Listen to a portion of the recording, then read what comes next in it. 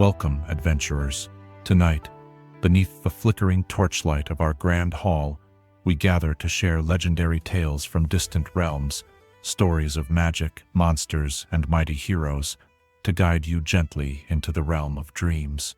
Before we cross into the veil of slumber, take a moment to cast a support spell, smash the like button, and join our growing adventuring party by subscribing. Also, I'm curious what realm you're watching from. Whether you're tuning in from Waterdeep, the Sword Coast, or a cozy tavern in California, share your location in the comments below. Your presence strengthens our fellowship and helps our magical community grow ever stronger. Now, the dice have been rolled, and the time for storytelling has come.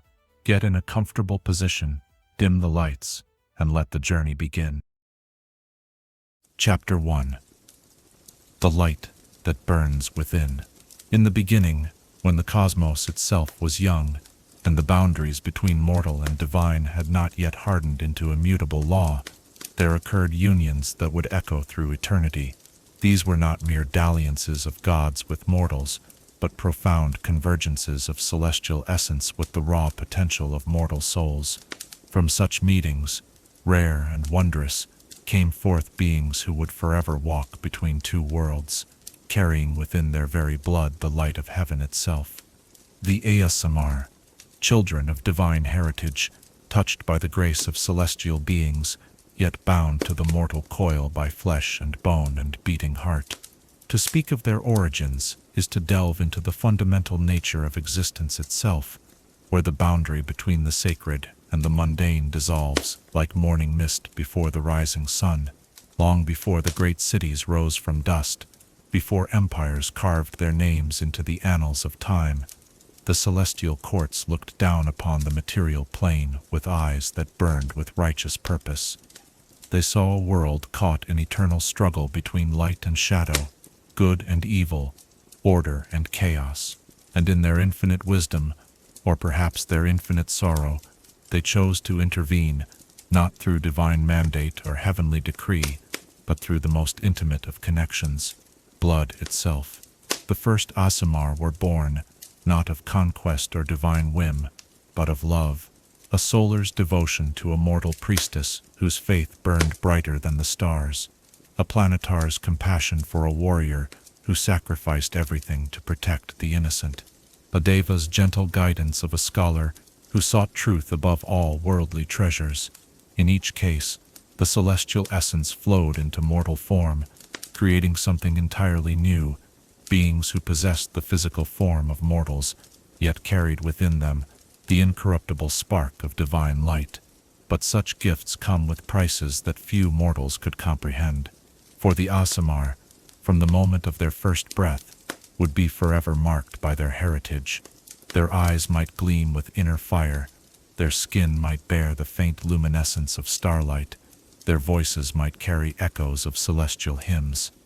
More profound still was the awakening that would come to each of them, the moment when their divine nature would assert itself, calling them to purposes greater than mortal ambition could conceive. These manifestations were as varied as the celestial beings from whom they descended. Some Aasimar would find themselves consumed by an inner radiance that could heal the wounded or burn away corruption with purifying flame. Others would discover within themselves the capacity to channel divine wrath, becoming living conduits of heaven's judgment upon the wicked.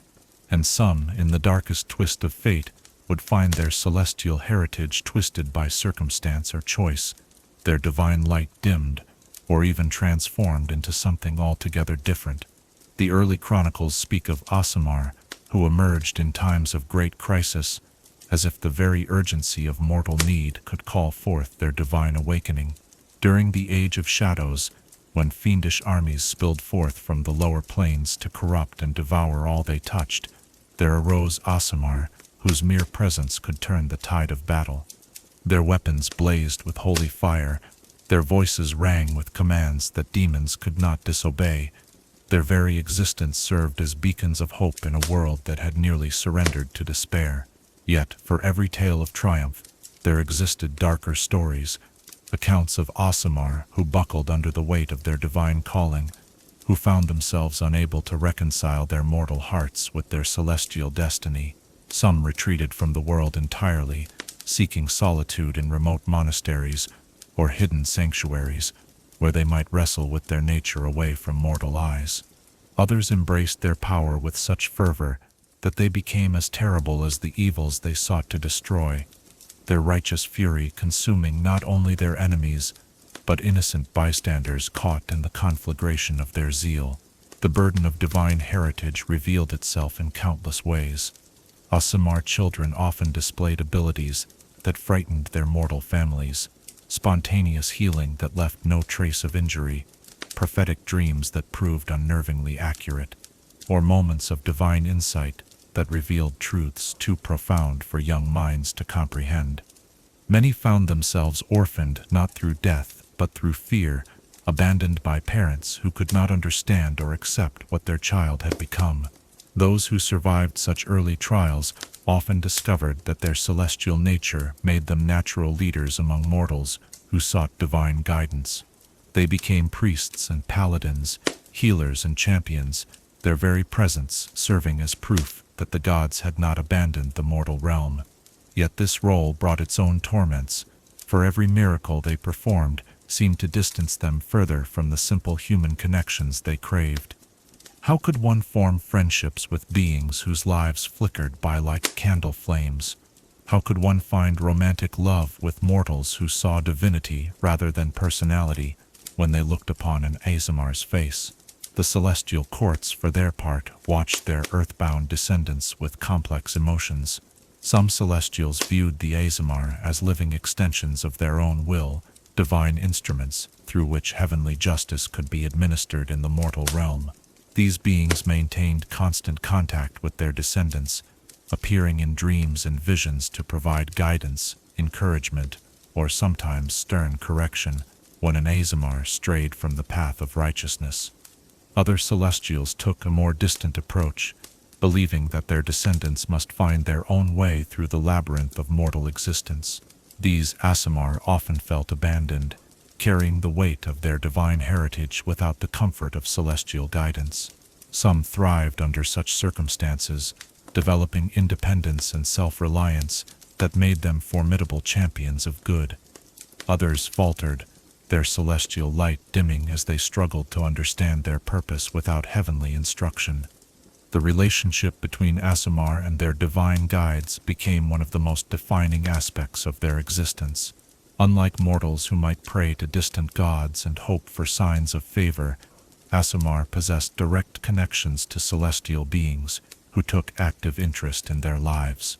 This could be either blessing or curse, depending on the nature of both the Aasimar and their heavenly patron. Some celestial guides proved wise and patient, offering counsel that helped their mortal descendants navigate the complexities of life in both the divine and material realms. They provided warnings of approaching dangers, insights into the true nature of good and evil, and comfort during moments of doubt or despair. Under such guidance, Aasimar could achieve remarkable things, becoming living bridges between the mortal and divine realms. But other guides proved demanding or inflexible, expecting their descendants to adhere to standards of righteousness that few mortals could maintain. These celestials might withdraw their favor at the first sign of moral compromise, leaving their Aasimar descendants to face the consequences of divine abandonment. The psychological trauma of such rejection often proved more devastating than any physical wound, for it called into question not only the Aasimar's worthiness but their very identity. As the ages passed, and Aasimar bloodlines spread throughout the mortal realm, their manifestations became increasingly diverse. Some bore the unmistakable marks of their heritage: golden skin that seemed to glow with inner light, eyes that burned with celestial fire, or voices that carried the harmonies of angelic choirs. Others appeared entirely mortal, until the moment their divine nature awakened, sometimes in response to great need or terrible danger. The awakening itself became a rite of passage unique to each Aasimar, as individual as fingerprints yet sharing certain common elements. Most experienced vivid dreams or visions in the days leading up to their transformation, prophetic glimpses of the destiny that awaited them. Many reported hearing celestial voices speaking in languages they had never learned yet somehow understood perfectly, and all discovered within themselves capabilities that transcended mortal limitations, the ability to heal with a touch, to see through lies and deceptions, to channel divine energy in ways that could either bless or destroy.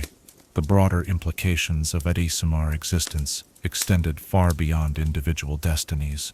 Their very presence in the world served as a reminder that the gods had not withdrawn from mortal affairs, that divine justice and mercy continued to operate even in the darkest of times. Religions often formed around particularly powerful or charismatic Aasimar, their followers believing that proximity to such beings might grant them favor in divine eyes. Yet this reverence came with its own complications. Aasimar found themselves worshipped as living saints, their every word analyzed for hidden meaning, their actions scrutinized for signs of divine will. Some embraced such adoration, using their influence to guide societies toward greater righteousness and justice. Others recoiled from such attention, recognizing the corrupting potential of unchecked adulation and seeking more humble paths of service. The relationship between Aasimar and other celestial-touched beings also proved complex and often fraught with tension. While one might expect natural kinship between those who shared divine heritage, the reality proved far more nuanced. Aasimar often found themselves in conflict with other planar-touched beings, particularly tieflings, whose infernal heritage seemed to represent everything their celestial nature opposed. Yet some of the most profound stories in Aasimar lore involved such unlikely partnerships, celestial-touched beings working alongside fiend-blooded ones to achieve goals that neither could accomplish alone. These tales spoke to deeper truths about the nature of good and evil, suggesting that heritage alone did not determine destiny, and that even beings of opposing natures might find common ground in their shared experience of existing between worlds. The academic study of Aasimar nature revealed fascinating patterns in how their abilities manifested and evolved over time. Scholars noted that Aasimar powers often reflected not only their celestial ancestry, but also their personal convictions and life experiences. Those who dedicated themselves to healing others found their divine energy flowing most readily into restorative magic. Warriors who fought against evil discovered their celestial heritage manifesting as radiant weapons and protective auras, and those who sought to inspire others often developed abilities related to divine communication and leadership.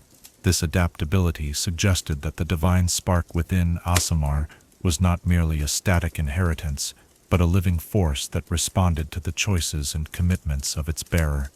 Such understanding offered hope to those Aasimar who struggled with their heritage, indicating that they possessed agency in shaping how their divine nature would express itself. The question of Aasimar mortality also provoked considerable theological debate. While clearly mortal in most respects, subject to aging, injury, and death like any other humanoid, their divine heritage granted them certain advantages that set them apart. Many lived longer than their purely mortal counterparts, their celestial essence slowing the aging process and providing resistance to disease and poison. Some displayed remarkable resilience in the face of injury, their wounds healing with supernatural swiftness when their divine nature was fully awakened. Yet perhaps the most significant difference lay in what happened to Aasimar after death. While mortal souls might face uncertain fates in the afterlife, depending on their deeds and the judgment of the gods, Aasimar possessed unique connections to the celestial planes that often influenced their posthumous destinies. Many accounts spoke of Aasimar, whose deaths were not endings but transformations, their souls ascending directly to the upper planes to serve their celestial patrons in forms more suited to divine realms. Such possibilities provided both comfort and additional burden to living Aasimar. The knowledge that their divine heritage might grant them privileged status in death could inspire them to greater acts of righteousness, but it could also create pressure to prove themselves worthy of such elevation.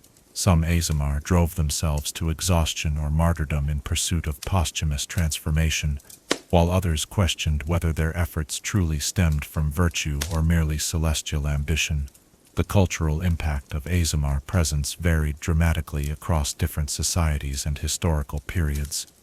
In some eras, they were revered as living proof of divine favor, their guidance sought by rulers and common folk alike. During such times, Aasimar often found themselves thrust into positions of religious or political authority, their celestial heritage lending weight to their words and decisions. In other periods, particularly those marked by religious upheaval or divine skepticism, Aasimar faced suspicion or outright persecution. Their obvious supernatural nature made them convenient scapegoats during times of crisis, and their divine connections were sometimes viewed as threats to established religious hierarchies.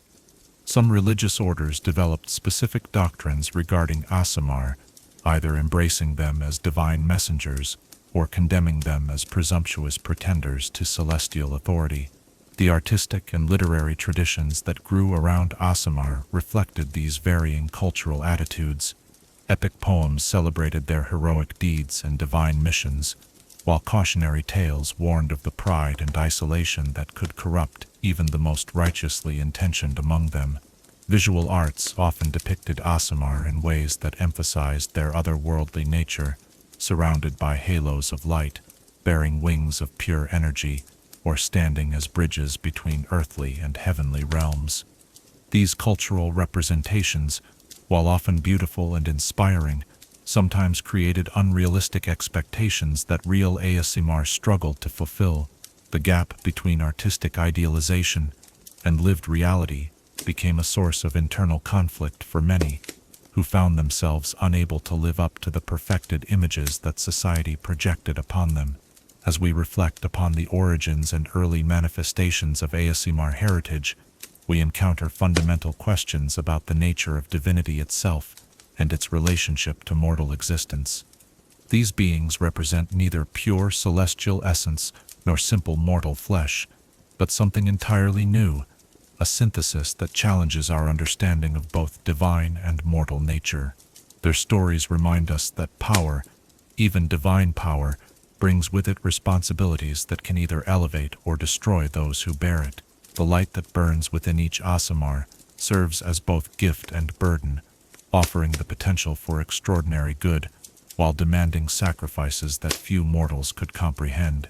In their struggles to balance celestial calling with mortal heart, we see reflected the eternal tension between aspiration and limitation, between what we are and what we might become.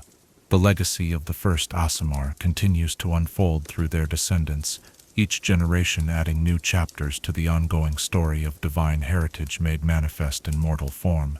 Their existence stands as testament to the possibility of transcendence, while their struggles remind us that even the most blessed among us must forge their own paths through the complexities of existence.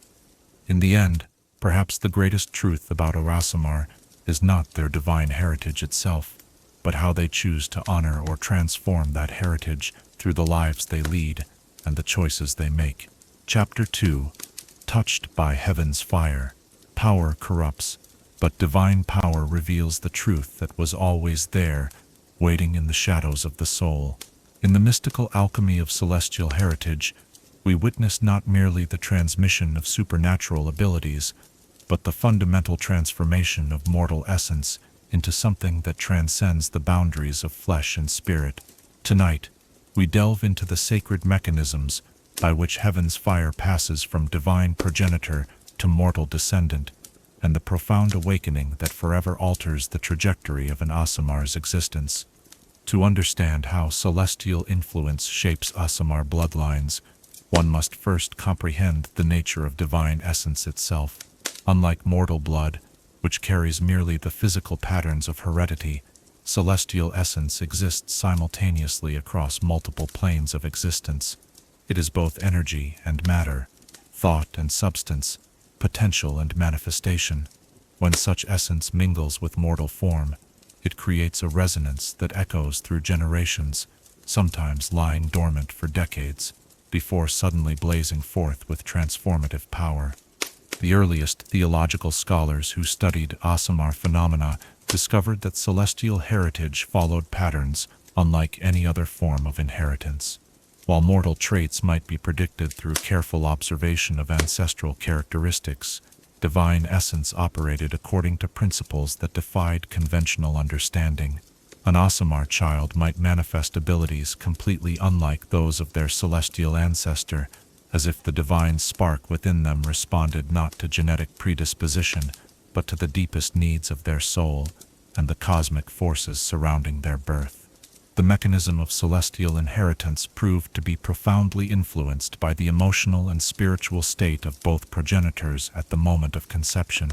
When a celestial being and a mortal came together in love, compassion, or shared purpose, their offspring often displayed the most harmonious integration of divine and mortal nature. Such Aasimar typically experienced gradual awakenings that felt natural and welcome, their powers manifesting in response to genuine need or noble purpose. Conversely, when celestial essence entered mortal bloodlines through desperation, divine mandate, or cosmic necessity, the resulting heritage often proved more volatile and difficult to control. These Aasimar might experience sudden, overwhelming awakenings that left them struggling to comprehend or master their newfound abilities. Some scholars theorized that the circumstances of celestial conception created permanent imprints upon the divine essence itself, influencing how that power would manifest across multiple generations. The physical transformation that accompanied Aasimar awakening varied dramatically between individuals, yet certain patterns emerged that allowed scholars to categorize the most common manifestations. The eyes often served as the first indicator of divine heritage, developing an inner luminescence that could range from the soft glow of candlelight to the blazing intensity of captured starfire. Some Aasimar found their irises shifting color entirely, taking on hues of gold, silver, or pure white that no mortal genetics could produce. Hair transformation proved equally common, with many Aasimar discovering their locks taking on metallic sheens or supernatural luster. In extreme cases, their hair might actually begin to emit soft light, creating natural halos that marked them unmistakably as celestial touched. The most dramatic transformations involved hair that seemed to move with its own ethereal wind, flowing and shifting as if influenced by currents from the upper planes themselves. Skin changes often proved the most socially significant aspect of Aasimar transformation. Many developed a subtle luminescence that became more pronounced during moments of strong emotion or divine connection.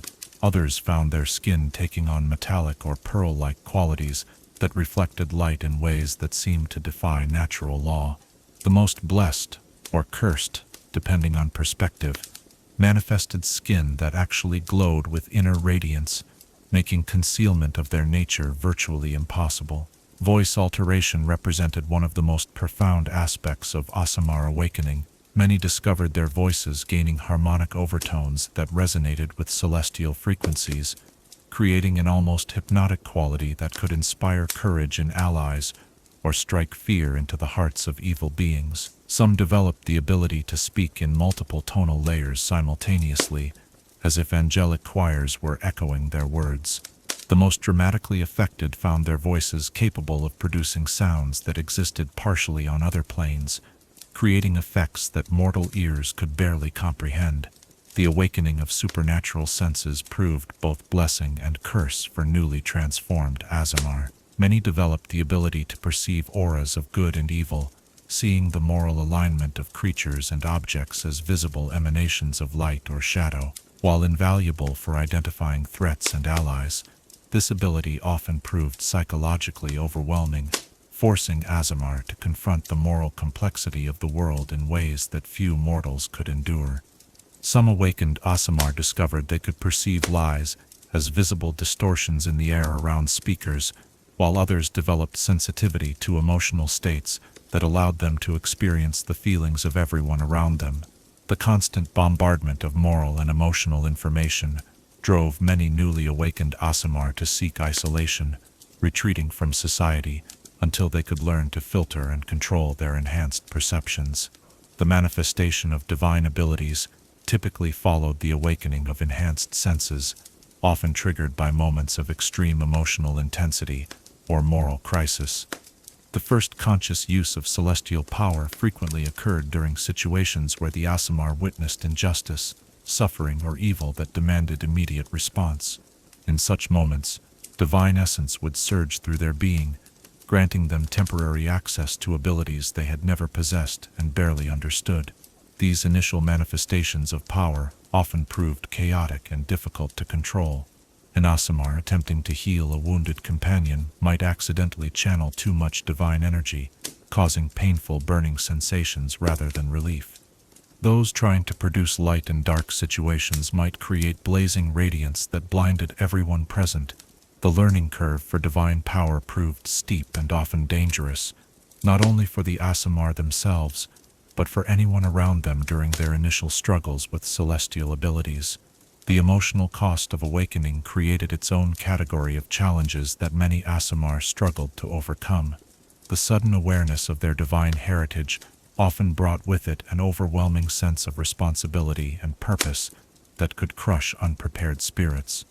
Young Aasimar might find themselves burdened with prophetic dreams showing suffering they felt compelled to prevent, or divine visions revealing cosmic truths too vast for mortal minds to fully comprehend. Many experienced what scholars termed celestial vertigo, a profound disorientation that resulted from suddenly perceiving reality from both mortal and divine perspectives simultaneously.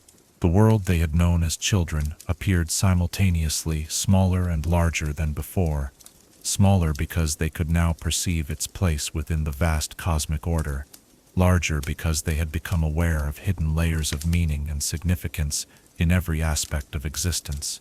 The social isolation that accompanied Aasimar awakening proved perhaps the most personally devastating aspect of their transformation. Friends and family members who had known them as ordinary mortals often struggled to accept their divine nature, responding with fear, worship, or rejection that made normal relationships impossible. Parents might bow before children who had once played at their feet, while siblings could become resentful of divine favor they felt they deserved equally. Romantic relationships faced particular challenges, as potential partners often found themselves intimidated by celestial heritage or unable to form genuine emotional connections with beings they perceived as fundamentally different from themselves. Many Aasimar discovered that their divine nature created expectations and assumptions that made authentic intimacy nearly impossible, leading to patterns of loneliness that could persist throughout their extended lifespans. The theological implications of Aasimar awakening sparked countless debates among religious scholars and divine philosophers. Some viewed the process as evidence of ongoing divine intervention in mortal affairs, proof that the gods maintained active interest in the material plane's spiritual development. Others interpreted Aasimar manifestations as signs of cosmic imbalance, suggesting that increased celestial activity indicated approaching crises that would require divine champions to resolve. The relationship between Aasimar abilities and their celestial progenitors revealed fascinating patterns that suggested complex mechanisms of divine inheritance. Solar-descended Aasimar often displayed abilities related to leadership, inspiration, and the destruction of evil, their powers manifesting as brilliant radiance that could both heal allies and burn enemies. Planetar heritage typically produced Aasimar with enhanced empathic abilities and powerful healing magic, their divine essence flowing naturally toward the relief of suffering and the restoration of harmony.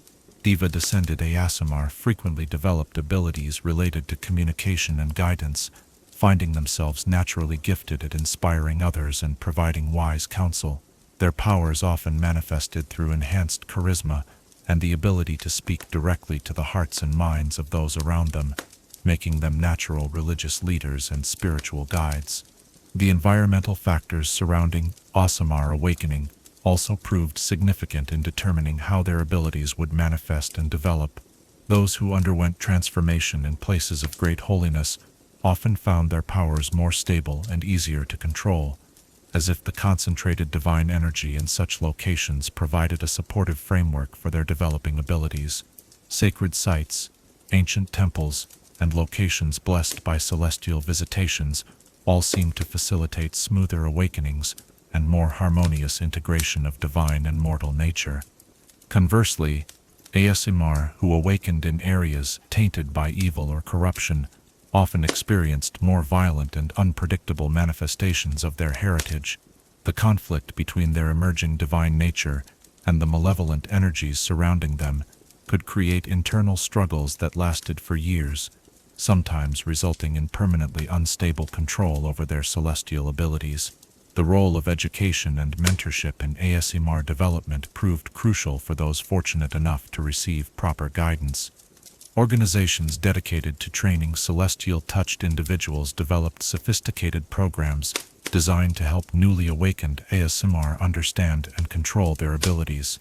These institutions recognized that divine power without proper understanding and moral foundation could prove as dangerous as any weapon placed in untrained hands. Master Aasimar, who had successfully integrated their celestial heritage, often served as mentors for younger generations, passing down hard-won wisdom about managing divine abilities and navigating the complex social dynamics that surrounded celestial heritage. Such mentorship relationships frequently became surrogate family bonds, providing the understanding and acceptance that many Aasimar could not find among their mortal relatives. The development of Aasimar abilities throughout their lifespans revealed that celestial heritage was not a static inheritance, but a dynamic force that continued to evolve in response to their choices, experiences, and spiritual growth. Young Aasimar typically displayed raw, undifferentiated divine energy that required years of training to shape into specific abilities.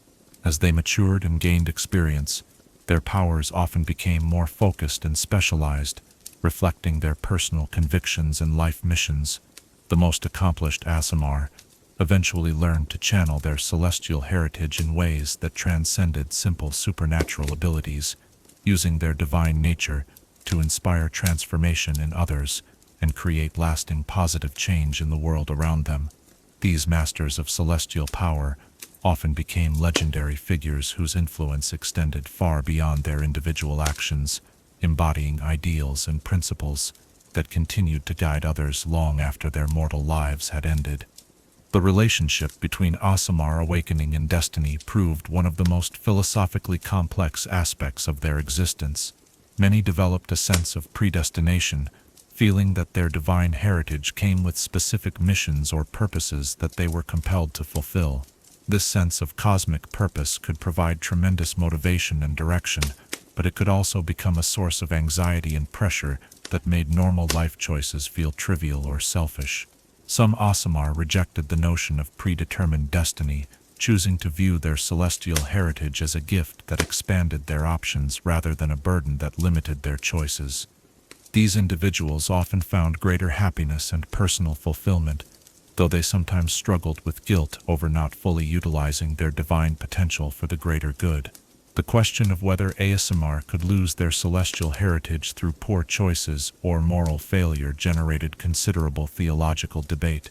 Historical accounts included stories of fallen Aasimar who had apparently severed their connections to celestial power through acts of evil or betrayal, while other tales spoke of supposedly lost individuals who had dramatically reawakened their divine nature through redemptive actions. The prevailing scholarly consensus suggested that while Aasimar could certainly corrupt or misdirect their celestial heritage, the divine essence itself remained present within them regardless of their moral choices.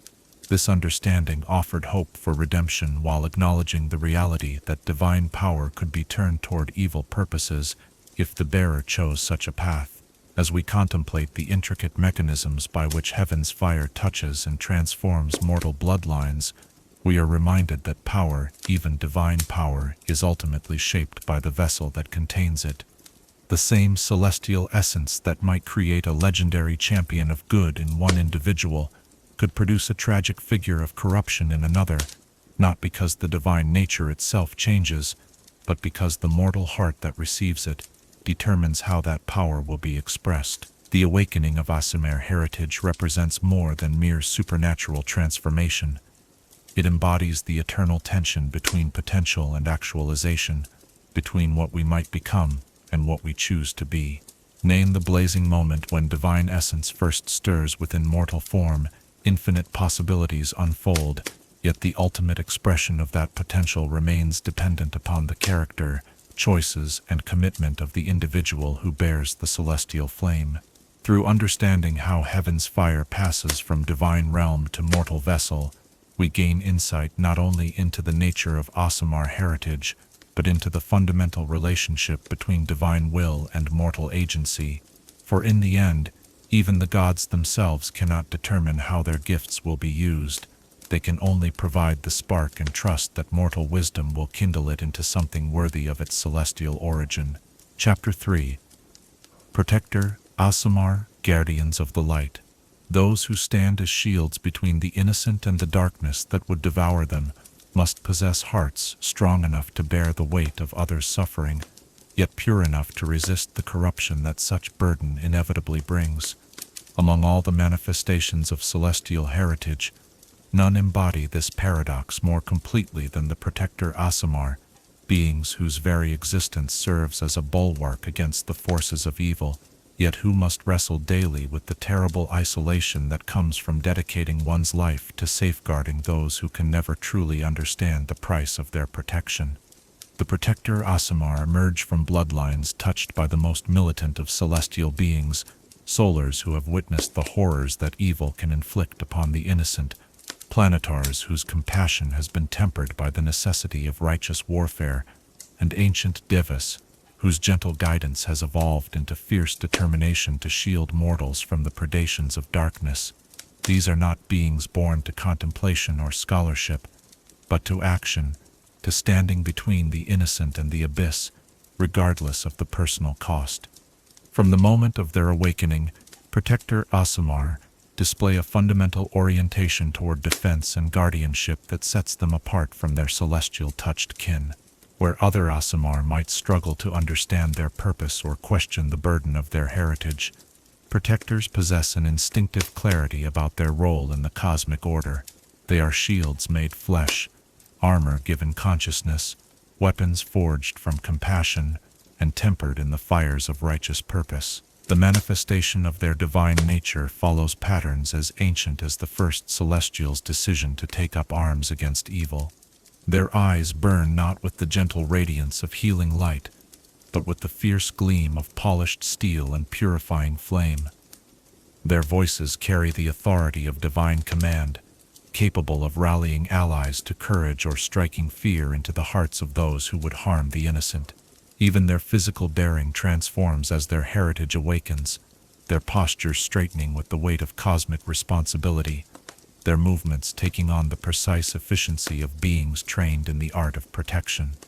But it is in the manifestation of their radiant soul that Protector Aasimar truly reveal the depths of their celestial heritage. This ability, perhaps the most visually spectacular of all Aasimar powers, transforms them into living suns whose brilliance can illuminate the darkest corners of creation.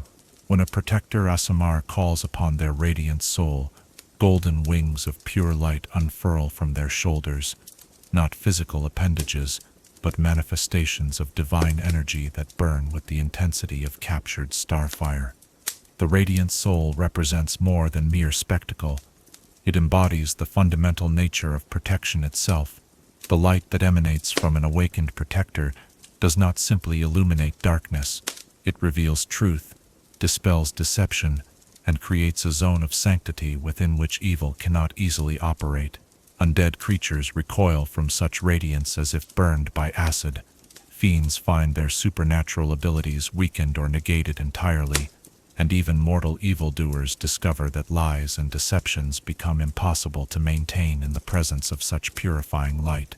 Yet the power of the radiant soul extends beyond its effects upon enemies.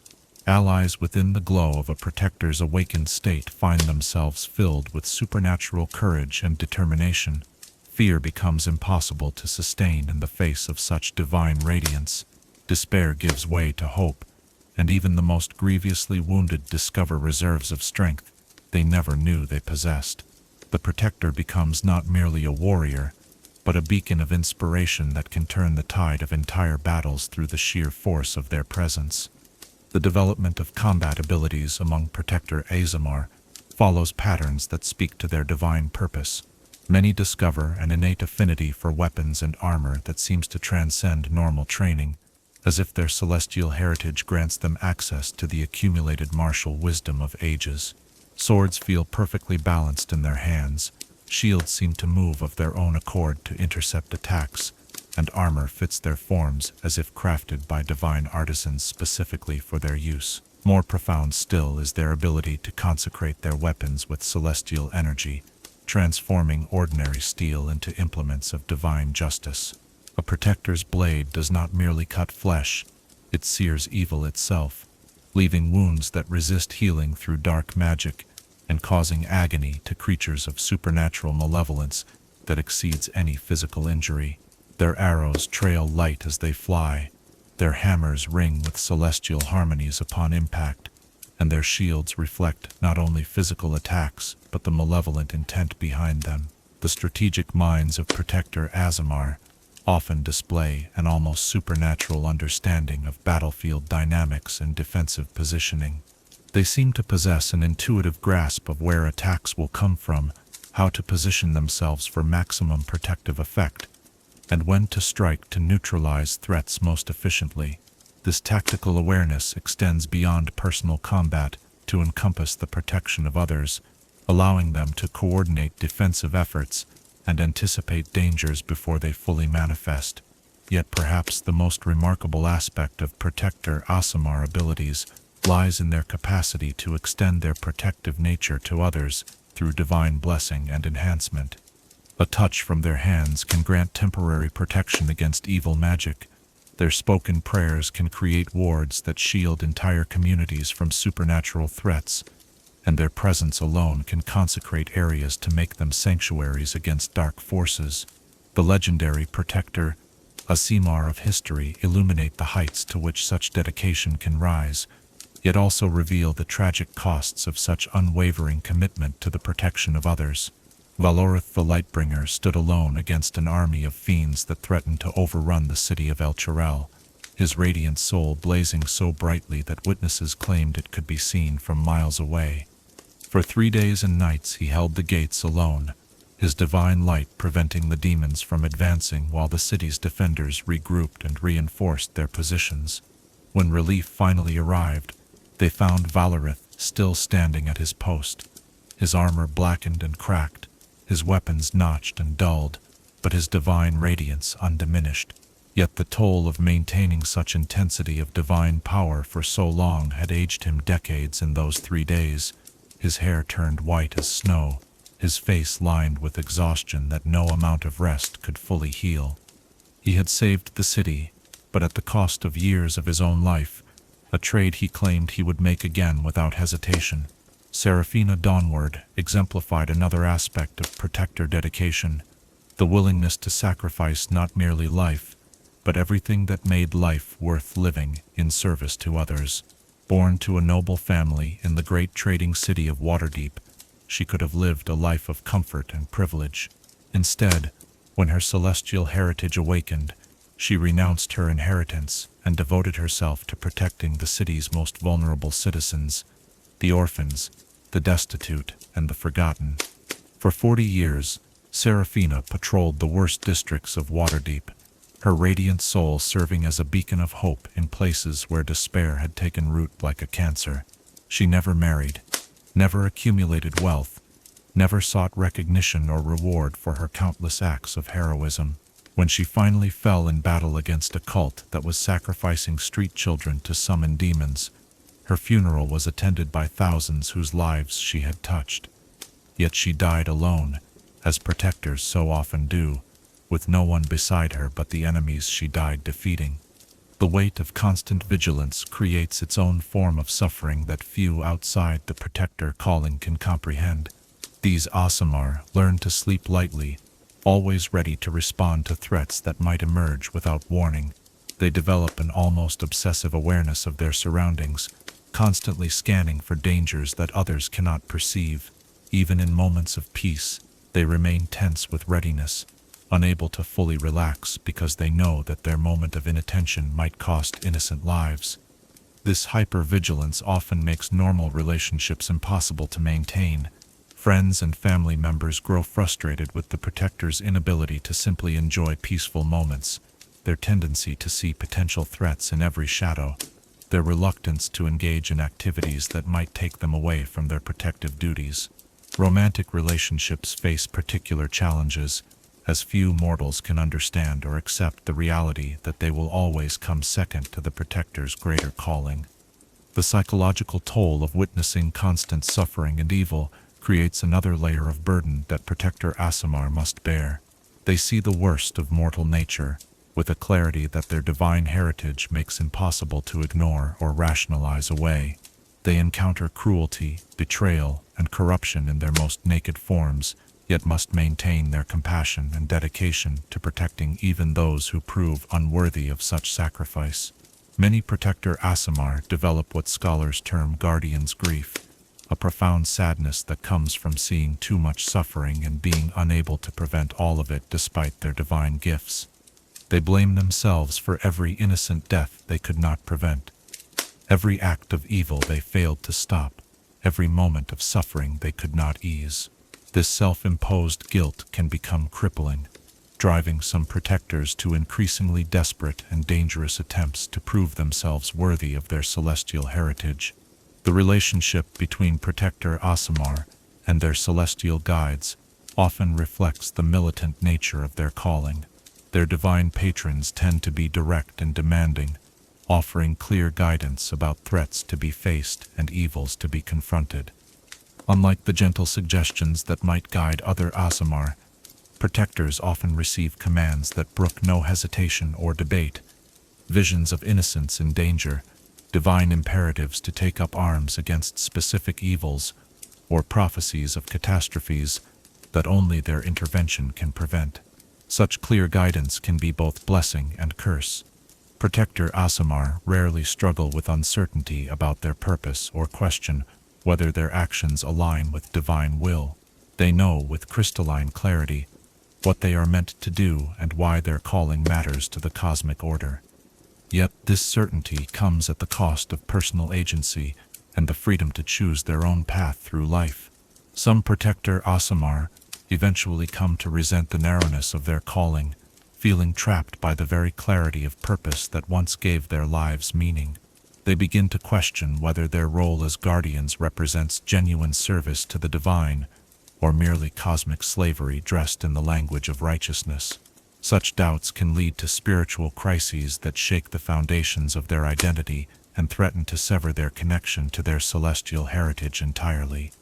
The training traditions that developed around Protector Aasimar reflect both the urgency of their calling and the need to prepare them for burdens that few mortals could bear. Ancient orders of celestial knights established academies where young protectors could learn not only martial skills, but the mental discipline necessary to maintain their sanity and compassion in the face of constant exposure to evil. These institutions recognized that raw divine power, without proper guidance and emotional support, could create zealots and fanatics rather than true guardians. Their curricula balanced physical training with meditation, combat instruction with lessons in compassion, and tactical education with philosophical exploration of what it truly meant to serve as a protector of the innocent. The most successful training programs also addressed the social isolation that inevitably accompanied the protector calling. They created communities of understanding where young Aasimar could form bonds with others who shared their burden and calling. Many lifelong friendships and partnerships formed within these academies, relationships that provided emotional anchors for protectors throughout their often solitary careers. The evolution of protector abilities throughout their lifespans reveals the deepening of their connection to divine purpose. Young protectors typically display raw power that lacks refinement. Their radiant souls burn brightly, but consume tremendous energy. Their weapon consecrations prove temporary and unreliable, and their tactical instincts remain undeveloped. With experience and training, their abilities become more efficient and controlled, allowing them to maintain their divine enhancements for longer periods and deploy them with greater strategic precision. Master Protectors eventually transcend the need for conscious activation of their abilities, existing in a state of permanent low-level divine enhancement that makes them formidable opponents, even when not calling upon their full power. Their very presence begins to radiate protective energy that shields nearby allies and weakens evil influences. Some reach such heights of celestial connection that their physical forms begin to take on aspects of their divine heritage, their skin gaining metallic luster, their eyes burning with constant inner fire, or their voices carrying harmonics that no mortal throat could produce. The question of what happens to Protector Aasimar after their mortal service ends has generated considerable theological speculation. Many accounts speak of protectors whose deaths were not endings but transformations, their souls ascending to the upper planes to serve as celestial guardians in forms more suited to divine realms. Such transformed protectors supposedly continue their protective duties on a cosmic scale, defending celestial cities from fiendish assault or standing guard over the pathways between planes. Other tales speak of protectors whose dedication was so complete that their spirits remained bound to the material plane even after death, becoming ghostly guardians who continue to protect the places and people they served in life. These spectral protectors are said to manifest during times of great danger, their radiant souls blazing forth from beyond death to shield the innocent one final time. The broader impact of Protector Aasimar on mortal civilization extends far beyond their individual acts of heroism.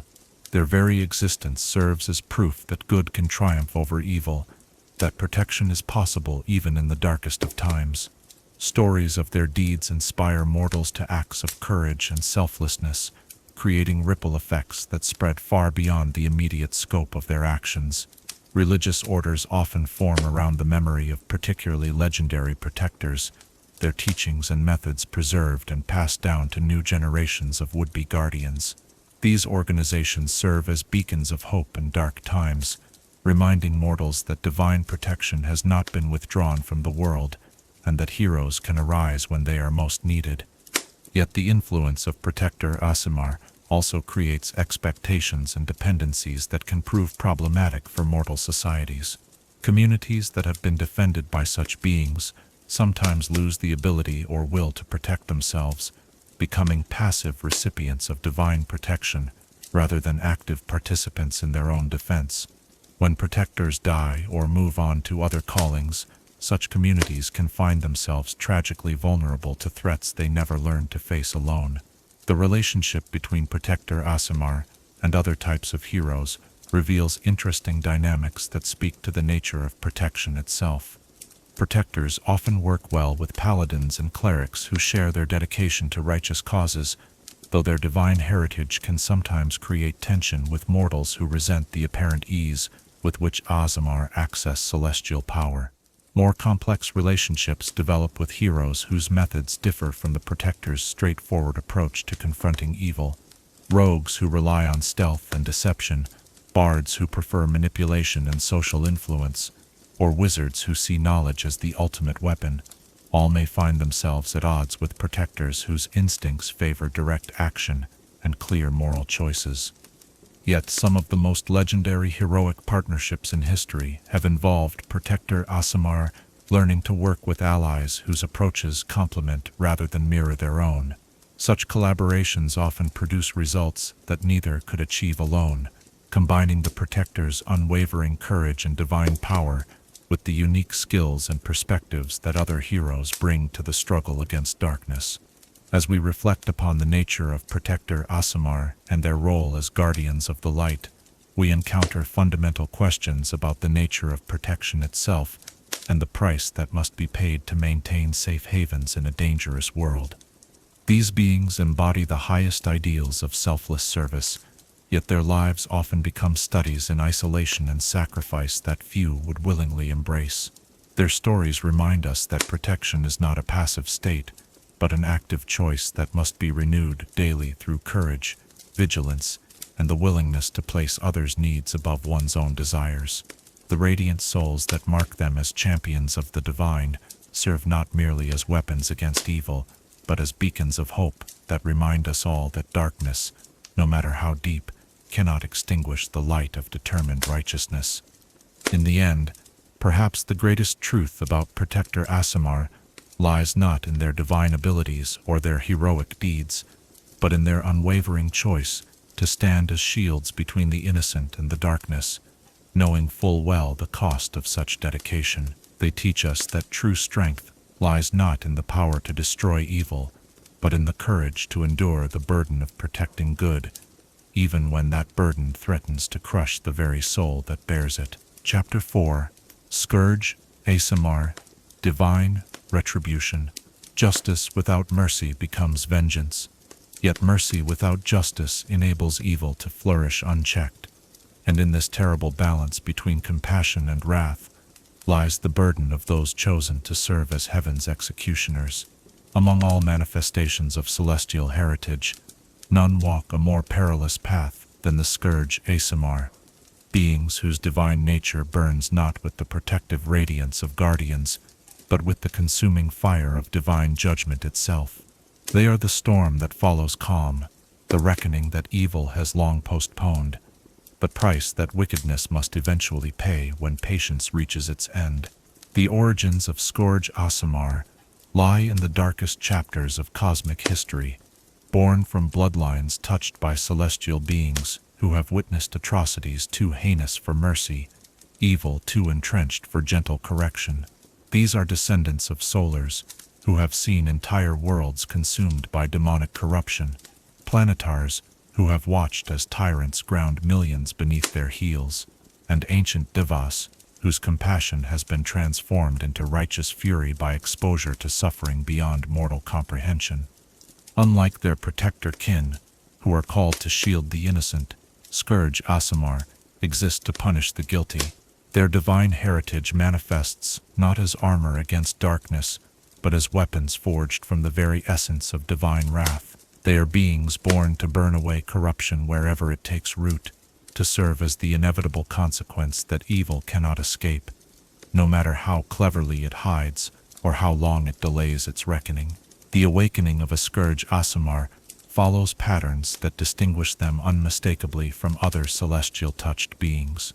Where protectors experience gradual manifestations of their protective nature, Scourges often undergo violent, explosive awakenings triggered by exposure to acts of evil so profound that their divine heritage simply cannot remain dormant. The sight of innocents being tortured, the discovery of systematic corruption that has poisoned entire institutions, or confrontation with evil so pure and undiluted that it offends the very fabric of creation. These moments ignite the inner flame that transforms them forever. The physical transformation that accompanies Scourge awakening proves both spectacular and terrifying to witness.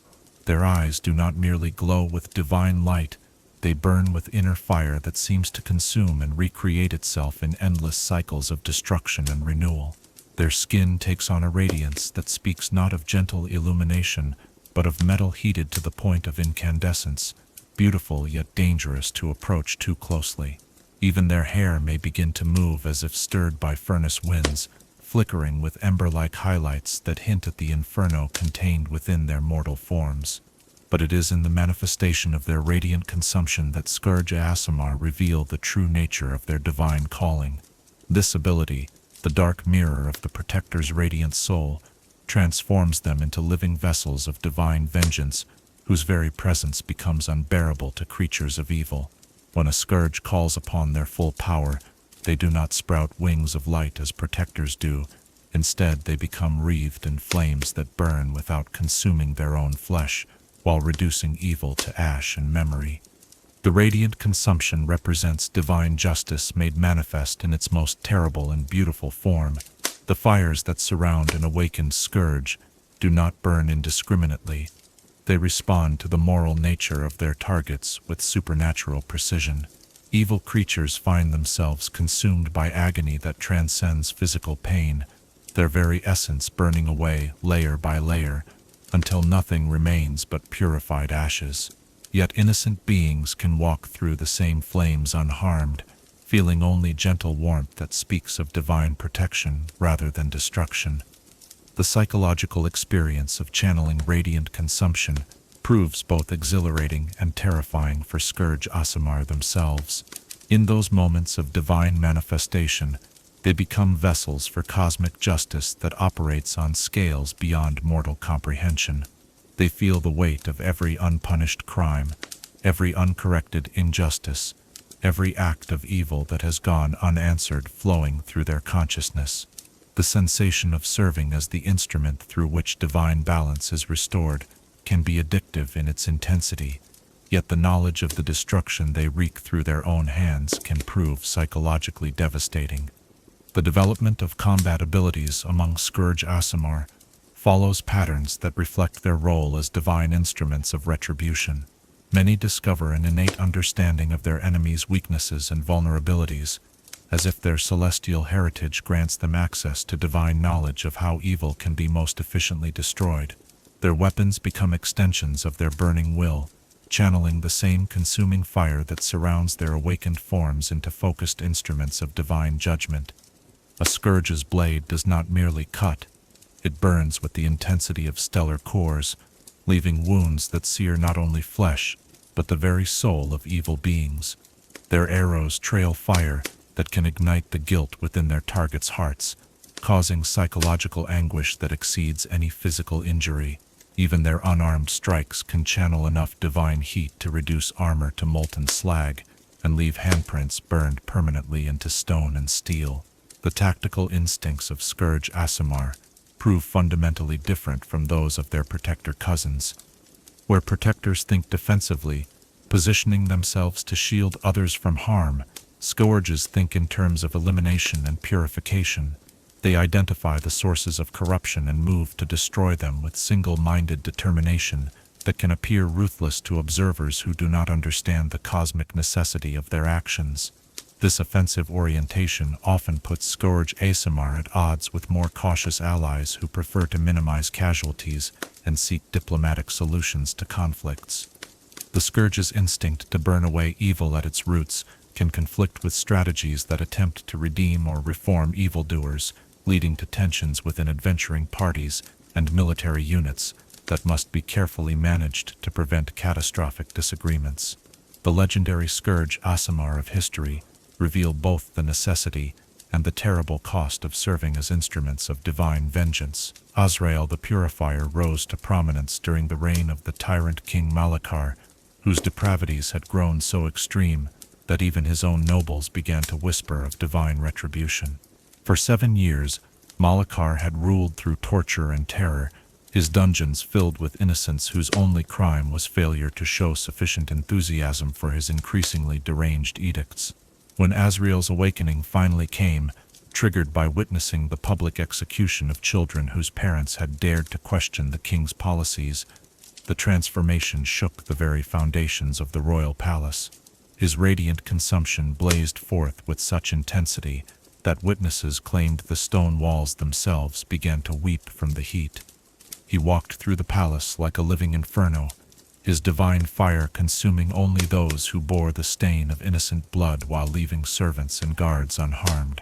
Malachar himself lasted mere moments in Azrael's presence, his form reduced to ash so fine that it scattered on the first wind to blow through the throne room.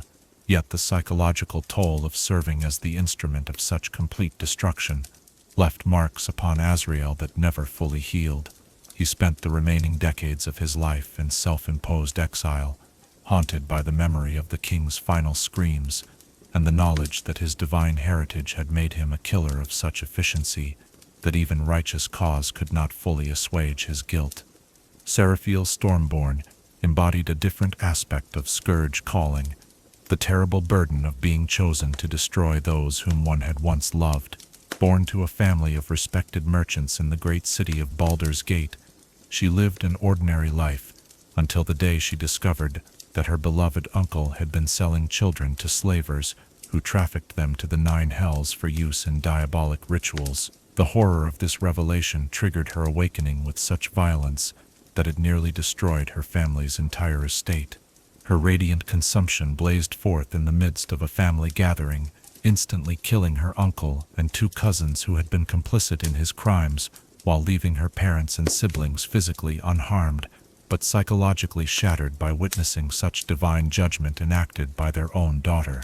Seraphiel never recovered from the trauma of becoming her family's executioner, even though divine revelation had confirmed beyond doubt that her uncle's crimes warranted death.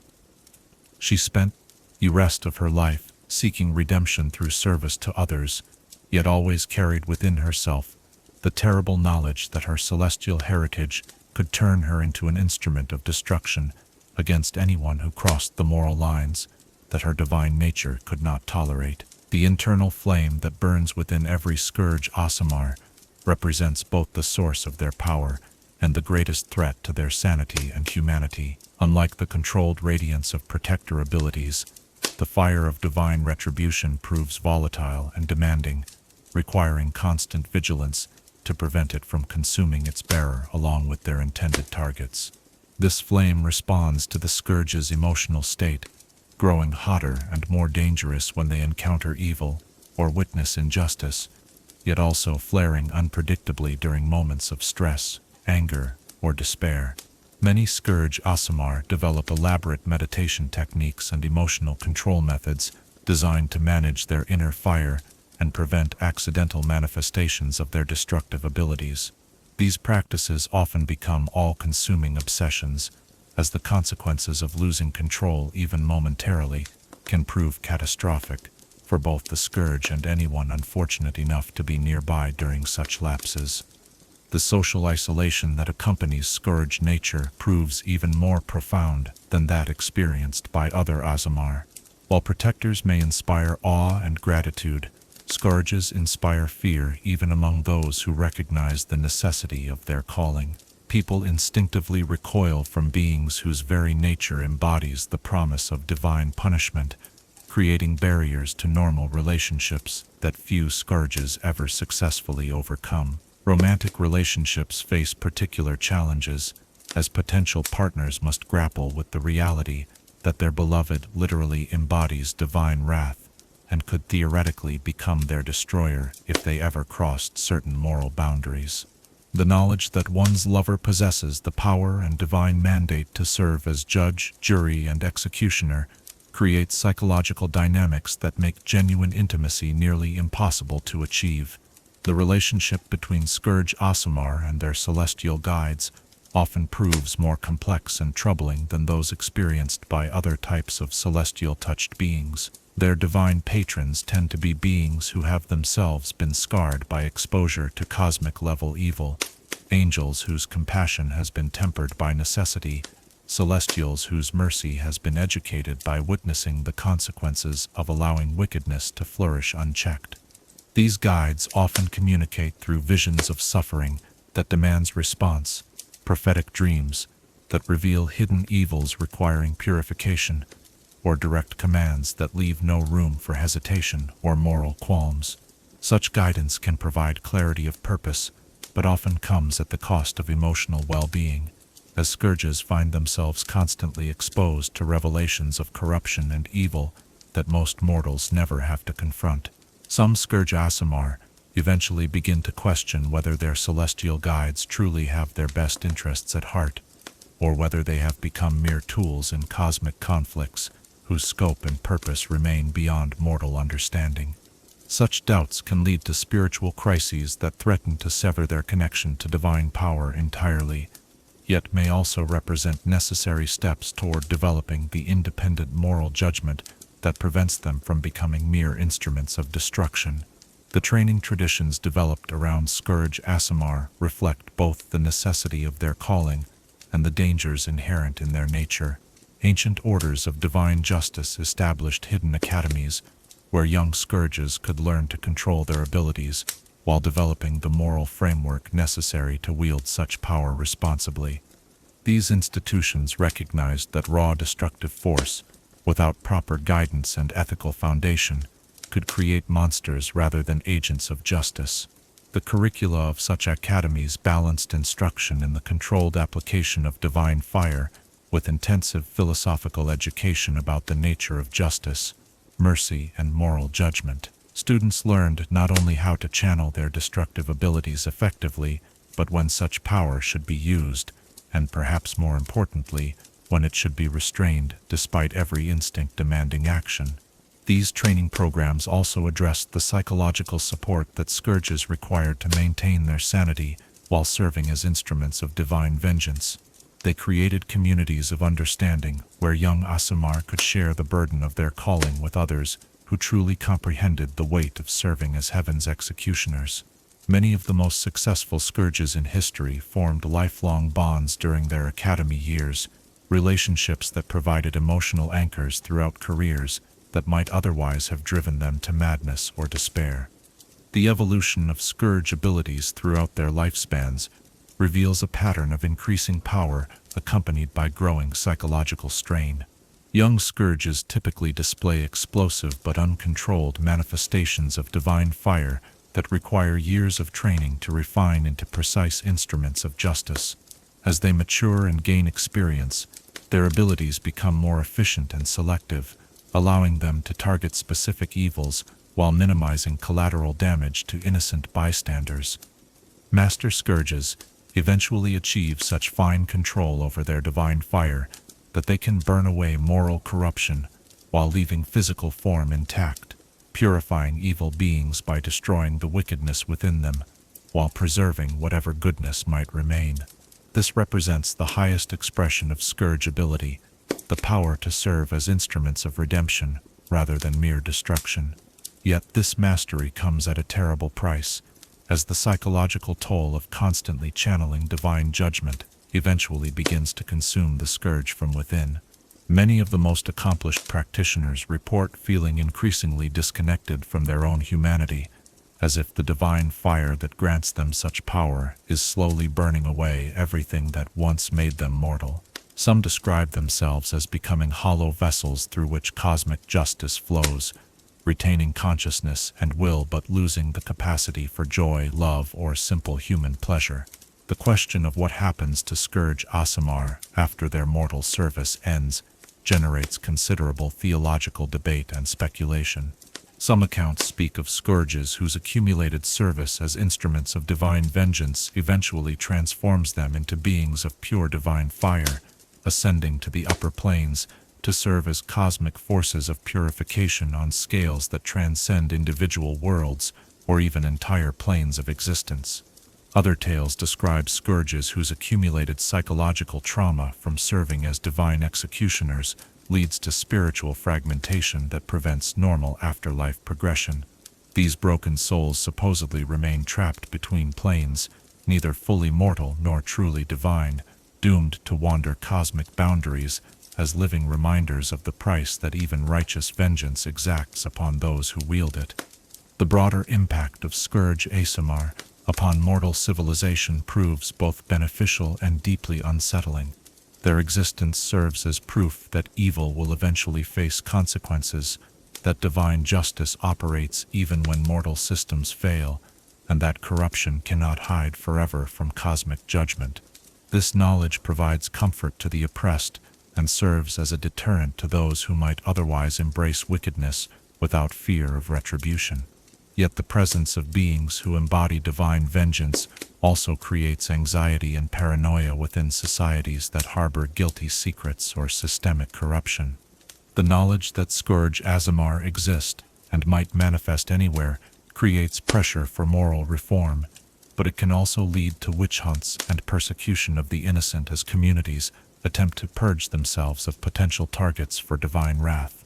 Religious orders that form around the memory of legendary scourges often struggle with the tension between venerating instruments of divine justice and avoiding the kind of zealotry that could transform them into forces of oppression rather than liberation.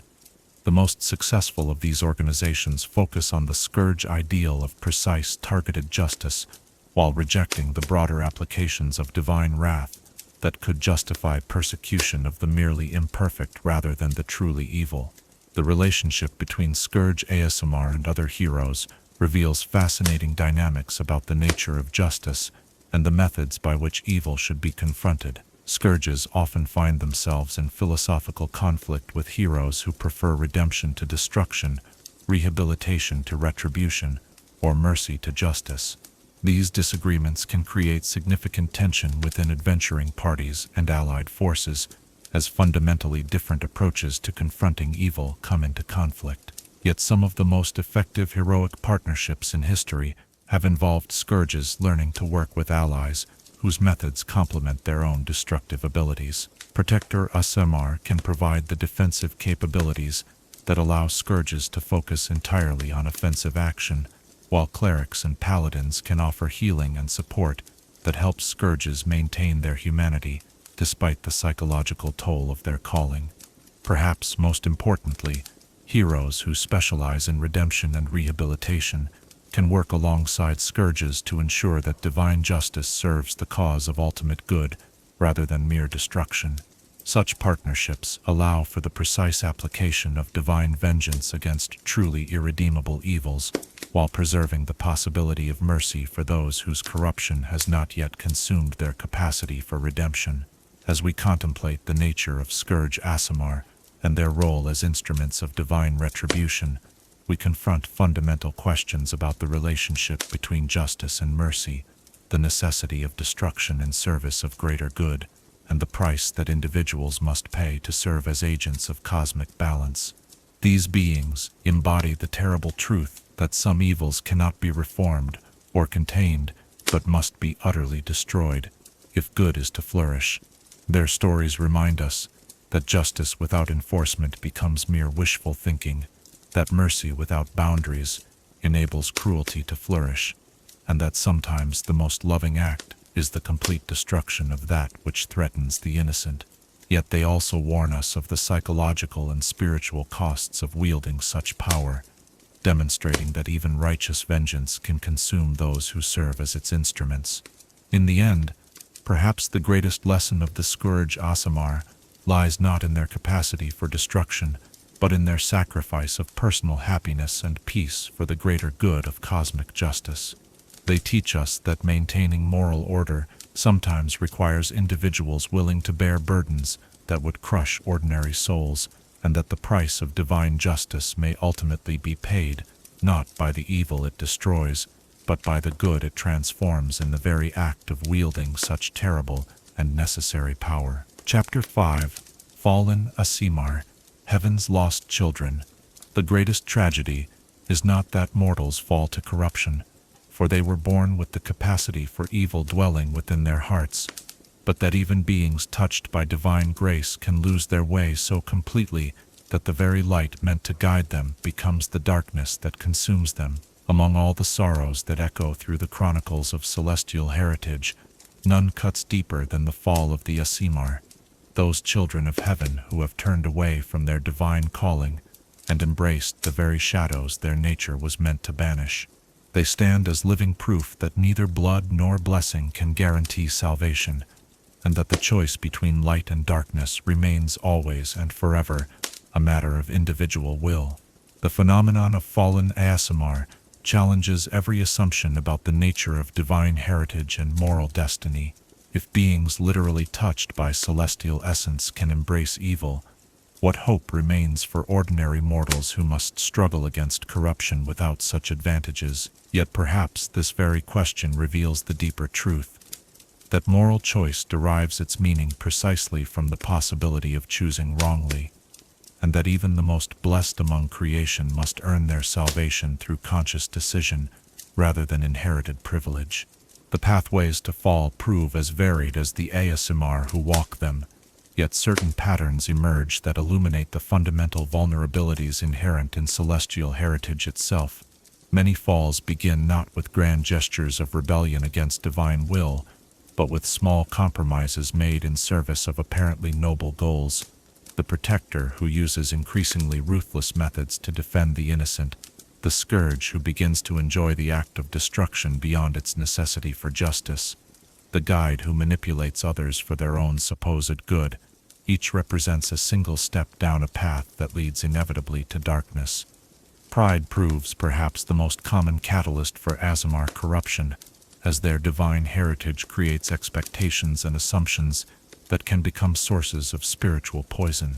Those who begin to believe that their celestial nature makes them inherently superior to ordinary mortals find themselves on dangerous ground. Their sense of divine favor, gradually transforming into contempt for those they were meant to serve. This spiritual arrogance creates barriers to genuine human connection that leave fallen Aasimar increasingly isolated and susceptible to the whispers of darker influences. The fall of Lucinda Morningstar serves as perhaps the most documented example of how pride can corrupt even the most seemingly pure of hearts. Born to a line of solar-descended protectors, she manifested her celestial heritage at an unusually young age, displaying powers that exceeded even those of her legendary ancestors. Her radiant soul burned with such intensity that witnesses claimed it could heal fatal wounds with a touch and banish undead creatures simply through proximity to her divine presence. For 30 years, Lucinda served as a beacon of hope throughout the Sword Coast, her interventions turning the tide of countless battles against evil, and her presence inspiring an entire generation of would-be heroes.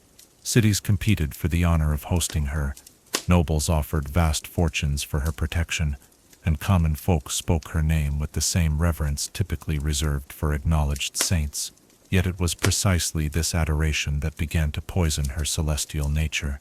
Gradually, Lucinda began to believe that her divine heritage truly did make her superior to the mortals she protected.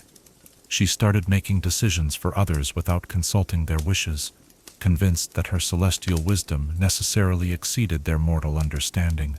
When communities failed to show sufficient gratitude for her interventions, she withdrew her protection as punishment for their ingratitude.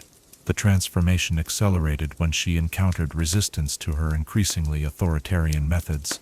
A group of paladins questioned her decision to execute prisoners rather than allowing them trials, and she responded by declaring that her divine nature gave her the right to dispense justice without mortal oversight. When local clergy suggested that she might benefit from spiritual counseling to address her growing isolation and arrogance, she accused them of jealousy and severed all ties with organized religion. The final stage of her fall occurred when she attempted to establish herself as the divine ruler of an entire city-state, claiming that mortals required direct celestial guidance to live properly. When the population resisted her coup, she turned her divine powers against them, her radiant soul now burning with cold fire that seared the very souls of those who opposed her. The golden light that had once inspired hope transformed into silver flames that brought only despair and submission. By the time other heroes finally confronted her, Lucinda had become something altogether different from the celestial champion she had once been. Her divine heritage remained intact, but it now served darkness rather than light, her powers twisted into instruments of oppression rather than protection.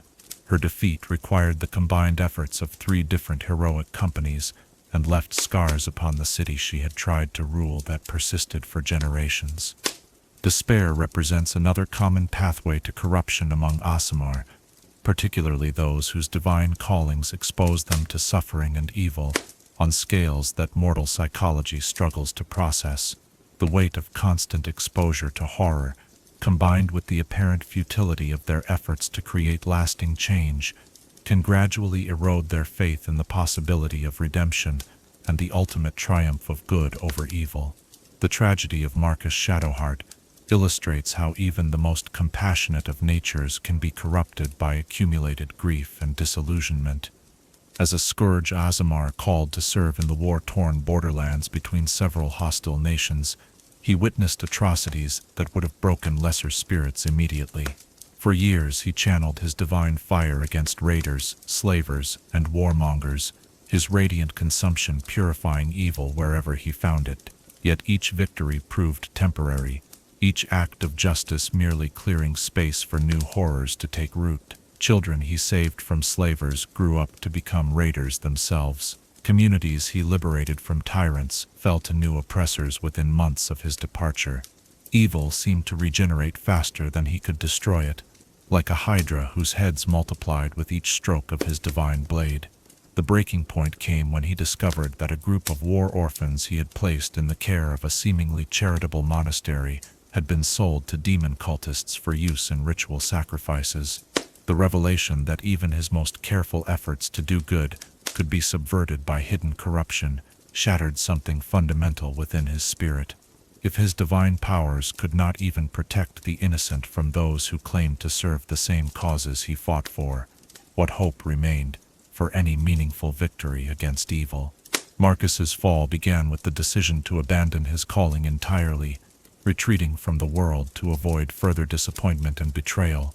But isolation only amplified his despair, and gradually his abandoned divine fire began to burn with different fuel. Where once it had blazed with righteous anger against evil, it now smoldered with bitter resentment against a cosmos that seemed designed to frustrate every effort at meaningful reform. When he finally emerged from his self-imposed exile, Marcus had become convinced that good and evil were merely arbitrary labels applied by beings too weak to accept the meaningless chaos of existence. His divine fire still burned, but now it consumed hope rather than wickedness, spreading despair among those who witnessed its cold radiance. He became a prophet of futility, using his celestial heritage to convince others that their struggles against darkness were meaningless exercises in self-deception. Betrayal by those closest to them provides another pathway to corruption that has claimed numerous Aasimar throughout history. When beings whose divine nature predisposes them toward trust and loyalty discover that those they love most have been deceiving or exploiting them, the psychological trauma can shatter their faith in the fundamental goodness that their celestial heritage was meant to represent. The fall of Seraphil the Pure began when she discovered that her beloved mentor, the ancient paladin who had guided her spiritual development since childhood, had been secretly serving a cult dedicated to one of the lords of the Nine Hells. For 20 years he had shaped her understanding of divine service and moral choice, all while feeding information about her abilities and missions to infernal agents who used such knowledge to stay one step ahead of celestial intervention. The revelation that her entire moral education had been corrupted from its very foundation created a crisis of faith so profound that it severed her connection to her celestial guides entirely. If she could not trust her own judgment about the nature of good and evil, if even her most fundamental beliefs had been shaped by demonic influence, how could she ever again serve as an instrument of divine will? Rather than seeking help to rebuild her shattered spiritual foundation, Seraphil chose to embrace the corruption that had been growing within her unknowingly for decades. If she had been serving evil all along while believing herself righteous, perhaps evil itself was simply another form of divine service that mortals were too limited to understand. Her transformation into a fallen Aasimar represented not rebellion against her celestial nature, but a twisted attempt to serve what she now believed to be the universe's true moral order. The physical manifestations of fallen Aasimar prove as striking as their psychological transformations, yet often more subtle and insidious than casual observers might expect. Unlike beings who are born to evil or who embrace darkness through purely mortal corruption, fallen Aasimar retain much of their celestial heritage, even as they pervert it to serve shadow rather than light. Their eyes, which once blazed with divine fire, now burn with cold flames that seem to draw warmth and hope from their surroundings, rather than providing illumination. Their skin, formerly radiant with inner light, takes on a pallor that suggests marble carved from moonbeams, beautiful but lifeless, luminous, yet somehow darker than natural shadow. Even their voices retain their supernatural harmonics, but the melodies they carry now speak of lost hopes and abandoned dreams, rather than celestial joy and divine purpose. The wings that manifest during their moments of power no longer shine with golden radiance, but instead appear crafted from shadows given substance and form. These appendages of darkness seem to absorb light rather than reflect it, creating zones of supernatural gloom that can demoralize enemies and allies alike. Yet they remain unmistakably celestial in their fundamental nature, corrupted angels rather than terrestrial demons, fallen stars rather than creatures born to darkness. The abilities of fallen Aasimar represent perhaps the most tragic aspect of their condition, as they retain the same fundamental powers as their unfallen kin, while perverting those gifts to serve purposes antithetical to their original divine intent. A fallen protector's radiant soul might still manifest as protective energy, but now it shields only the fallen themselves, while leaving their allies vulnerable to attacks that their divine nature could easily turn aside. Fallen scourges discover that their divine fire burns just as hot as ever, but now it targets virtue rather than vice, consuming hope and faith rather than evil and corruption. Their radiant consumption becomes an instrument of spiritual destruction that can leave victims technically alive, yet so thoroughly drained of purpose and meaning that they become hollow shells of their former selves. The relationship between fallen Aasimar and their former celestial guides proves complex and often deeply painful for both parties. Some celestial beings attempt to maintain contact with their corrupted descendants, hoping to eventually guide them back toward the light through patient counseling and persistent love. These efforts rarely succeed, and often result in additional trauma for both the fallen Aasimar and their would-be redeemers. Other celestial guides sever all connection the moment their earthly descendant embraces darkness, viewing the fall as a complete rejection of divine grace that makes further communication pointless or even dangerous. Such abandonment often drives fallen Aasimar even deeper into corruption, as the loss of their final connection to celestial realms removes their last potential anchor to redemption. Perhaps most tragically, some fallen Aasimar discover that their celestial guides have themselves become corrupted by exposure to the fall of their earthly charges. These situations create cascading failures that can affect entire bloodlines and occasionally threaten the stability of celestial hierarchies themselves. When angels fall in response to the corruption of their mortal descendants, the resulting spiritual catastrophes can echo across multiple planes of existence. The question of redemption for fallen Aasimar generates intense theological debate among scholars of divine nature and cosmic justice. Historical accounts include rare examples of fallen who managed to reclaim their celestial heritage through acts of extraordinary sacrifice and repentance. Yet these cases prove so exceptional that many theologians question their authenticity or argue that they represent divine intervention rather than genuine spiritual transformation. The story of Azrael the Redeemed stands as perhaps the most documented case of successful recovery from fallen status. Once a protector whose pride led him to believe that mortals existed solely to serve his divine purposes, he fell so completely that his very presence could drain courage from the hearts of heroes and turn loyal servants against their masters. For a decade, he served as an agent of despair, convincing countless individuals to abandon their hopes and surrender to fatalistic acceptance of cosmic meaninglessness. His redemption began when he encountered a group of children who had been orphaned by his own actions during his fallen period. Rather than fleeing in terror or begging for mercy, they simply looked at him with the pure curiosity of innocence and asked if he needed help finding his way home. The simple kindness of beings who had every reason to hate him shattered the psychological barriers that had maintained his corruption, forcing him to confront the reality of what he had become. The process of reclaiming his celestial heritage required years of painstaking spiritual work, aided by a small community of clerics and paladins who were willing to risk their own spiritual safety to help guide his rehabilitation. The transformation proved neither swift nor comfortable, as Azrael was forced to relive and take responsibility for every act of corruption he had committed during his fallen period. Yet gradually his divine fire began to burn with its original radiance once again. His wings regained their golden luminescence, and his presence brought hope rather than despair to those around him. The redeemed Azrael spent the remaining centuries of his life working to undo the spiritual damage he had caused during his corruption, though he freely admitted that complete atonement remained forever beyond his reach. The rarity of such redemption stories highlights the profound difficulty of recovering from fallen status.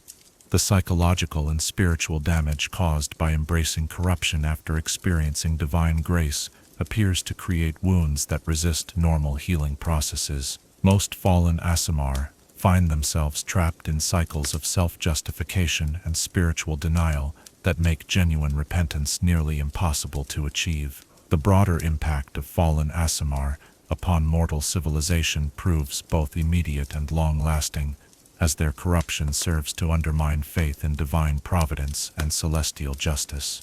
If beings literally touched by heaven can embrace evil, what guarantee exists that religious leaders, moral authorities, or heroic champions will remain true to their stated principles?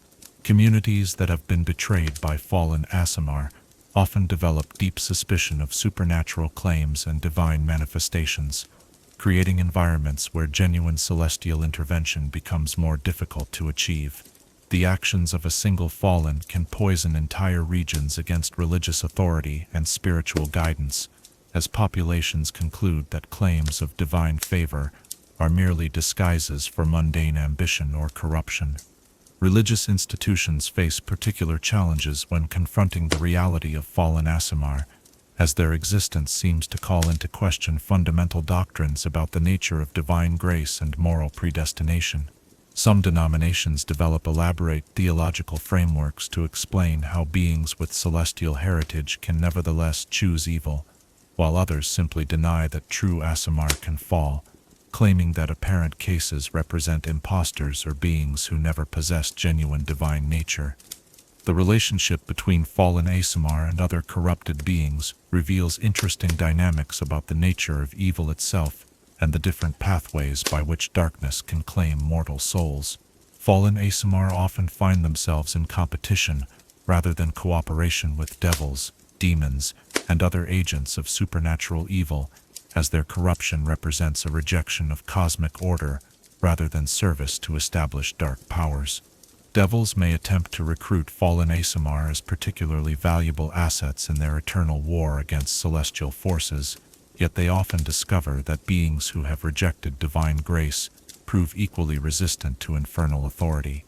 The independence that allowed them to abandon their celestial calling makes them unreliable servants of organized evil, more likely to pursue their own twisted agendas than to serve the hierarchical structures of the lower planes. Demons find fallen Aasimar more comprehensible, but no more controllable, as the chaotic nature of their corruption aligns somewhat with demonic principles, yet lacks the pure destructive impulse that characterizes true agents of the abyss. Many fallen develop their own unique forms of evil that fit neither infernal nor demonic models, creating new categories of corruption that existing theological frameworks struggle to classify or combat.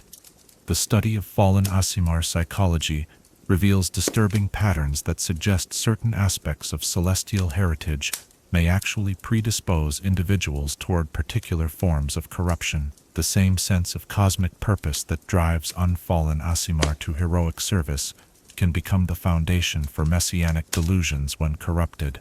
The divine power that once served good can become an intoxicating addiction that drives increasingly extreme behavior in pursuit of spiritual stimulation. Perhaps most troubling, the moral clarity that characterizes healthy Aasimar can transform into rigid black and white thinking that refuses to acknowledge nuance or complexity in ethical decision-making. When such thinking becomes corrupted, it can produce individuals whose evil proves more systematic and thorough than that of beings who never possessed clear moral frameworks to begin with.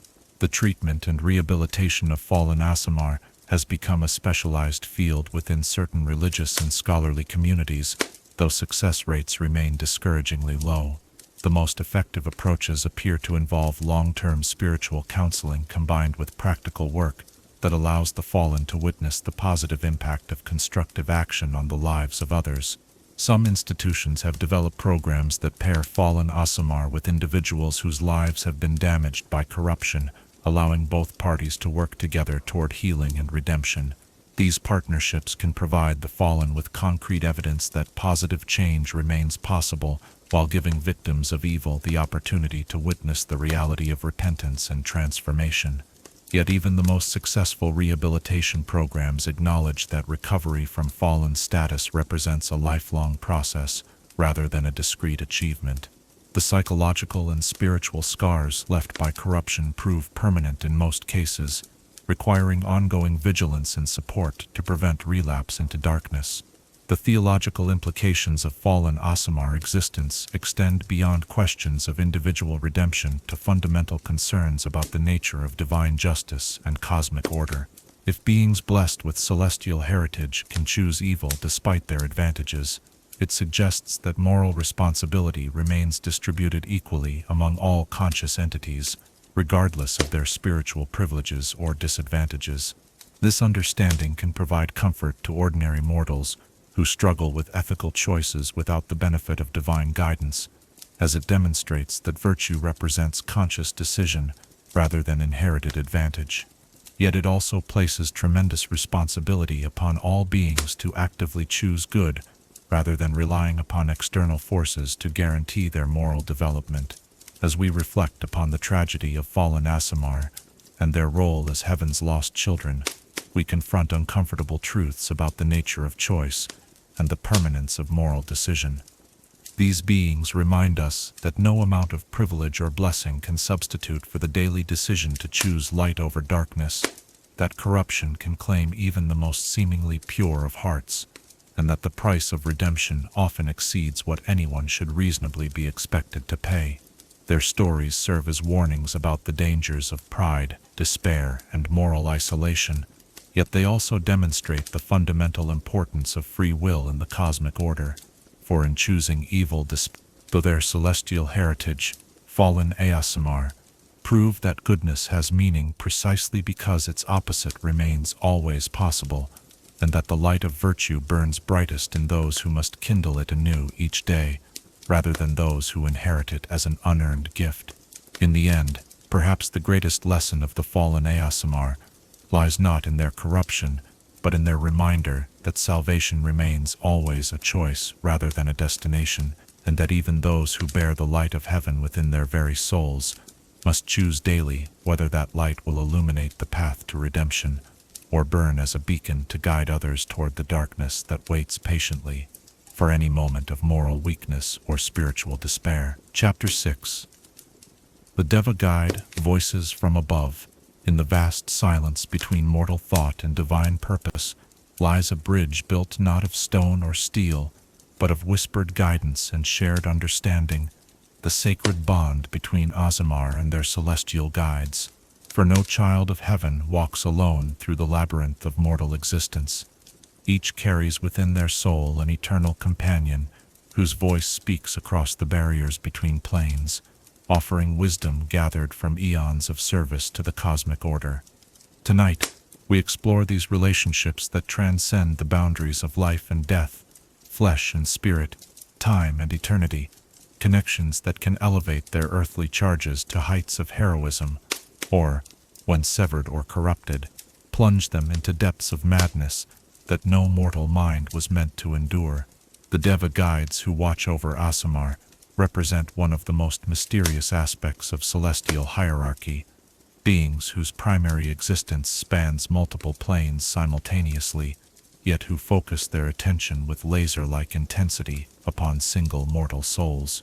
These are not distant deities who observe the material plane from cosmic heights, but intimate companions who experience every triumph and failure, every moment of doubt and surge of courage, every heartbreak and joy that their charges encounter throughout their earthly journey. To understand the nature of these celestial guides, one must first comprehend the fundamental difference between divine observation and divine participation. Where gods might watch the actions of mortals and judge them according to cosmic principles, Deva guides live vicariously through their earthly charges, their own spiritual development intertwined with the choices and growth of the Aasimar they protect. This creates relationships of unprecedented intimacy and mutual dependence that can span centuries or even millennia. The selection process by which Deva guides choose their earthly charges remains one of the great mysteries of celestial operation. Some theological scholars theorize that the bonds form before birth, spiritual connections established during the moment of conception, when celestial essence first mingles with mortal flesh. Others suggest that guides choose their charges based on prophetic visions of future potential, selecting individuals whose destined actions will serve the greater cosmic good. The most widely accepted theory proposes that the relationship represents a form of spiritual resonance, with guides drawn to charges whose fundamental nature harmonizes with their own spiritual frequencies. This would explain why some Aasimar experience immediate and comfortable relationships with their guides, while others struggle for years to establish meaningful communication despite their celestial heritage. The manifestation of guide communication varies dramatically between different Aasimar, reflecting both the personality of the celestial being and the psychological makeup of their earthly charge. Dreams represent the most common medium for such contact, as the sleeping mind proves more receptive to communications that originate outside normal sensory channels. These nocturnal conversations often take the form of symbolic visions rather than direct verbal exchange, requiring interpretation skills that many Aasimar must develop through years of practice. The dreams sent by Deva guides typically contain multiple layers of meaning, operating simultaneously as personal guidance, prophetic warning, and spiritual instruction. An Aasimar might receive a vision of themselves standing before a burning library, which could simultaneously warn of upcoming threats to knowledge, encourage them to preserve important information, and remind them that some wisdom can only be gained through the destruction of preconceived notions. Waking visions represent a more intense form of guide communication, typically reserved for moments of critical importance or extreme danger. These experiences can range from subtle impressions that influence decision-making to overwhelming sensory experiences that temporarily transport the Aasimar to celestial realms for direct consultation with their guide. The psychological impact of such visions often proves profound, leaving lasting changes in personality that can take years to fully integrate. The story of Miranda Starwhisper illustrates the transformative power of guide communication when functioning at its highest level. Born to a family of scholarly scribes in the great library city of Candlekeep, she displayed no obvious signs of celestial heritage until her 20th year, when a catastrophic fire threatened to destroy millennia of accumulated knowledge. As she stood helplessly before the advancing flames, her Deva guide finally revealed itself through a vision so powerful that it temporarily stopped time itself. In that moment of suspended reality, Miranda found herself standing in a celestial library whose shelves stretched beyond the limits of sight, filled with books that contained not mere words but living thoughts and memories. Her guide, manifesting as a figure of pure crystalline light, explained that knowledge existed not in physical form, but in the connections between minds and the transmission of wisdom from one generation to the next. When normal time resumed, Miranda discovered that she possessed perfect recall of every book she had ever read, and the ability to sense the location of specific information, even in unfamiliar texts. More remarkably, she found that she could communicate directly with the spirits of long-dead authors, learning from them not just what they had written, but what they had intended to write, and the deeper truths they had struggled to express. For the next 60 years, Miranda served as a living repository of knowledge, helping scholars and adventurers access information that would otherwise have been lost to time.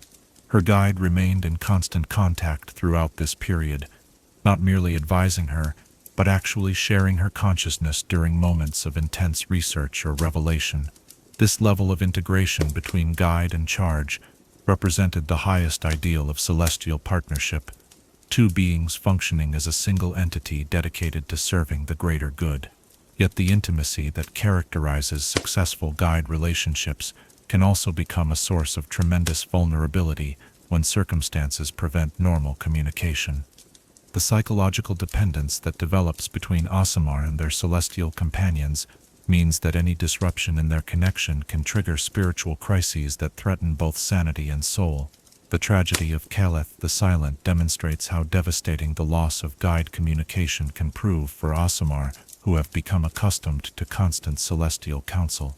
As a young protector serving in the border wars between Cormyr and Sembia, he maintained daily contact with his Deva guide, receiving tactical advice that made him one of the most effective battlefield commanders of his generation. The connection served him well for over a decade, guiding him through countless battles and helping him save thousands of lives through strategic insight that seemed to anticipate enemy movements with supernatural accuracy. His reputation grew to legendary proportions, with soldiers claiming that angels themselves whispered in his ear during combat. The severing of this connection occurred during the Siege of Thunderstone, when Calith's guide attempted to provide warning about a massive demonic assault that threatened to overrun the entire defensive line. The psychic shock of delivering such urgent information across increasingly chaotic dimensional barriers proved too great for the celestial being, resulting in spiritual damage that forced it to withdraw from contact entirely. Calith felt the severing like a physical amputation, the sudden silence where divine wisdom had once flowed, leaving him psychologically crippled. Without his guide's tactical insight, he began making increasingly desperate decisions that resulted in heavy casualties among his own forces.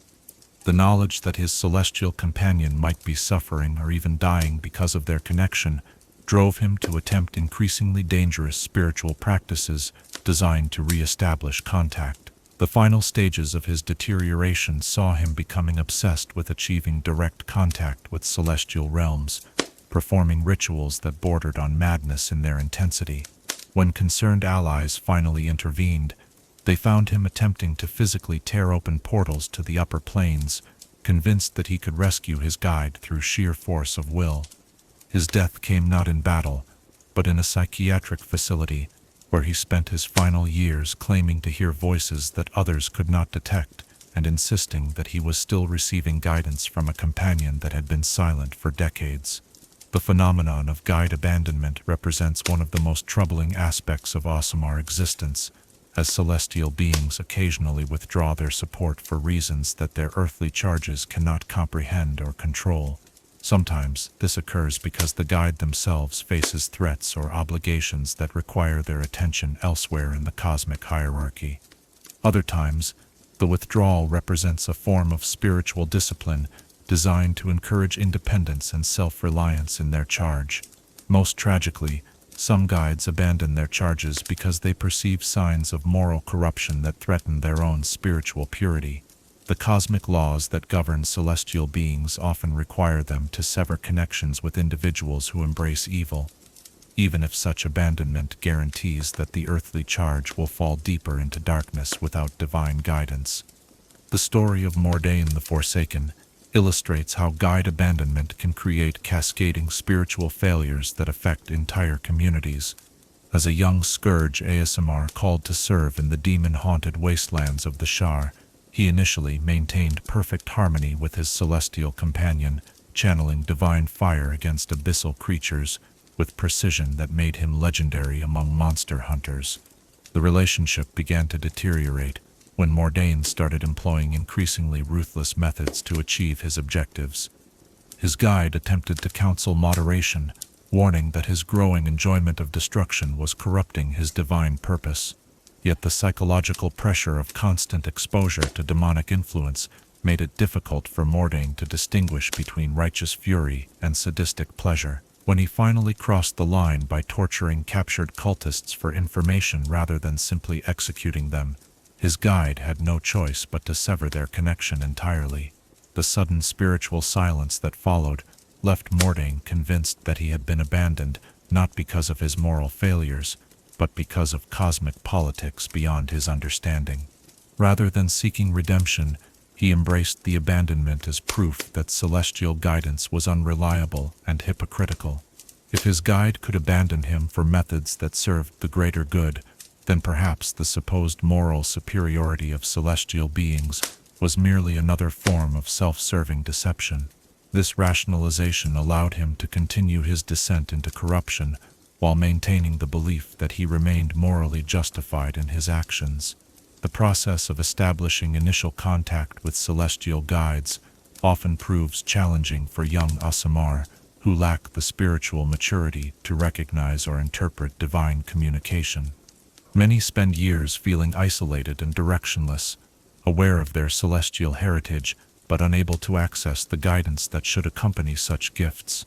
This period of spiritual development requires patience and persistence that can test the faith of even the most dedicated seekers. Training institutions that specialize in Aasimar development have evolved sophisticated techniques for helping young charges learn to recognize and interpret guide communication. These methods typically begin with meditation practices designed to quiet the mental noise that can interfere with subtle spiritual impressions. Students learn to distinguish between their own thoughts and external influences, developing sensitivity to the particular spiritual resonance that characterizes their individual guide. Advanced training involves learning the symbolic languages that many guides prefer for communication, as direct verbal exchange often proves too overwhelming for mortal consciousness to process safely. These symbolic systems can be highly personal, with each guide developing unique metaphorical frameworks that reflect both their own personality and the psychological makeup of their earthly charge.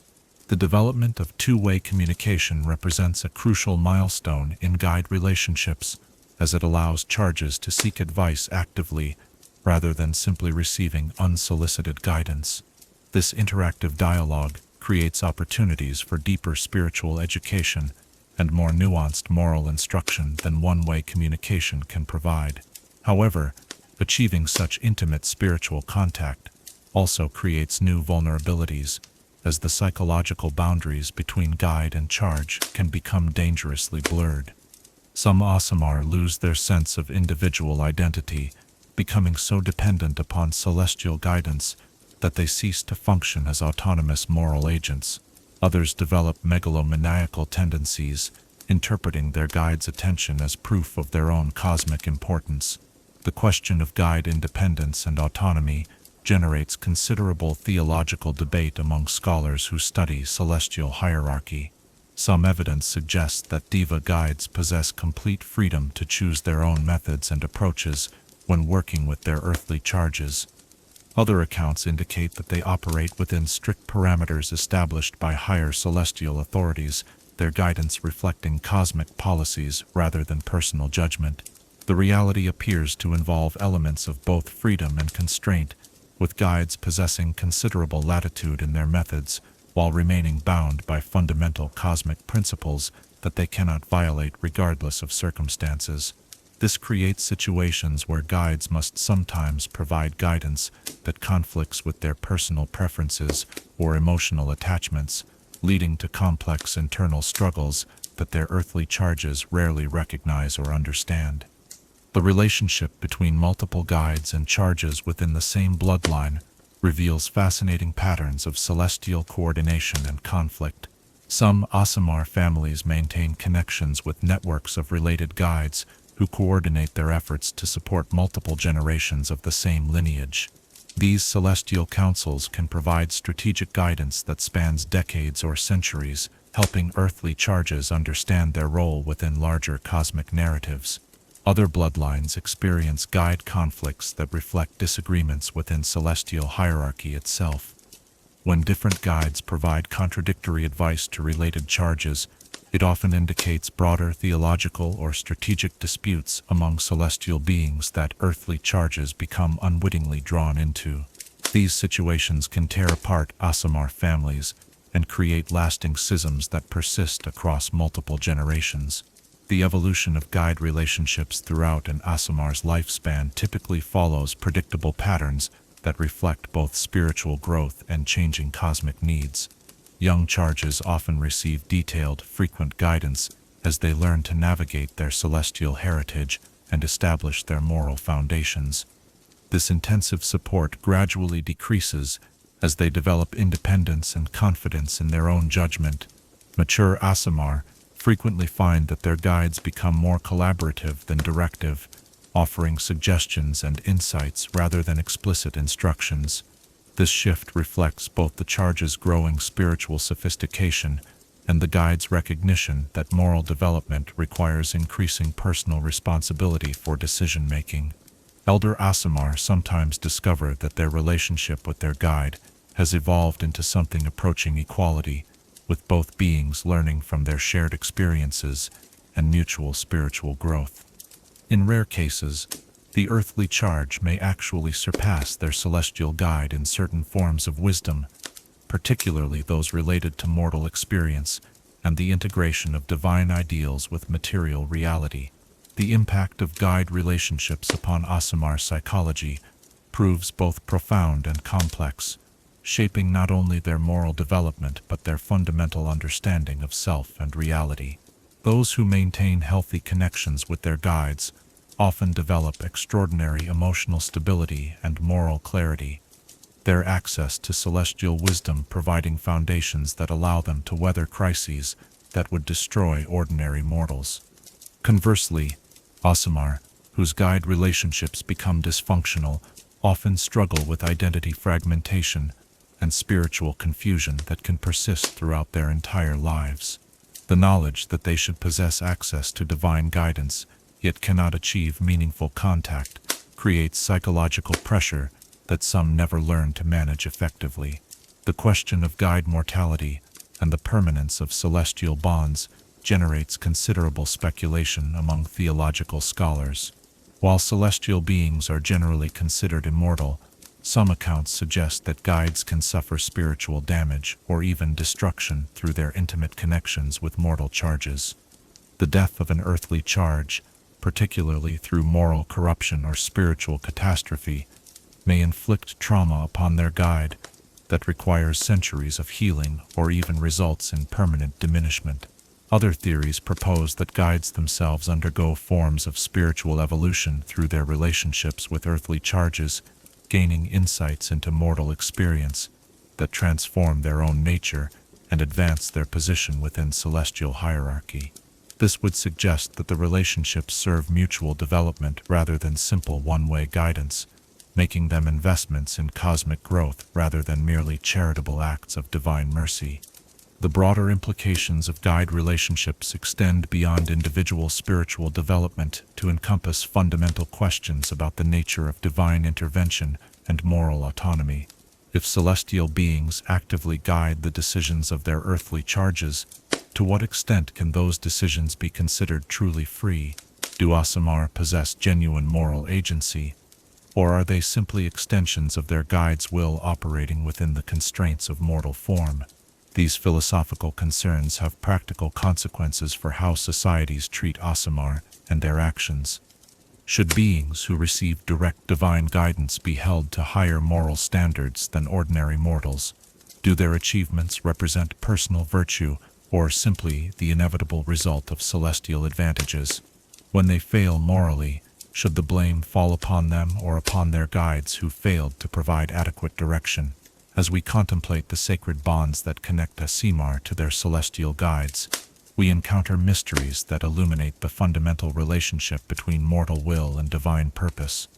These connections represent neither simple dominance nor mere friendship, but something altogether unique, partnerships that transcend the boundaries of existence itself while respecting the essential autonomy that gives moral choice its meaning.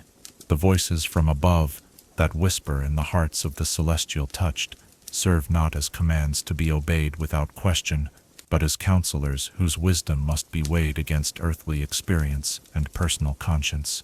In the delicate balance between divine guidance and mortal agency, we see reflected the cosmic tension between predestination and free will that defines the very nature of ethical existence.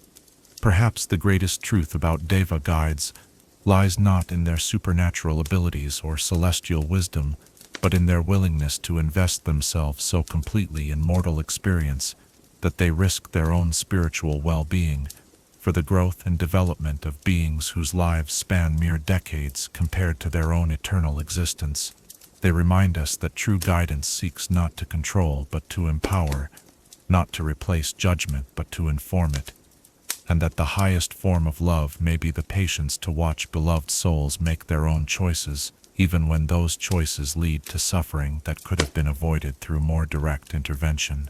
In the end, the relationship between Aasimar and their celestial guides stands as testament to the possibility of genuine communication across the vast differences that separate mortal and divine nature.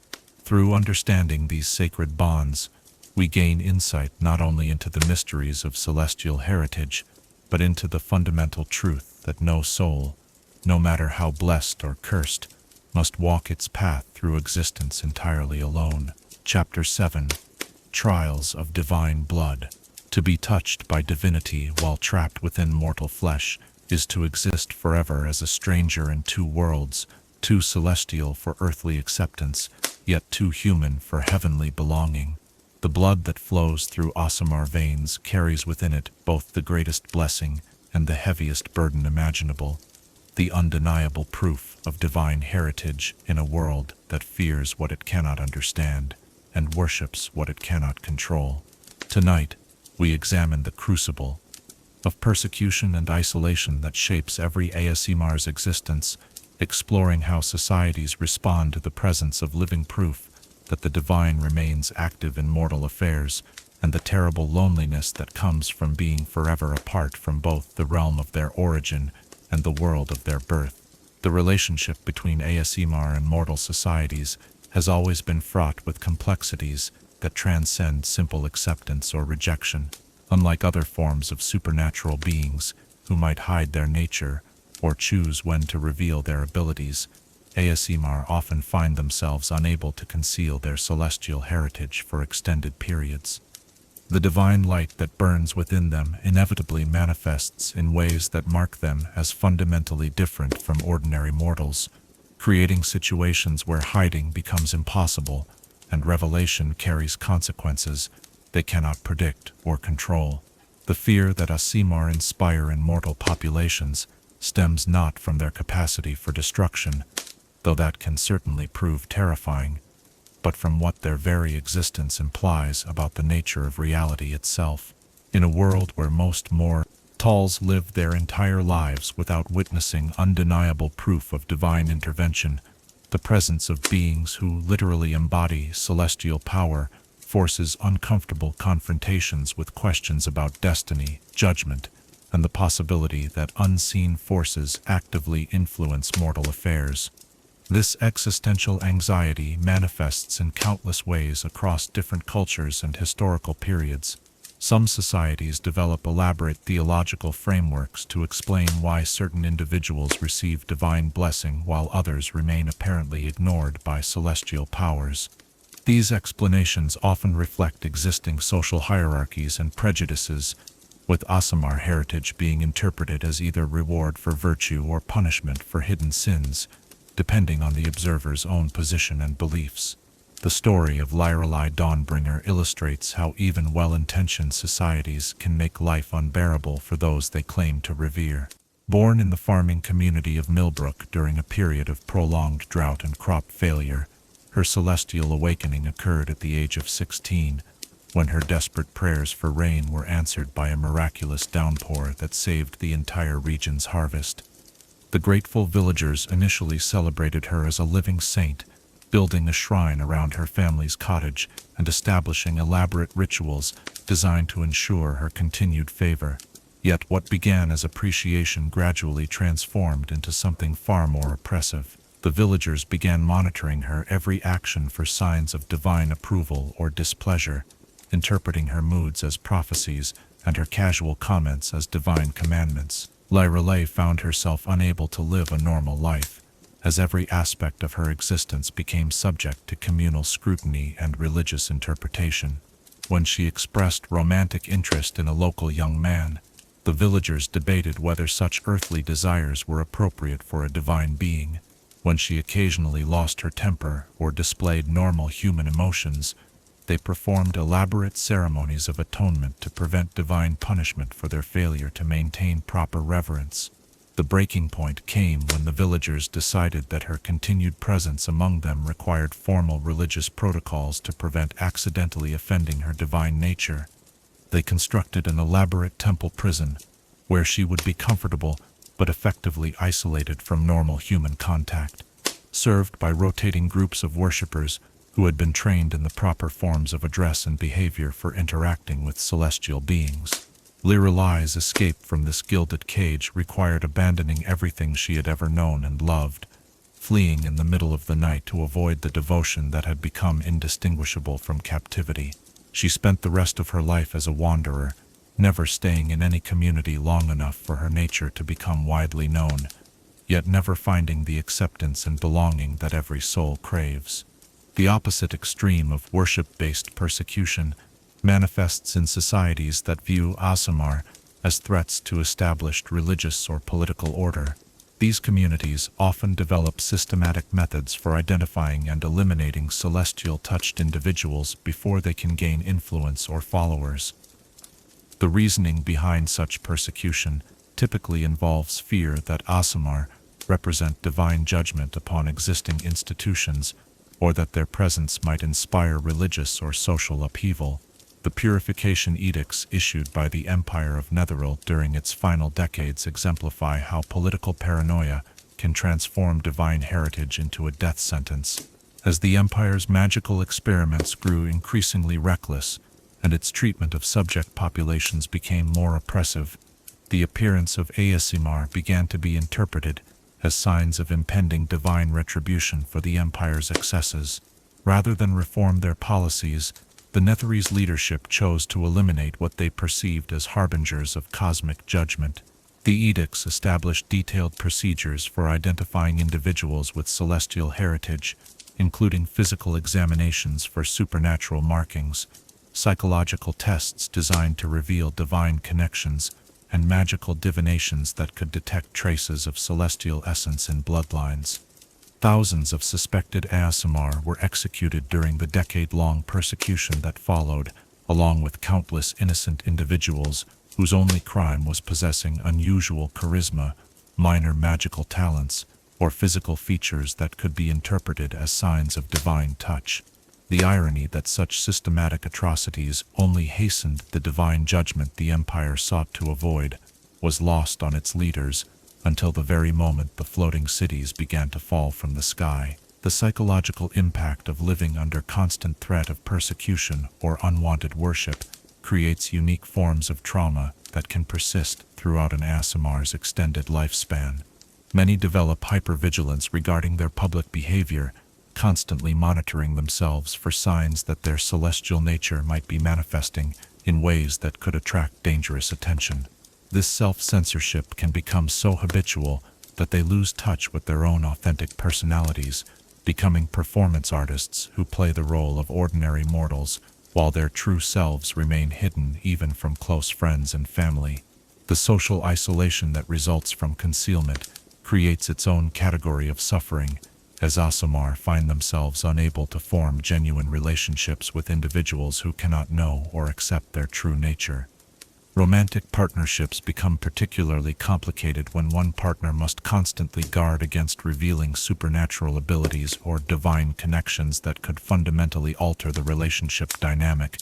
The case of Marcus Shadowheart's failed marriage demonstrates how the burden of concealment can destroy even the most well-intentioned relationships.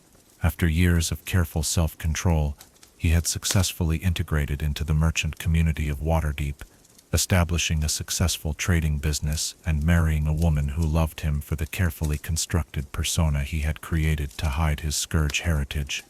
The deception became unsustainable when their first child began displaying obvious signs of celestial inheritance at an extremely young age. Faced with the choice between revealing his true nature or allowing his wife to believe that their child was somehow cursed or possessed, Marcus chose honesty. The revelation that her husband had been lying about his fundamental identity for their entire relationship proved more devastating to his wife than his supernatural abilities themselves. The divorce that followed was complicated by questions about custody of a child whose divine heritage made normal parenting impossible. Marcus's wife, despite her love for their daughter, felt completely unprepared to raise a being whose nature she could neither understand nor predict. Yet she also feared that allowing Marcus sole custody would mean losing her child to celestial realms that might claim her at any moment. The compromise they reached: shared custody with Marcus responsible for supernatural training, while his ex-wife handled normal childhood development, satisfied neither parent and left their daughter feeling torn between two worlds that seemed mutually exclusive. The psychological damage from this family fragmentation affected all three individuals for decades, creating wounds that supernatural healing could not touch. The phenomenon of Aasimar adoption and fostering creates its own complex dynamics within mortal societies, as these children often display supernatural abilities that unprepared families cannot adequately address.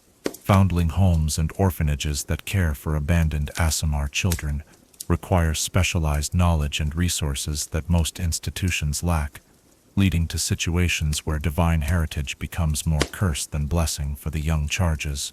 The Sanctuary of Lost Stars in the city of Neverwinter represents one of the few institutions specifically designed to address the needs of orphaned or abandoned Aasimar children.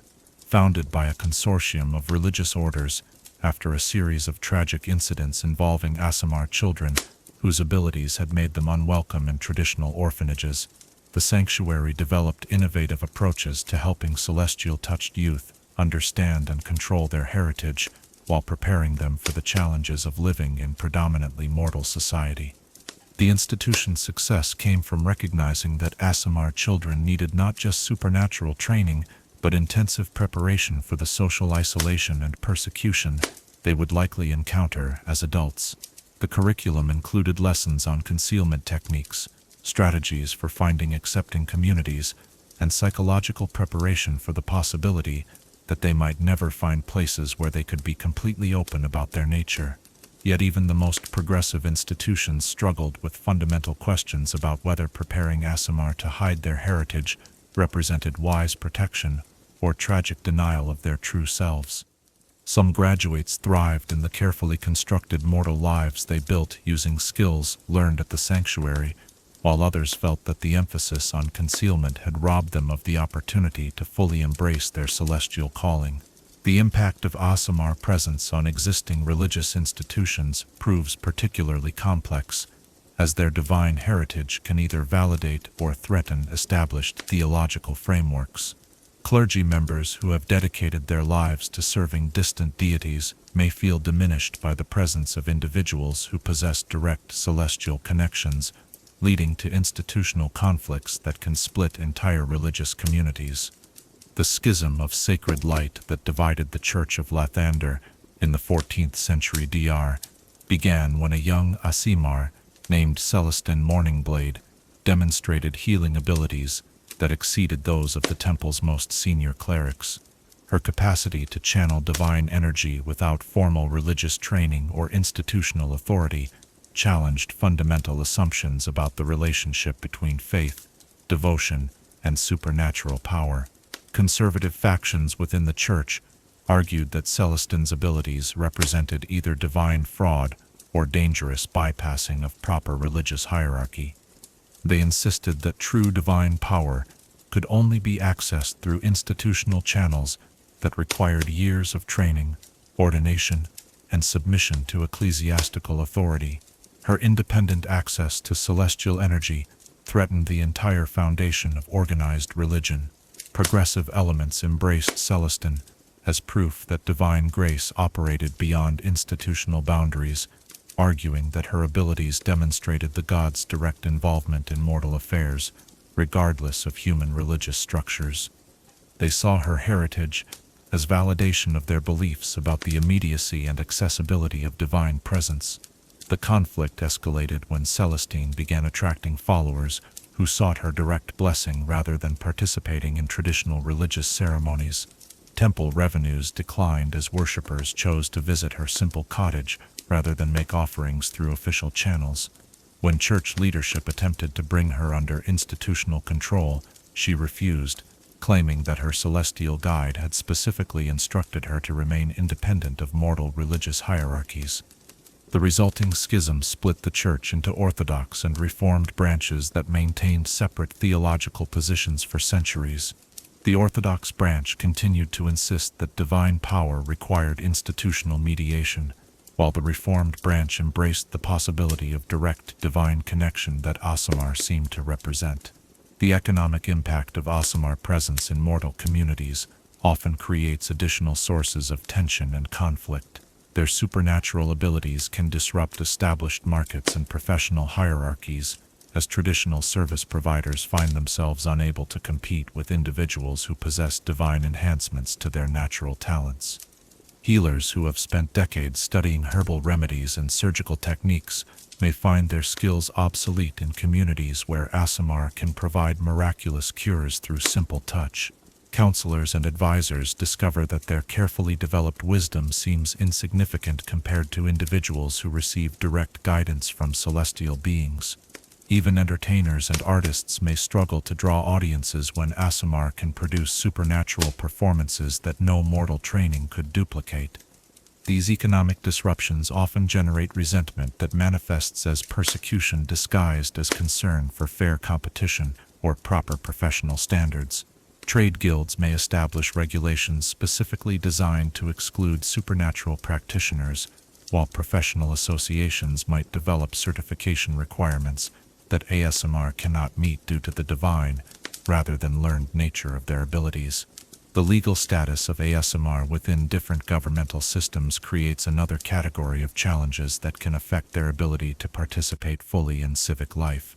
Some societies lack legal frameworks for addressing beings who possess supernatural abilities, yet claim rights as citizens, leading to situations where Aasimar exist in legal limbo without clear protections or obligations.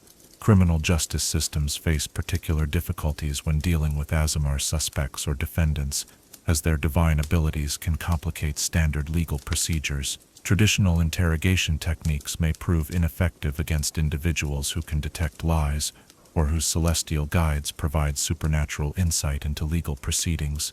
Evidence gathering becomes complex when dealing with beings whose very presence can influence the behavior and testimony of witnesses. The landmark case of Aurelia Brightblade's trial for allegedly using supernatural coercion to influence a commercial contract established important legal precedents regarding Aasimar rights and responsibilities. The prosecution argued that her natural charisma, enhanced by celestial heritage, constituted an unfair advantage that invalidated any agreements she negotiated. The defense countered that prohibiting her from using her inherent abilities would constitute discrimination based on divine heritage. The court's eventual ruling attempted to balance these concerns by establishing standards for supernatural informed consent that required Aasimar to disclose their heritage when entering into legally binding agreements with mortals who might be influenced by their divine presence. While this compromise satisfied neither side completely, it provided a framework that other jurisdictions could adapt to their specific circumstances. The military service of Aasimar presents unique challenges and opportunities that reflect their dual nature as supernatural beings bound by mortal limitations. Their combat abilities and divine protection make them valuable assets in warfare, yet their independent connection to celestial guidance can create conflicts with military hierarchy and strategic planning. The elite Radiant Guard unit established by the nation of Cormor represented an attempt to harness Aasimar capabilities while maintaining military discipline and cohesion. The unit consisted entirely of volunteer Aasimar who agreed to serve under modified military codes that acknowledged their celestial obligations while requiring adherence to tactical commands and strategic objectives. The experiment proved successful during peacetime operations and small-scale conflicts, where the unit's supernatural abilities provided overwhelming advantages against conventional opponents. However, larger conflicts revealed fundamental tensions between military necessity and celestial calling that proved impossible to resolve through regulation or training. During the War of the Silver Marches, several Radiant Guard members received divine guidance that conflicted with their military orders, creating situations where they had to choose between celestial obligation and military duty. When some chose to follow their guide's instructions rather than commander's orders, it created disciplinary crises that undermined unit cohesion and military effectiveness. The eventual dissolution of the Radiant Guard reflected broader societal struggles with integrating Aasimar into institutions designed for purely mortal participants. While their supernatural abilities offered undeniable advantages, their divine loyalties created complications that many organizations found impossible to manage effectively. The educational challenges faced by Aasimar children reveal how thoroughly their divine heritage affects every aspect of their development and social integration. Traditional educational institutions often lack the resources and expertise necessary to address the unique needs of students whose abilities transcend normal human limitations. and whose psychological development follows patterns unknown to conventional pedagogy. Aasimar children frequently display learning capabilities that far exceed their chronological age, yet they may also struggle with concepts that their celestial nature finds inherently alien or disturbing. Mathematical principles based on material limitations make little sense to beings whose heritage connects them to realms where such constraints do not apply. Historical studies of human conflicts and moral failures can prove psychologically traumatic for children whose divine nature predisposes them toward higher standards of ethical behavior. The specialized academy established by the sage Kelvin Arunsun in Waterdeep attempted to address these educational challenges by developing curricula specifically designed for supernatural students. The program balanced advanced academic instruction with practical training in concealment and social integration, recognizing that Aasimar would need both intellectual development and survival skills to function in predominantly mortal society. Yet even progressive educational approaches struggled with fundamental questions about whether Aasimar children should be encouraged to embrace their divine nature or trained to suppress it in favor of social acceptance. Different families and cultural backgrounds provided conflicting guidance on these issues, leaving many young Aasimar confused about their identity and place in the world. The romantic and sexual relationships of Aasimar face unique complications that extend far beyond the concealment issues that affect their other social connections. Their divine heritage creates physical and psychological differences that can make intimate relationships with purely mortal partners difficult or impossible to sustain over time. The extended lifespans typical of Aasimar mean that romantic partnerships with mortals inevitably involve watching beloved partners age and die while they remain relatively unchanged. This temporal disparity can create psychological barriers to deep emotional commitment, as the pain of inevitable loss may seem too great to justify the temporary joy of mortal love. More immediately, the supernatural aspects of Aasimar nature can prove overwhelming for mortal partners who lack the spiritual fortitude to handle intimate contact with divine essence. Physical intimacy may trigger overwhelming religious experiences in mortal partners, while the emotional intensity of bonding with celestial-touched beings can prove addictive or psychologically destabilizing for unprepared individuals.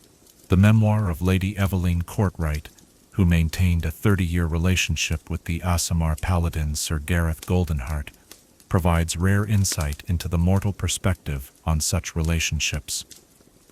Her accounts describe the constant awareness of dating someone whose nature transcended her own, the pressure of knowing that her partner could perceive her moral failings with supernatural clarity, and the loneliness of being unable to fully understand or share in the celestial experiences that shaped his worldview. Yet she also wrote of moments of transcendent beauty, when their connection allowed her to glimpse the divine realms through his eyes, experiences of love and meaning that exceeded anything purely mortal relationships could provide. Her ultimate conclusion that the relationship was worth its challenges, despite ending in heartbreak when his divine calling required him to undertake a mission from which he never returned, speaks to the complex legacy that Aasimar leave in the lives of those who love them. The cultural and artistic representations of Aasimar in mortal societies reveal deep ambivalences about their nature and role that reflect broader anxieties about divine intervention and supernatural authority. Literature often portrays them as either perfect beings whose presence shames mortal inadequacy, or as tragic figures whose divine nature prevents them from achieving genuine happiness or human connection. Religious art frequently depicts Aasimar as intermediaries between mortal and divine realms, yet the idealized representations rarely capture the psychological complexity and social challenges that characterize their actual existence. These sanitized portrayals can create unrealistic expectations that make real Aasimar seem disappointing or threatening by comparison. Folk tales and popular stories often contain implicit warnings about the dangers of too close association with divine beings, suggesting that mortals who become involved with Aasimar risk losing their humanity or becoming pawns in cosmic conflicts beyond their understanding. Such cultural narratives can contribute to social prejudices that make integration even more difficult for Aasimar seeking acceptance in mortal communities. The legacy systems that develop around prominent Aasimar create additional challenges for their descendants and communities. Societies often construct elaborate memorials and institutions to honor deceased Aasimar heroes, yet these commemorative efforts can create pressure for living Aasimar to live up to idealized standards that no real individual could maintain. The Shrine of the Golden Martyr in Baldur's Gate, dedicated to an Aasimar who died defending the city from demonic invasion, became a site of pilgrimage that attracted thousands of visitors annually. Yet the economic and social changes resulting from religious tourism transformed the surrounding neighborhood in ways that displaced longtime residents and altered the community character that the original hero had died to protect. When her descendants attempted to establish more modest memorial practices that honored her memory without disrupting community life, they faced accusations of insufficient devotion and inadequate appreciation for their ancestors' sacrifice. The pressure to maintain public displays of reverence for their divine heritage prevented them from living normal lives, while failing to create the kind of meaningful commemoration that would truly honor their ancestors' values. As we reflect upon the trials that divine blood brings to those who carry it through mortal existence, we confront uncomfortable truths about how societies respond to differences they cannot control or fully understand. The persecution and worship that Aasimar face represent two sides of the same fundamental inability to accept beings who transcend normal human categories while remaining recognizably individual and fallible. Their experiences remind us that privilege and blessing often come disguised as burdens, that supernatural gifts may extract prices that their recipients never chose to pay, and that the greatest loneliness may belong to those who stand closest to the divine, yet remain bound by mortal flesh and mortal hearts. The trials of divine blood teach us that true acceptance requires seeing beyond surface differences to recognize the universal needs for connection, understanding, and belonging that unite all conscious beings regardless of their origin or abilities. In the end, perhaps the greatest tragedy of Aasimar existence lies not in the persecution they face or the worship they inspire, but in the persistent belief that their divine heritage should somehow exempt them from the fundamental human need for love, acceptance, and community. Their trials remind us that no amount of celestial blessing can substitute for the simple recognition that every soul, regardless of its nature or origin, deserves the opportunity to find its place in the world and form connections that acknowledge both its unique gifts and its shared vulnerabilities. Chapter 8. Champions of Faith. There exists a sacred bond between belief and action, between the whispered prayers of the faithful and the thunderous deeds of those chosen to answer them in flesh and blood. Throughout the annals of divine history, no figures have embodied this connection more completely than the Aasimar, who rose to become champions of faith, beings whose celestial heritage transformed them from mere believers into living instruments of divine will, architects of sacred purpose, and founders of institutions that would outlast their mortal forms by millennia. Tonight, we chronicle the legendary religious leaders whose divine blood became the foundation upon which entire faiths were built, and examine the terrible price demanded of those who serve as bridges between the prayers of mortals and the attention of gods. The emergence of Aasimar as religious leaders represents one of the most profound manifestations of celestial heritage, for in these individuals, divine blood finds its most natural expression through service to the cosmic order itself. Like warriors who channel their heritage into combat or scholars who use it to illuminate hidden knowledge, these champions of faith become living embodiments of religious principle, their very existence serving as proof that the divine remains active and interested in mortal affairs. Yet the path from celestial awakening to religious authority proves neither simple nor guaranteed, for divine heritage alone cannot create the wisdom, compassion, and spiritual strength necessary to guide others through the complexities of faith. The greatest religious leaders among the Aasimar have been those who combined their supernatural gifts with hard-won understanding of mortal struggle, creating syntheses of divine power and human empathy that could speak to souls trapped between earthly concerns and heavenly aspirations. The founding of the great cathedral of celestial light in the city of Silvery Moon stands as perhaps the most magnificent example of how Aasimar religious leadership can transform entire communities and regions.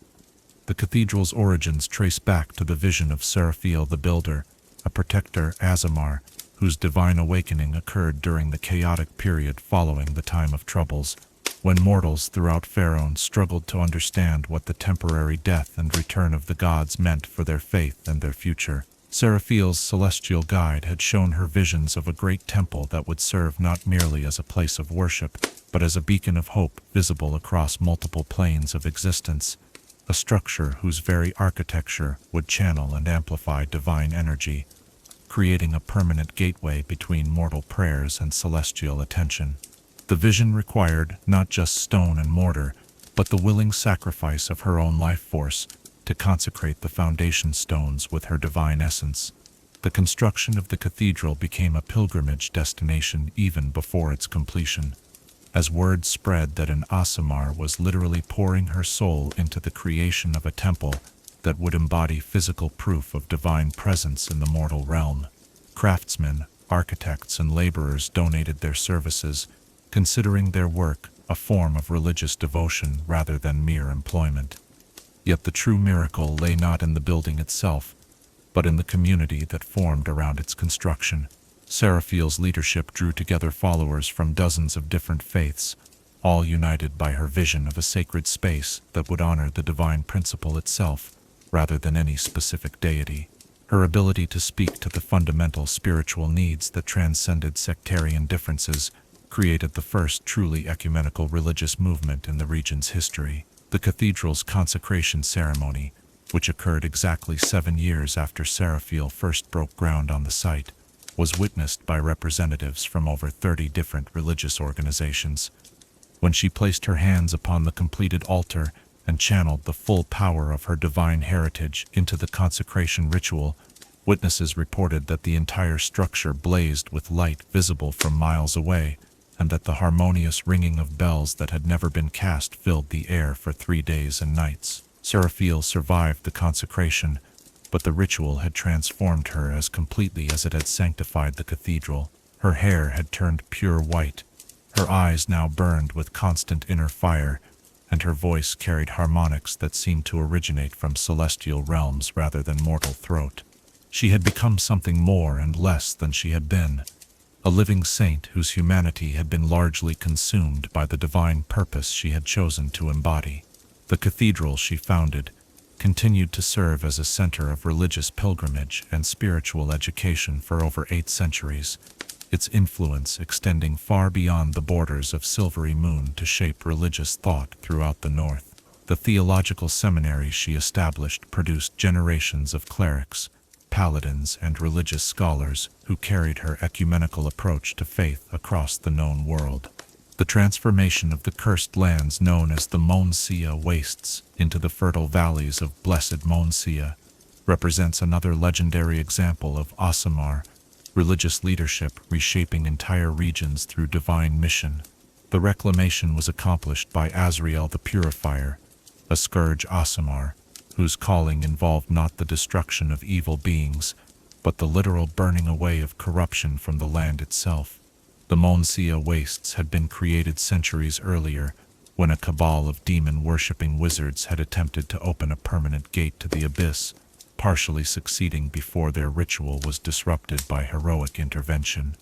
The magical catastrophe that resulted left thousands of square miles of territory twisted by chaotic energy, the soil itself poisoned by demonic essence that prevented any form of natural life from taking root. Azrael's mission, revealed to him through visions sent by a solar who had witnessed the original corruption, required him to walk every mile of the cursed territory while channeling his divine fire to burn away the demonic taint that had seeped into the very bedrock. The process demanded not just supernatural endurance, but the spiritual strength to resist the whispers of madness that emanated from ground soaked in abyssal energy. The purification took 17 years to complete, during which Azrael aged decades beyond his chronological years, as the constant exposure to both demonic corruption and his own purifying fire took its toll on his mortal form. Followers who attempted to join his mission found themselves unable to withstand the psychological pressure of prolonged exposure to such concentrated evil, leaving him to complete the work alone, except for the constant presence of his celestial guide. The transformation of the final corrupted acre was witnessed by a gathering of hundreds of pilgrims who had followed rumors of the mysterious figure who walked alone through cursed lands, leaving fertile soil in his wake.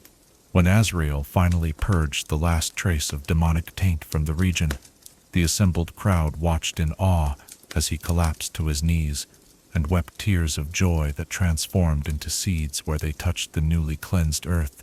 Within a year, the former wasteland had become some of the most fertile agricultural territory in Faerun, supporting communities of farmers and settlers who established shrines and temples dedicated to the memory of the Aasimar, who had sacrificed his health and youth to reclaim their homeland. The theological implications of the reclamation, that divine will could literally transform cursed ground into blessed territory through the sacrifice of a single faithful soul, influenced religious thought for generations. The establishment of the Radiant Path, the most successful missionary organization in the history of the realms, demonstrates how Aasimar religious leadership can create institutions that spread far beyond their founders' direct influence. The organization was founded by Lirelai Starbringer, a guide Aasimar whose divine calling involved carrying the message of redemption and hope to the most remote and dangerous corners of the world. Lirelai's approach to missionary work differed fundamentally from traditional religious outreach, as her celestial heritage allowed her to communicate spiritual truths through direct divine inspiration, rather than relying solely on scripture or theological argument. Her ability to speak directly to the souls of her listeners, bypassing the intellectual barriers that often prevented acceptance of religious teaching, made her extraordinarily effective at winning converts even among populations that had previously proven resistant to outside religious influence. The organizational structure she developed for the Radiant Path reflected her understanding that sustainable religious change required local leadership rather than continued dependence on outside authority.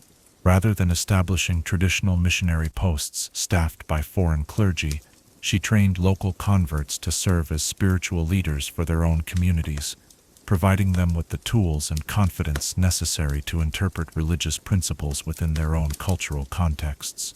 The path's expansion was carefully planned to ensure that each new region received sufficient support and guidance while maintaining the autonomy necessary for authentic local religious development. Lirelai personally visited every community that expressed interest in joining the organization, spending months or sometimes years working with local leaders to develop sustainable practices and institutions. By the time of her death at the age of 127, the Radiant Path included over 300 communities across 4 continents, united not by rigid dogma, but by shared commitment to principles of compassion, justice, and spiritual growth. The organization's influence on global religious development proved immeasurable, as its emphasis on local autonomy and cultural sensitivity became the model for successful missionary work throughout the civilized world. The theological innovations produced by Aasimar religious leaders often transcended the boundaries of any single faith tradition, creating new syntheses of divine understanding that influenced religious thought across multiple denominational lines. The scholar priestess Celestine Brightquill exemplified this tradition through her revolutionary work on the nature of divine hierarchy and the relationship between mortal prayer and celestial response. Celestine's unique perspective combined her academic training in comparative theology with her direct experience of celestial communication through her Deva guide, allowing her to develop theoretical frameworks that could be verified through supernatural insight. Her masterwork, The Architecture of Divine Attention, provided the first systematic analysis of how prayers and offerings actually reach their intended divine recipients, explaining the complex networks of celestial intermediaries who process and prioritize mortal requests for divine intervention. The practical implications of her research proved revolutionary for religious practice, as her discoveries allowed clergy to develop more effective methods for ensuring that prayers reached appropriate divine authorities.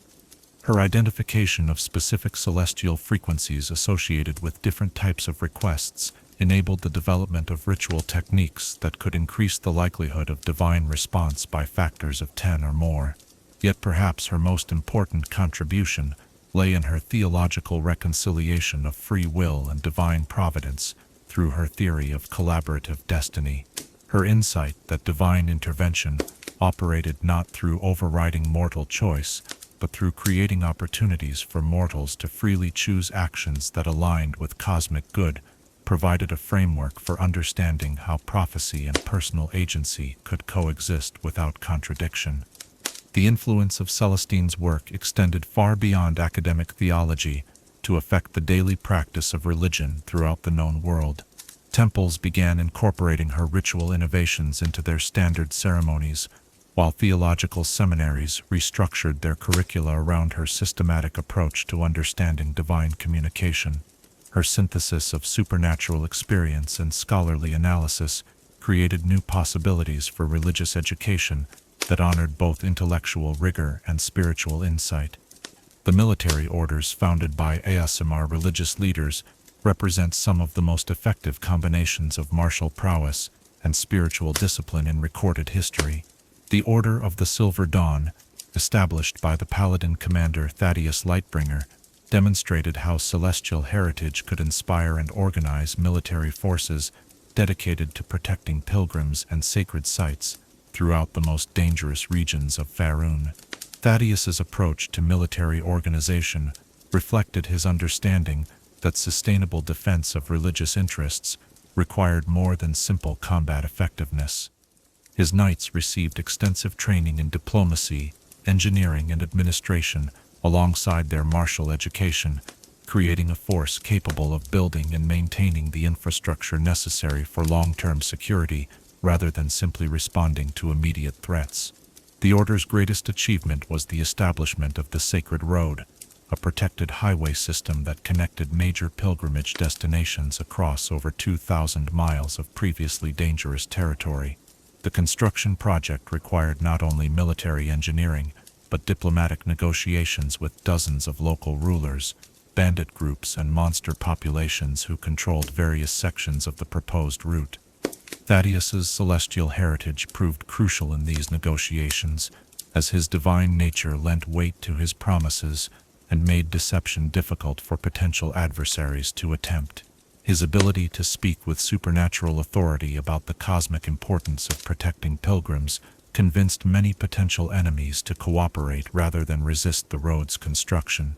The Order's influence extended far beyond the Sacred Road itself, as the Knights established schools, hospitals, and emergency shelters at regular intervals along the route. These institutions served not only pilgrims, but local populations who had previously lacked access to education or medical care, creating networks of loyalty and support that helped ensure the road's continued protection.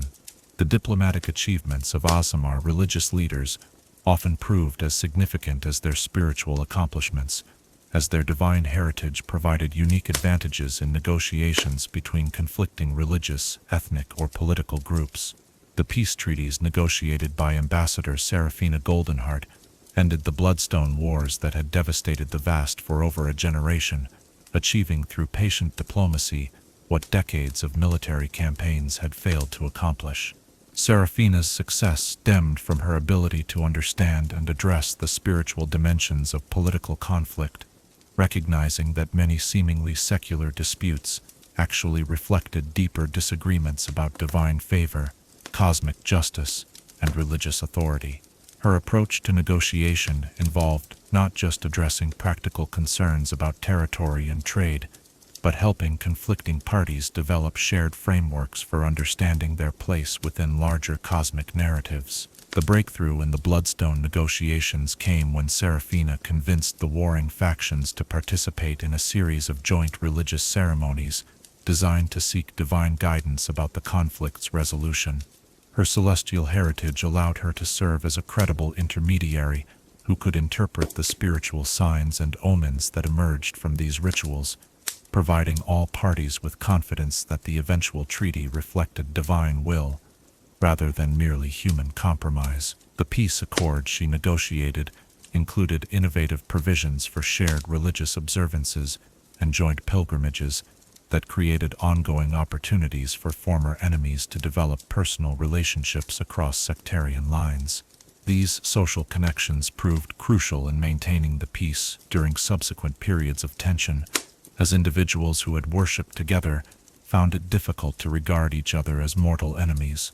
The educational institutions founded by Aasimar religious leaders created new models for combining spiritual development with practical education that influenced pedagogical approaches throughout the civilized world.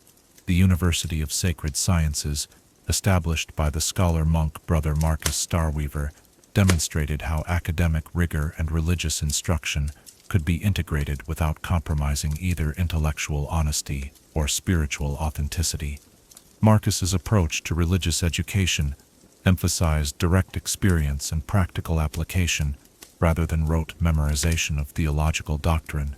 Students were encouraged to develop their own spiritual practices through experimentation and reflection, while maintaining rigorous standards for logical thinking and empirical observation in their academic work. The curriculum he developed included not only traditional religious subjects, but also natural philosophy, mathematics, and practical arts, reflecting his belief that understanding divine creation required comprehensive knowledge of how that creation actually functioned.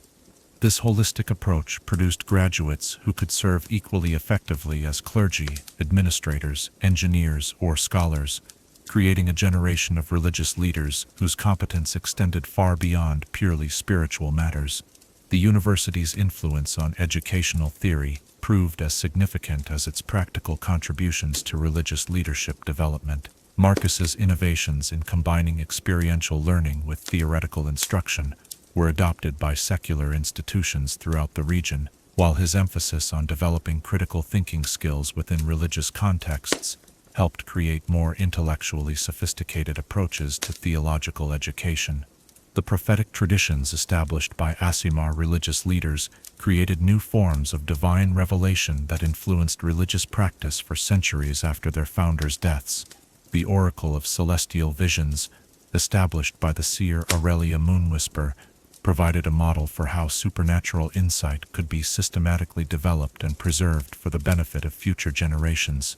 Aurelia's prophetic abilities emerged gradually over decades of intensive spiritual practice, beginning with simple premonitions about local events and eventually developing into comprehensive visions of cosmic-scale developments that affected entire planes of existence. Her method of recording and interpreting these visions created detailed archives of prophetic knowledge that continued to guide religious decision-making long after her physical death. The oracle's procedures for verifying and interpreting prophetic visions became the standard for religious institutions throughout the known world.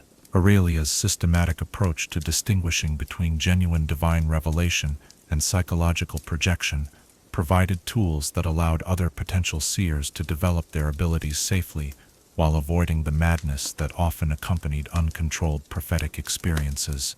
The architectural and artistic legacy of Aasimar religious leaders reflects their unique ability to channel divine inspiration into physical forms that could inspire and educate others about celestial truths.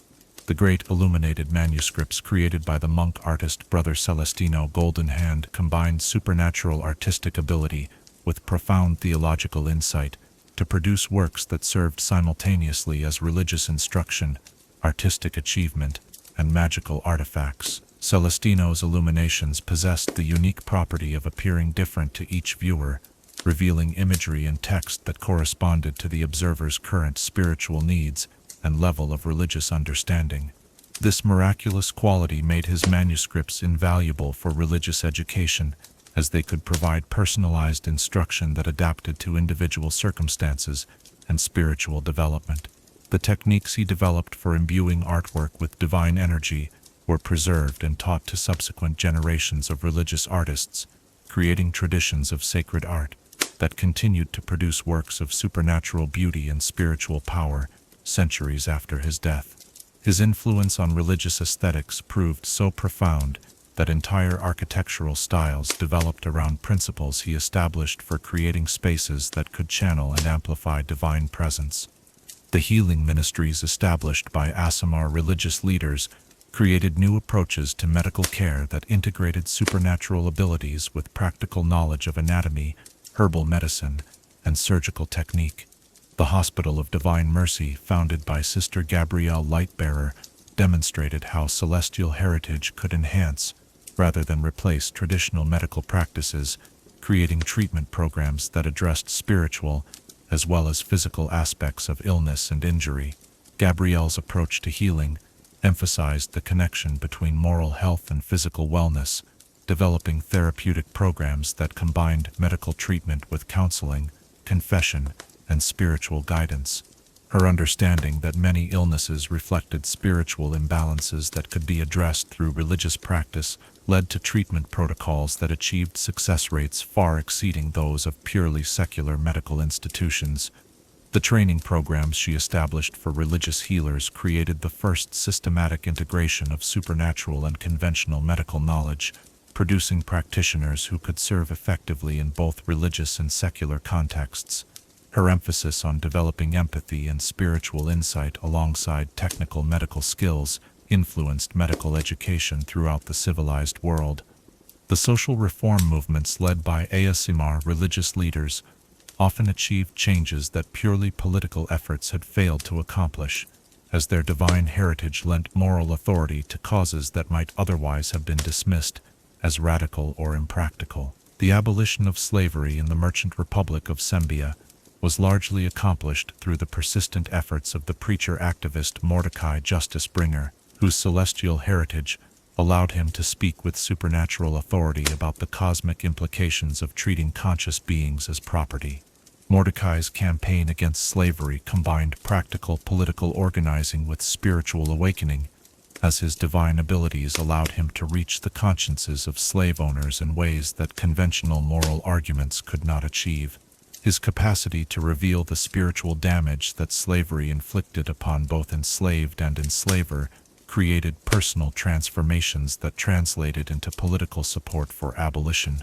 The movement he led established the model for using religious authority to achieve social reform, demonstrating how supernatural charisma and divine inspiration could be channeled into effective political action without compromising either spiritual authenticity or practical effectiveness.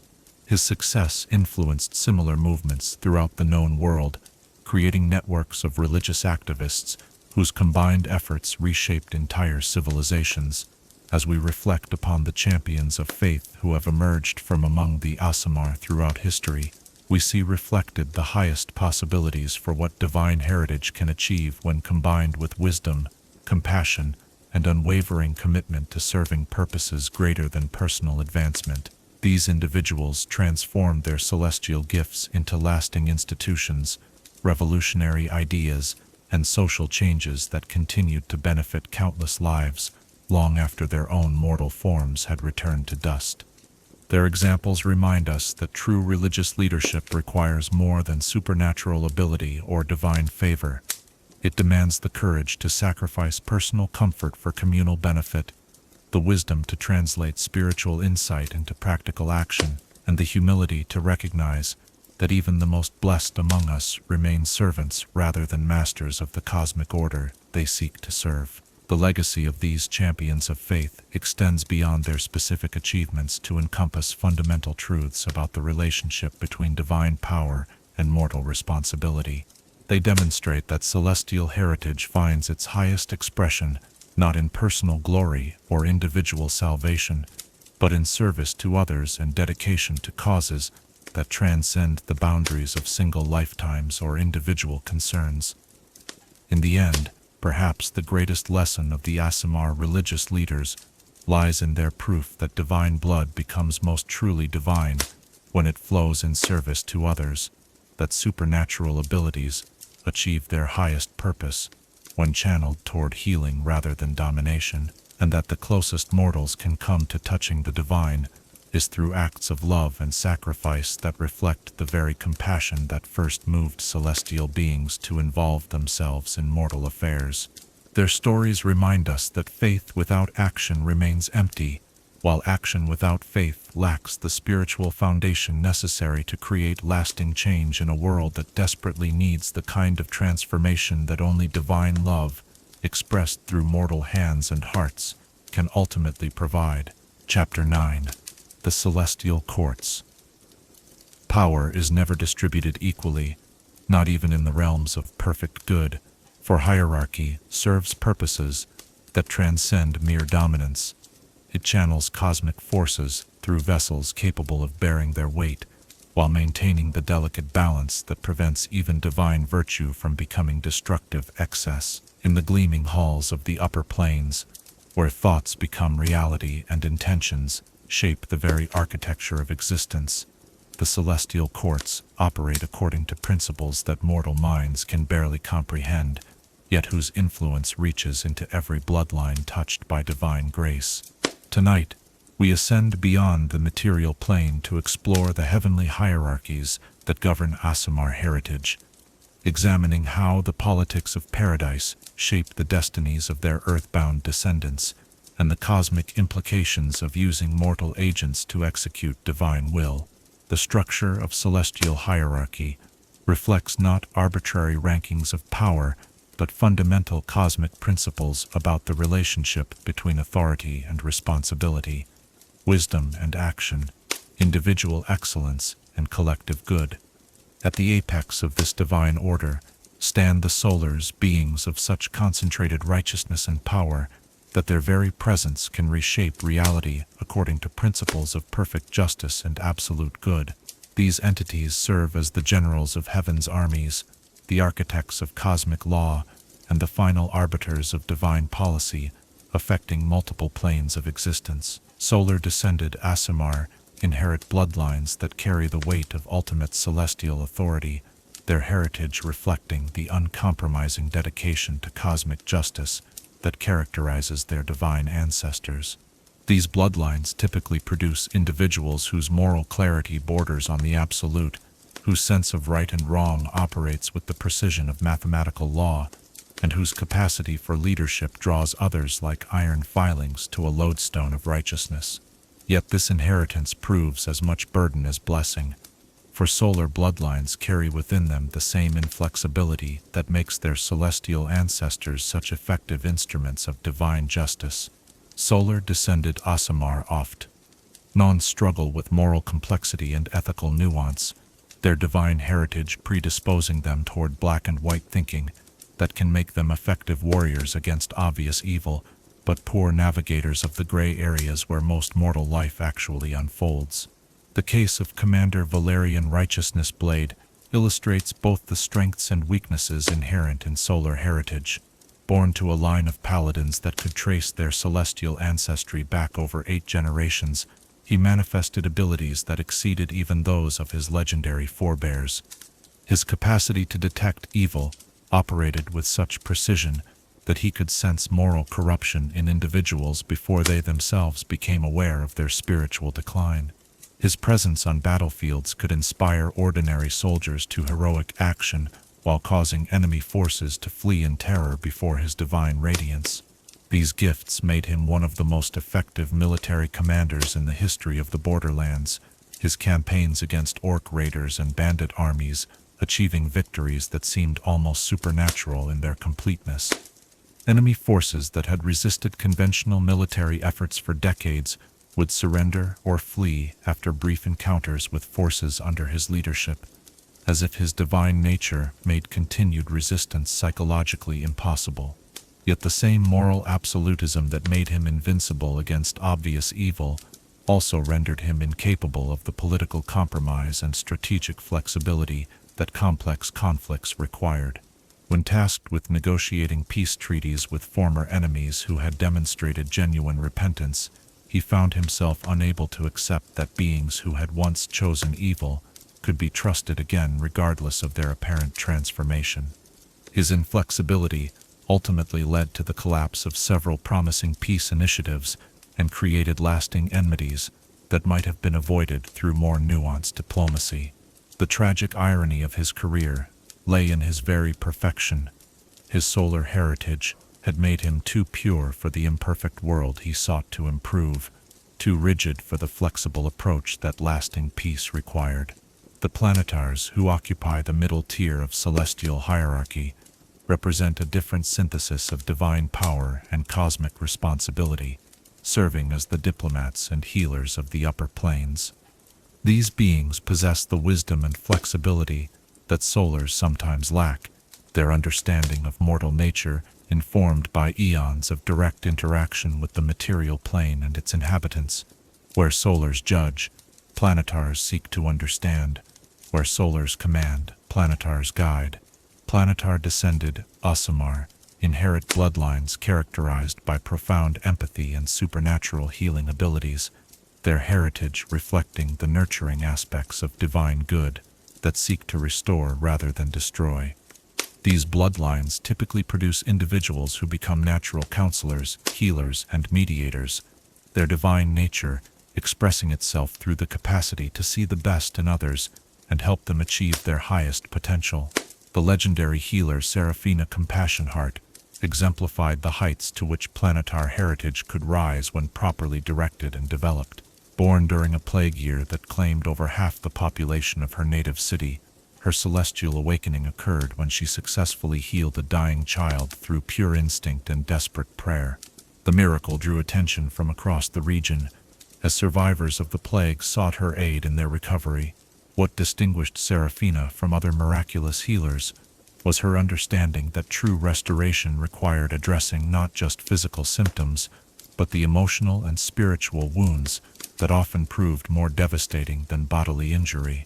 Her healing sessions involved extensive counseling and spiritual guidance, helping patients understand how their illnesses reflected broader patterns of imbalance in their lives and relationships. Her approach to healing proved so effective that she attracted students from across the known world, individuals who sought not just to learn her techniques but to understand her philosophy of restoration. The Healing Academy she established became the premier training ground for divine healers throughout the realm, producing generations of practitioners who carried her methods to every corner of civilization. Yet perhaps her greatest achievement lay in her development of community healing practices that addressed the social and environmental factors that contributed to illness and suffering. She recognized that individual healing remained incomplete without corresponding changes in the conditions that had created sickness in the first place, leading her to establish programs that combined medical treatment with social reform and environmental restoration. The Devas, who form the foundation of celestial hierarchy, serve as the messengers and guides of divine will, beings whose primary responsibility involves direct communication with mortal realms and individual souls. These entities possess the most intimate understanding of mortal psychology and the deepest appreciation for the challenges that conscious beings face in their struggle toward enlightenment and virtue. Deva-descended Aasimar inherit bloodlines characterized by supernatural wisdom and the capacity for profound spiritual insight, their heritage reflecting the teaching and guidance aspects of divine good that seek to illuminate rather than compel. These bloodlines typically produce individuals who become natural teachers, advisors, and spiritual leaders, their divine nature expressing itself through the ability to see clearly into the hearts of others and understand their deepest needs and motivations. The sage priest Aurelius Starwhisper demonstrated the transformative potential of Deva heritage when channeled toward educational and spiritual development. Born to a family of modest scholars in a rural temple complex, his celestial nature manifested through an unprecedented ability to communicate with individuals regardless of their educational background, cultural origins, or spiritual sophistication. Aurelius could speak to children in language they understood, while simultaneously offering insights that challenged the most learned theologians, his words somehow carrying different meanings for different listeners without ever becoming contradictory or confusing. This miraculous capacity for universal communication made him one of the most sought-after teachers and counselors of his generation. His educational philosophy emphasized the development of individual potential rather than the imposition of external knowledge, recognizing that true learning required students to discover truth for themselves, rather than simply accepting information from authoritative sources. This approach proved revolutionary in educational circles, inspiring pedagogical reforms that spread throughout the civilized world. The institution he founded, the Academy of Universal Wisdom, became the first educational establishment to successfully integrate students from dramatically different backgrounds and intellectual capabilities without compromising the quality of instruction for any group. His techniques for personalized teaching within group settings influenced educational theory for centuries, creating new possibilities for mass education that honored individual differences while maintaining rigorous academic standards. The politics of celestial intervention through mortal agents reveals complex dynamics that often remain hidden from the earthbound descendants who serve as pawns in cosmic conflicts beyond their understanding. The deployment of Aasimar bloodlines throughout the material plane follows strategic patterns that reflect heavenly assessments of where divine influence can most effectively counter the forces of evil and chaos.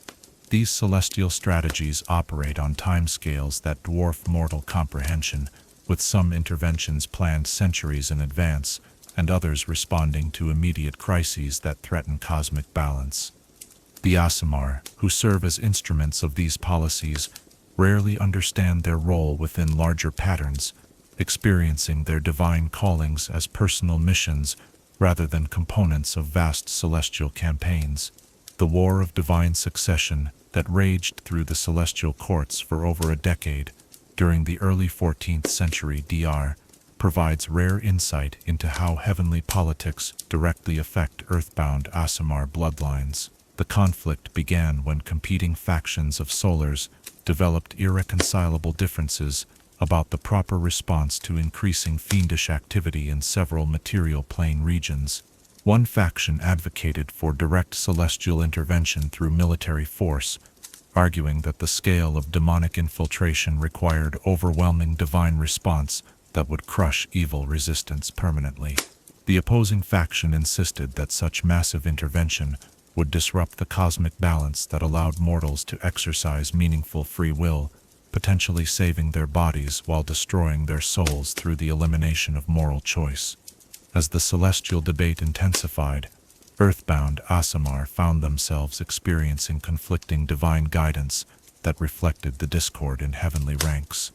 Solar-descended Aasimar received visions calling for immediate military action against identified evil, while others in the same bloodlines simultaneously received instructions to pursue more subtle approaches that would allow evil to reveal itself completely before responding. The confusion created by contradictory celestial guidance led to tragic conflicts between Aasimar, who had previously cooperated effectively, as followers of different solar factions found themselves working at cross purposes despite sharing fundamental commitments to cosmic good. Several legendary partnerships dissolved in bitter recrimination, while others transformed into armed conflicts that lasted for years. The resolution of the celestial conflict came only when a coalition of planetars and Devas presented evidence that the factional dispute was being manipulated by archdevil agents who had infiltrated celestial communication networks. The discovery that hellish intelligence had successfully created discord within heavenly ranks shocked the solar factions into reconciliation and led to major reforms in celestial security procedures. The influence of celestial politics on Aasimar bloodline development reveals how divine intervention operates through biological as well as spiritual channels. Certain bloodlines receive enhanced divine attention during periods when their particular gifts align with celestial strategic needs, while others find their heritage strengthened or diminished based on cosmic assessments of their effectiveness as agents of divine will. The phenomenon of bloodline dormancy, where Aasimar heritage skips multiple generations before suddenly reappearing with enhanced power, often correlates with celestial political cycles that mortal scholars have only recently begun to understand. These patterns suggest that divine essence remains latent within bloodlines until cosmic conditions create optimal opportunities for celestial intervention through mortal agents. The bright blade lineage of Cormyr exemplifies how celestial politics can dramatically affect inherited divine potential across multiple generations. For over 2 centuries, the family produced only minor manifestations of Aasimar heritage, occasional instances of supernatural healing or enhanced charisma that might pass unnoticed in ordinary circumstances. This dormancy ended abruptly during the Avatar crisis, when 3 different branches of the family simultaneously manifested powerful celestial abilities that exceeded anything seen in their recorded genealogy. The timing of these awakenings corresponded precisely with the period when the gods walked among mortals, suggesting that the family's divine heritage had been deliberately suppressed until circumstances required maximum celestial influence in mortal affairs. The enhanced Brightblade Aasimar played crucial roles in several key events during the time of troubles, their combined efforts helping to stabilize regions that might otherwise have collapsed into chaos during the theological upheaval. Their subsequent return to more modest expressions of celestial heritage after the crisis passed confirmed that their enhanced abilities had been temporary empowerments rather than permanent evolutionary changes. The territorial jurisdiction of different celestial courts creates complex overlapping influences that can affect Aasimar heritage in unexpected ways. The upper planes operate according to metaphysical geography that assigns different celestial hierarchies responsibility for specific regions, types of moral challenges, or categories of divine intervention. These jurisdictional boundaries mean that Aasimar bloodlines often reflect the particular celestial authorities responsible for their geographic regions or ancestral cultures. Solar-descended Aasimar prove more common in areas facing existential threats from organized evil, while planetar bloodlines concentrate in regions where healing and restoration take priority over warfare. Deva heritage appears most frequently in locations where education and spiritual guidance address the primary needs of local populations. The migration patterns of Aasimar families often reflect unconscious responses to these celestial jurisdictions, as individuals find themselves drawn toward regions where their particular heritage will prove most valuable and receive strongest divine support. This creates concentrations of compatible bloodlines that can work together more effectively than random distributions would allow. The conclave of sacred peaks in the spine of the World Mountains represents one of the most successful attempts to organize Aasimar cooperation across different celestial hierarchies. The mountain communities deliberately recruited representatives from solar, planetar, and Deva bloodlines to create balanced spiritual leadership that could address the full spectrum of challenges facing isolated populations in harsh environments. The success of this integrated approach led to the development of formal protocols for multi-hierarchy cooperation that influenced Aasimar organization throughout the northern regions. These collaborative models proved especially effective during major crises that required diverse types of divine intervention operating in coordinated fashion. The question of celestial accountability for the actions of earthbound Aasimar agents generates considerable theological debate about the relationship between divine responsibility and mortal autonomy. When Aasimar commit acts that cause suffering or fail to prevent tragedies, they possess the power to address to what extent should their celestial progenitors bear responsibility for these failures. The legal and ethical frameworks developed by celestial courts to address these questions reveal sophisticated understanding of moral causation that acknowledges both divine influence and mortal agency. Celestial beings accept responsibility for providing guidance and empowerment to their earthbound descendants, while maintaining that the ultimate moral responsibility for specific actions belongs to the individuals who choose how to use their divine gifts. This principle faces its greatest test in cases where celestial guidance proves ambiguous or contradictory, leaving earthbound Aasimar to make crucial decisions without clear divine direction. The theological consensus holds that such situations represent necessary tests of moral development that require independent judgment rather than reflexive obedience to external authority. The transformation of celestial politics following the spell plague created unprecedented challenges for traditional Aasimar bloodlines as the magical catastrophe disrupted communication networks between planes and altered the fundamental nature of divine intervention itself. Many established bloodlines found their heritage dramatically changed or completely severed from celestial sources, while others discovered new connections to cosmic forces they had never previously accessed. The period of celestial reorganization that followed required extensive negotiations between different hierarchies about jurisdiction, authority, and responsibility for earthbound agents whose heritage no longer aligned with traditional categories. These discussions resulted in major reforms that created more flexible approaches to Aasimar guidance and support. The evolution of celestial courts toward more collaborative and less hierarchical structures reflects lessons learned from centuries of experience with mortal agents who required guidance that no single type of celestial being could provide completely. Modern celestial politics emphasizes coordination between different hierarchies rather than strict separation of responsibilities, creating more comprehensive support systems for earthbound Aasimar. The emergence of interplanar councils that include representatives from multiple celestial hierarchies has created new opportunities for strategic planning that considers the full spectrum of divine intervention possibilities. These bodies coordinate long-term policies affecting Aasimar deployment and development, ensuring that celestial resources are used as effectively as possible while respecting the autonomy that gives mortal choice its meaning. The relationship between celestial politics and prophecy reveals how divine foresight shapes the development and deployment of Aasimar bloodlines across vast timescales.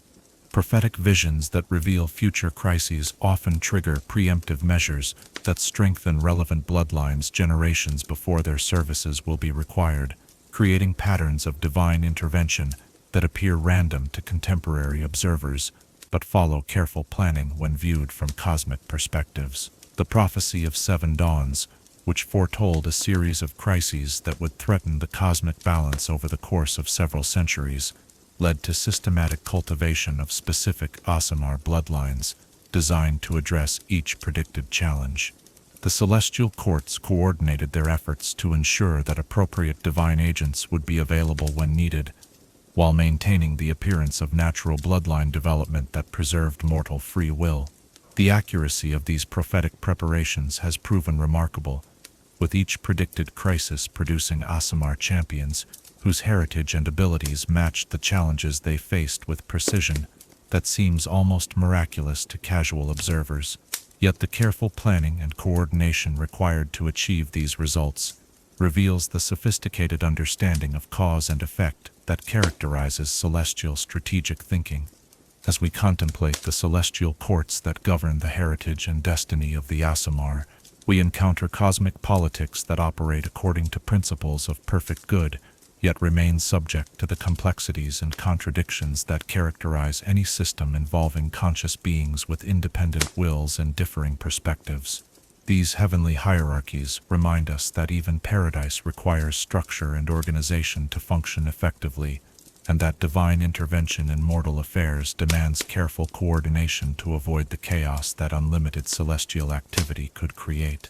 The influence of celestial politics on earthbound Aasimar illuminates fundamental truths about the relationship between individual destiny and cosmic purpose, revealing how personal choices echo through realms of existence that dwarf mortal comprehension, while remaining ultimately dependent on the willing cooperation of the very mortals they seek to guide and empower. Perhaps the greatest lesson of the celestial courts lies in their demonstration that even beings of perfect virtue must work together to achieve their goals, that coordination and cooperation represent divine principles rather than merely practical necessities, and that the highest forms of power express themselves through service to others rather than domination over them.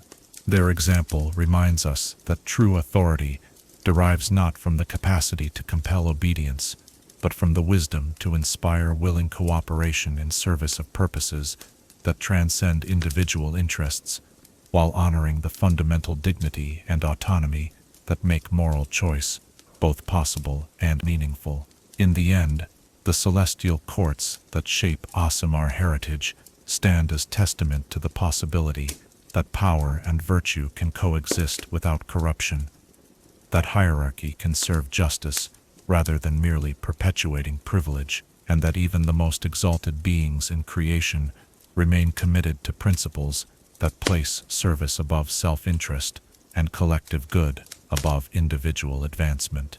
Through understanding their influence on earthbound descendants, we gain insight not only into the mechanics of divine intervention, but into the fundamental nature of cosmic order itself. A system based not on domination, but on voluntary cooperation, in service of ideals that transform power from a tool of oppression into an instrument of liberation for all conscious beings, regardless of their origin or ultimate destiny. Chapter 10. Ancient Bloodlines. Time is the great alchemist that transforms legend into truth and myth into memory. Yet some bloodlines carry within their very essence the unbroken thread that connects the present moment to the first dawn of creation itself.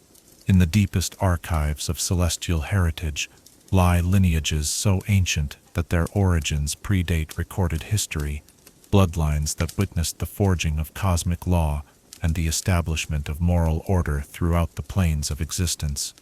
On night, we journey backward through millennia to explore these primordial inheritances. The first Aasimar born when gods and mortals walked together in gardens of paradise, the evolution of divine essence through countless generations, and the miraculous reawakening of bloodlines, thought lost forever to the erosion of time and the vicissitudes of mortal existence. The genesis of Aasimar bloodlines reaches back to an age when the boundaries between divine and mortal realms remained fluid and permeable, when celestial beings moved freely through the material plane, and mortal souls could ascend to heavenly courts without the complex rituals and intermediaries that later became necessary. This was the golden age of direct connection, a period lost to all but the most ancient chronicles, when divine intervention occurred through intimate personal relationships rather than distant theological abstractions. The first Aasimar arose not from calculated celestial strategy or cosmic necessity, but from genuine love between beings whose natures spanned the entire spectrum from mortal flesh to divine essence. These primordial unions created bloodlines of unprecedented purity and power, lineages that carried within them the full spectrum of celestial potential, undiluted by the compromises and adaptations that would characterize later generations. The Starweaver bloodline represents perhaps the most ancient of these primordial lineages, tracing its origin to the union between the solar Aureleth the Dawnbringer and Laerlin, a mortal poet whose songs were said to capture the very essence of beauty itself. Their offspring, born during the third age of creation when the planes were still taking their final form, possessed abilities that exceeded even those of their divine parent in certain aspects. Celestinor Starweaver, their firstborn, could literally weave starlight into physical form, creating garments and weapons from captured stellar radiance that retained their celestial properties indefinitely. His tapestries depicted not merely images, but living scenes that showed the past and future of any location or individual they portrayed, making them invaluable for understanding the flow of cosmic history and destiny. The Starweaver bloodline continued for over 30 generations before apparently dying out during the cataclysmic wars that marked the end of the Age of Direct Connection. Yet recent events have suggested that this ancient lineage may not have perished completely, as several individuals across different continents have manifested abilities that precisely match those recorded in the oldest Starweaver chronicles. The rediscovery of Mira Nightsong in the remote mountain village of Crystal Haven provided the first confirmed evidence that Starweaver heritage had survived the millennia.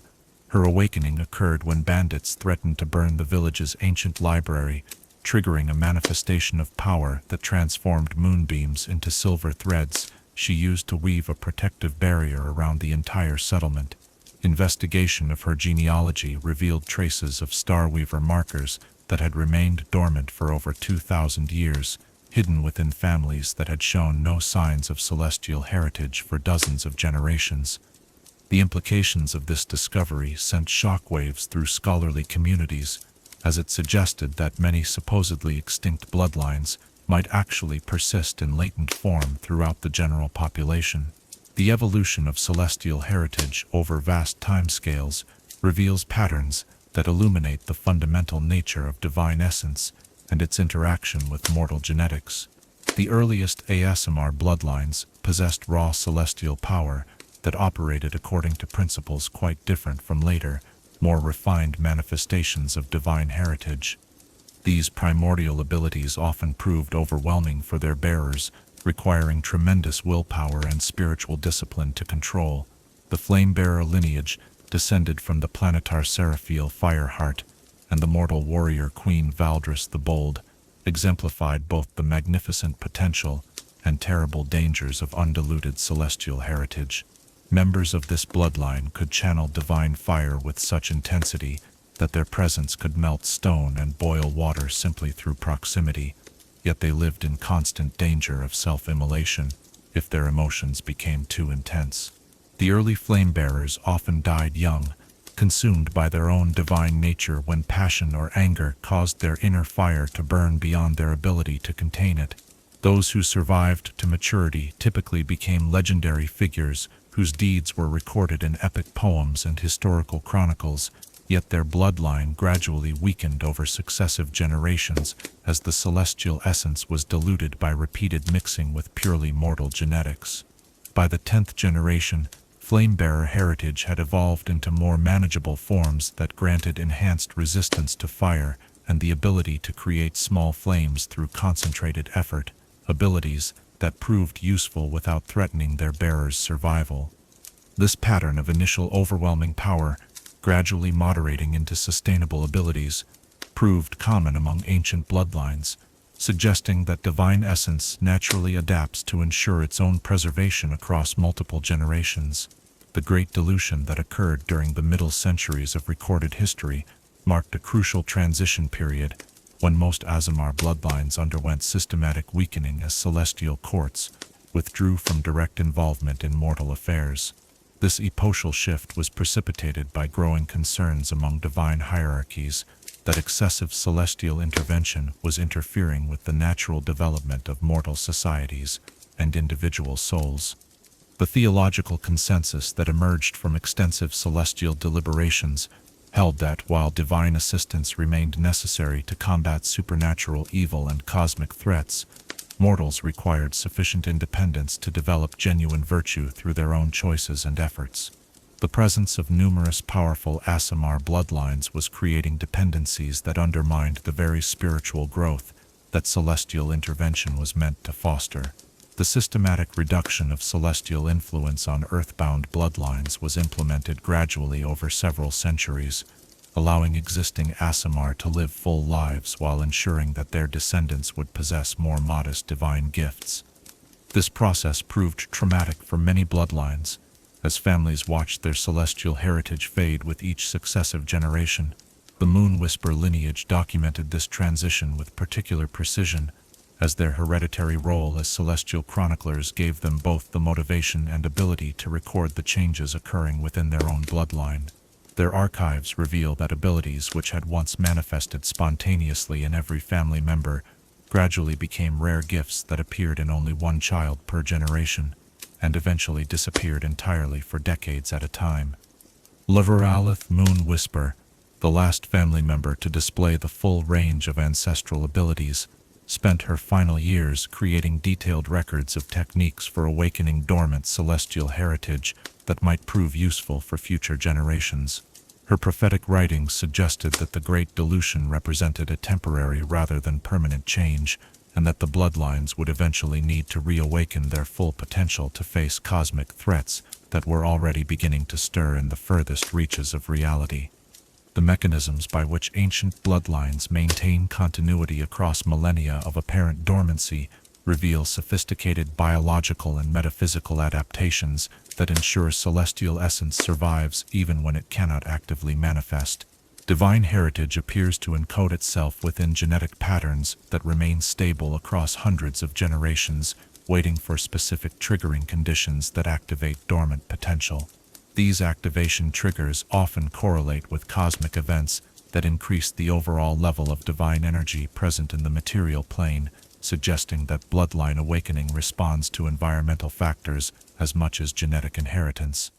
The Avatar crisis triggered numerous instances of previously unknown Aasimar heritage manifesting in individuals whose families had shown no signs of celestial connection for centuries.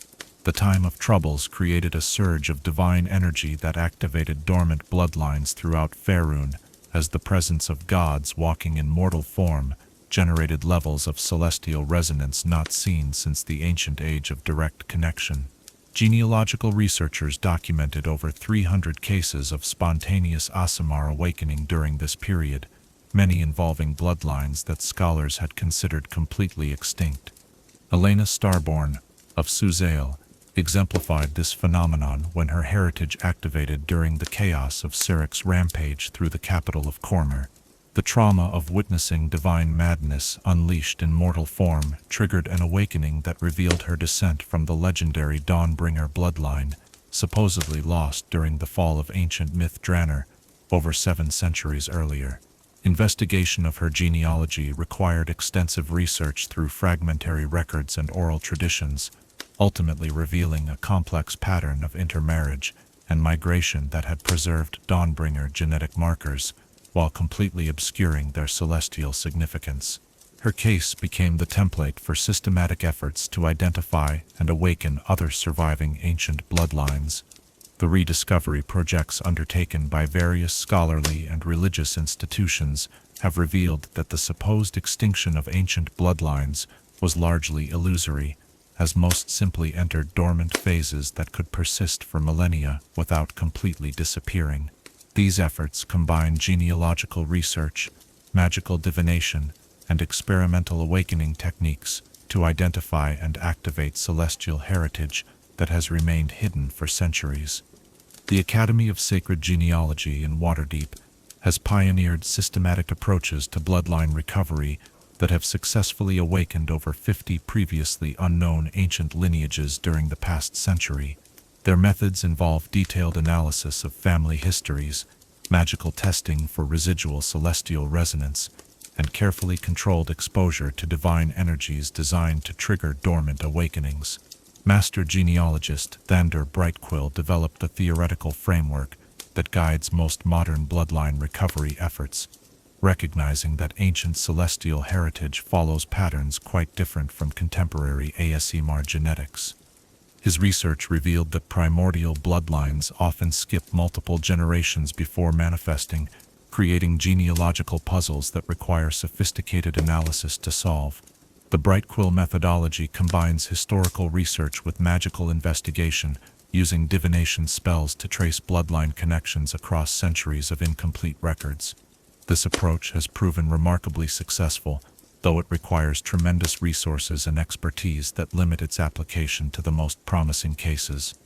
The implications of widespread bloodline reawakening extend far beyond academic interest in celestial genetics, as the return of ancient Aasimar lineages may signal the approach of cosmic events that require their unique abilities. Prophetic traditions across multiple cultures have long predicted that the reemergence of primordial bloodlines would herald a new age of direct divine intervention in mortal affairs. The prophecy of celestial convergence, recorded in texts dating back over 2 millennia, specifically mentions the awakening of 7 ancient bloodlines as one of the signs preceding a cosmic crisis that would require unprecedented cooperation between mortal and divine forces. Recent bloodline discoveries have confirmed the reactivation of 6 lineages mentioned in this prophecy, leading to intense speculation about when the 7th will appear and what its awakening might portend.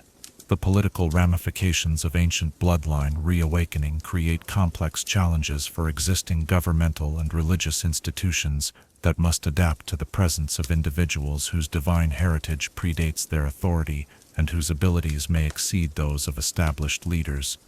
The democratic principles that govern many modern societies struggle to accommodate beings whose celestial inheritance grants them capabilities that no amount of training or election could provide to ordinary mortals.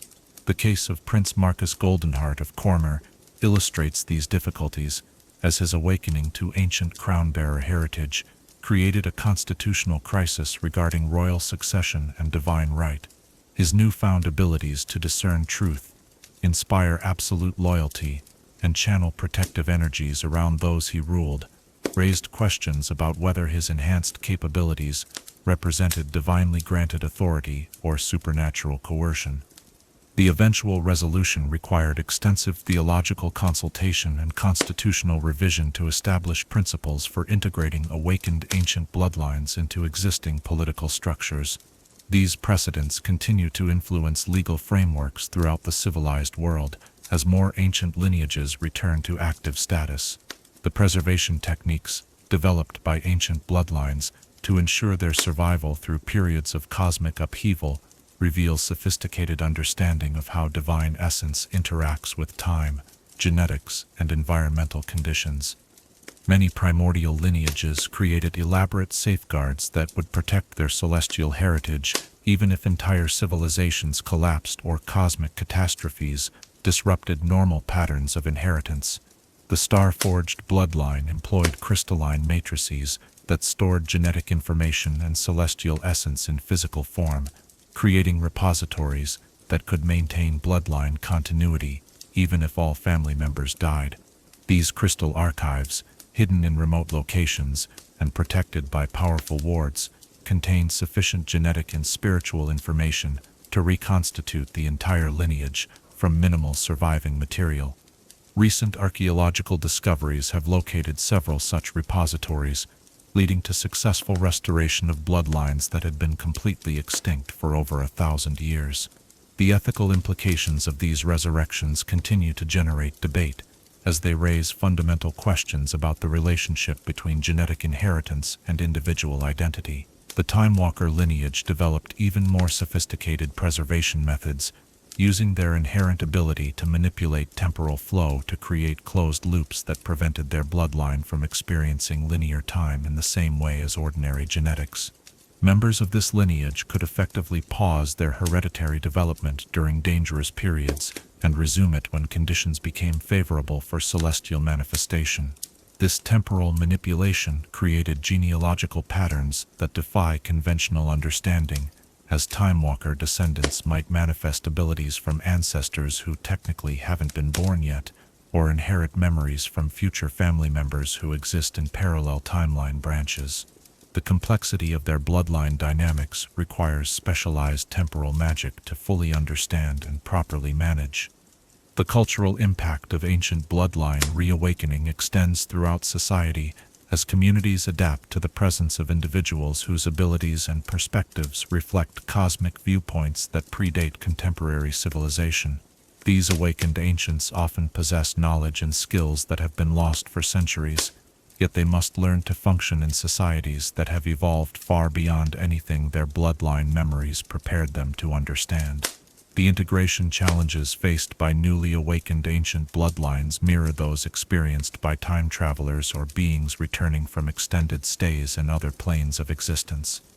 Their celestial heritage provides them with moral clarity and supernatural abilities that prove invaluable for addressing contemporary problems, yet their archaic perspectives on social organization, technology, and cultural values can create significant barriers to effective communication and cooperation. Educational institutions have developed specialized programs designed to help awakened ancients understand modern society while preserving the valuable knowledge and perspectives their bloodlines represent. These programs balance historical education about societal evolution with practical training in contemporary customs and technologies. The Archive of Living Memory in Silvery Moon has become the premier institution for ancient bloodline integration, offering comprehensive programs that help newly awakened individuals understand how the world has changed during their bloodline's dormant periods, while providing modern society with access to the accumulated wisdom these lineages represent. The philosophical implications of bloodline continuity across cosmic timescales raise fundamental questions about the nature of identity, inheritance, and spiritual development that challenge conventional understanding of consciousness and personal responsibility.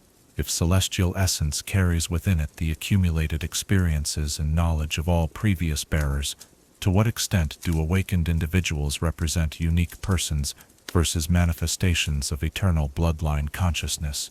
Some awakened ancients report experiencing vivid memories and personalities that belong to ancestors they never met, suggesting that bloodline consciousness may represent a form of extended identity that transcends individual mortality. Others maintain complete personal autonomy while accessing ancestral knowledge and abilities, indicating that divine heritage enhances rather than replaces individual consciousness. These variations in awakening experience may reflect differences in bloodline preservation techniques, individual spiritual development, or cosmic conditions present during activation. Understanding these patterns remains crucial for developing effective support systems for newly awakened ancient bloodlines and predicting how their integration will affect broader society. The relationship between ancient bloodlines and contemporary Aasimar reveals interesting patterns of compatibility and conflict that illuminate how celestial heritage has evolved over millennia. Modern Aasimar bloodlines have adapted to current cosmic conditions and social structures in ways that sometimes conflict with the more primal expressions of divine essence that characterize their ancient counterparts. These differences can create tension within Aasimar communities as ancient bloodlines assert precedence based on their primordial origins, while contemporary lineages claim relevance based on their adaptation to current realities. Successful integration requires recognizing that both perspectives offer valuable contributions to understanding and expressing celestial heritage. The Council of All Bloodlines, established in Waterdeep, represents an attempt to create formal structures for managing relationships between ancient and contemporary Aasimar lineages. This body provides forums for sharing knowledge, resolving conflicts, and coordinating responses to threats that require combined ancient wisdom and modern adaptability. As we reflect upon the ancient bloodlines that connect the present moment to the dawn of creation itself, we encounter mysteries that illuminate the fundamental continuity underlying all existence and the eternal nature of divine purpose operating through mortal vessels across vast expanses of time. These primordial lineages remind us that the past remains alive in the present through inheritance patterns that transcend ordinary biological transmission, carrying within them not merely genetic information, but accumulated wisdom, spiritual insight, and cosmic perspective. The reawakening of bloodlines thought lost forever demonstrates that divine heritage possesses its own form of immortality, surviving through periods of apparent extinction to emerge when cosmic conditions require their unique contributions to the ongoing struggle between order and chaos, good and evil, hope and despair. Their return suggests that the universe itself maintains memory of what has been and will ensure that what is needed will be provided when the time comes for its manifestation. Perhaps the greatest lesson of the ancient bloodlines lies in their proof that nothing truly valuable is ever completely lost, that divine purpose operates according to principles that transcend individual mortality and temporary setbacks, and that the connections between past, present, and future run deeper than the linear progression of ordinary time can accommodate. They teach us that we are all inheritors of legacies we barely understand, carriers of potential we have yet to discover, and participants in narratives whose full scope and meaning will only become clear when viewed from perspectives that encompass the entire arc of cosmic history. In the end, the ancient bloodlines that bridge millennia of change and evolution stand as testament to the eternal nature of love itself, the love that originally motivated celestial beings to involve themselves in mortal affairs, the love that preserved divine heritage through centuries of darkness and dilution, and the love that continues to guide the awakening of dormant potential whenever the world needs, reminding that it has not been abandoned by the forces of ultimate good. Through understanding their persistence and reemergence, we gain insight not only into the mechanics of celestial inheritance, but into the fundamental truth that divine purpose operates on timescales that make temporary defeats irrelevant and ultimate victory inevitable. for those who align themselves with the eternal principles that these bloodlines embody and preserve across the vast expanse of cosmic time. Chapter 11. The Eternal Struggle.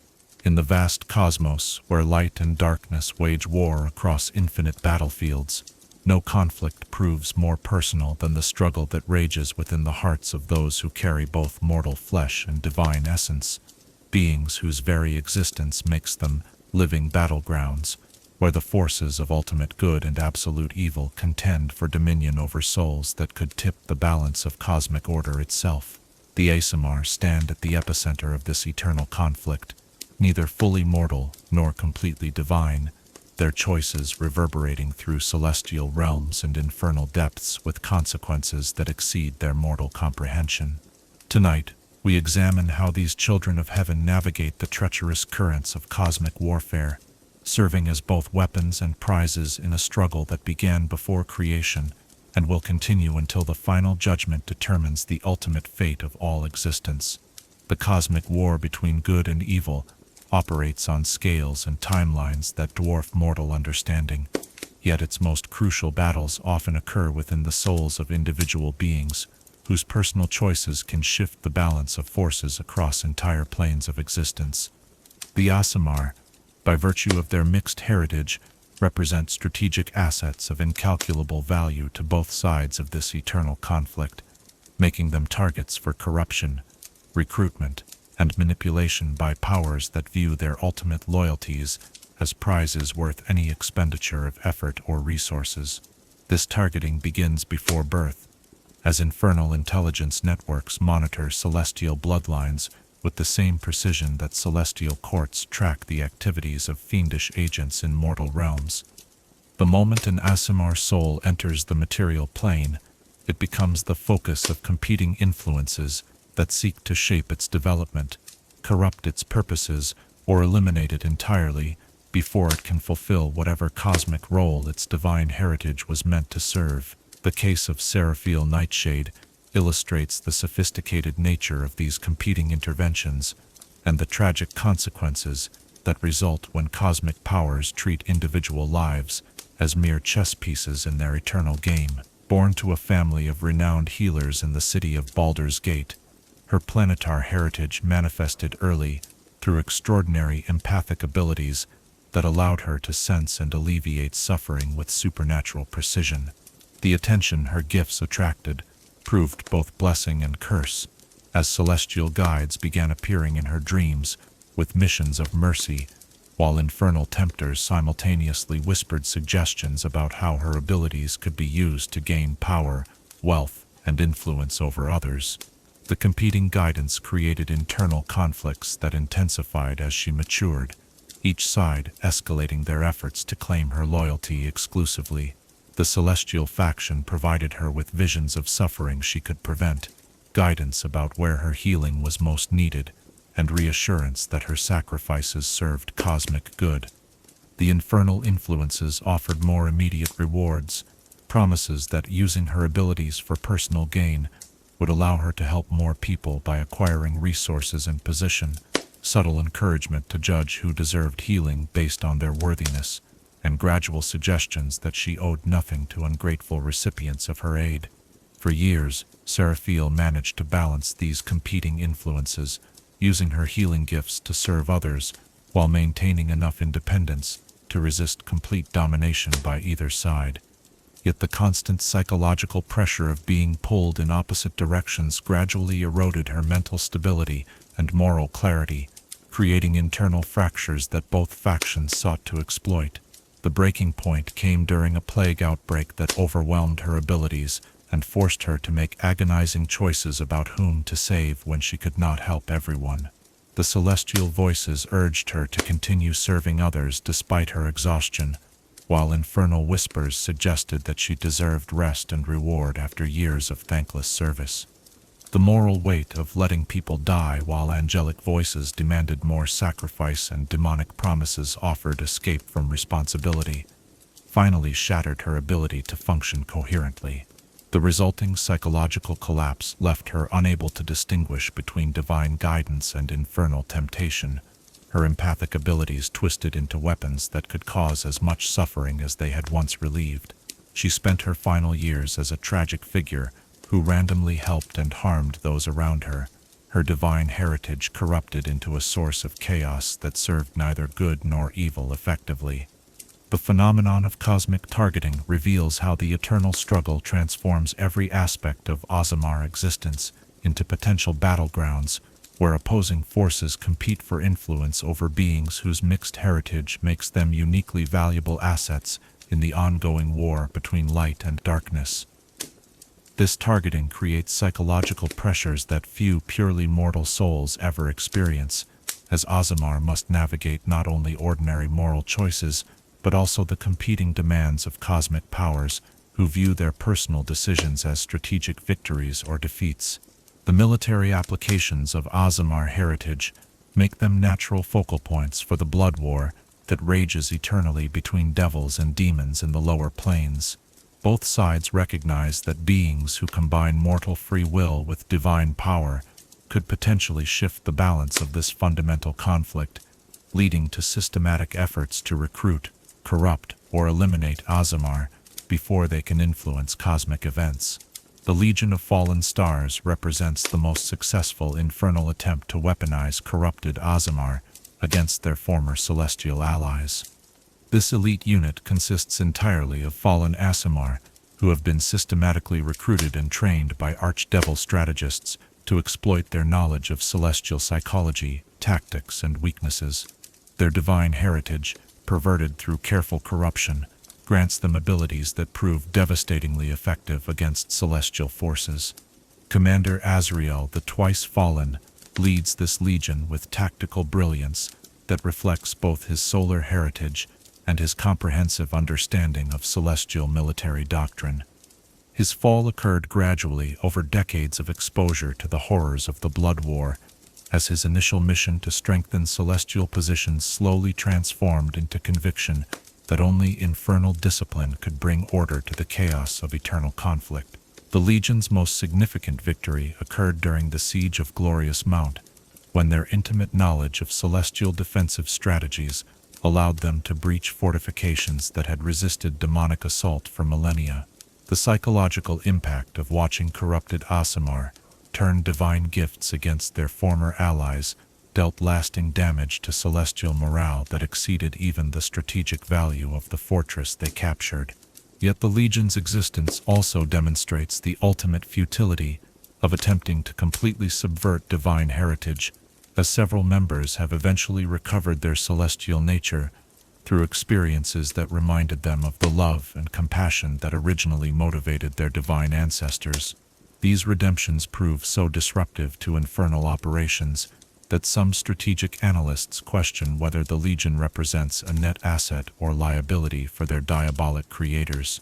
The role of Aasimar in preventing fiendish corruption of mortal institutions requires them to operate as supernatural immune systems that can detect and eliminate evil influences before they compromise the organizations and communities they serve.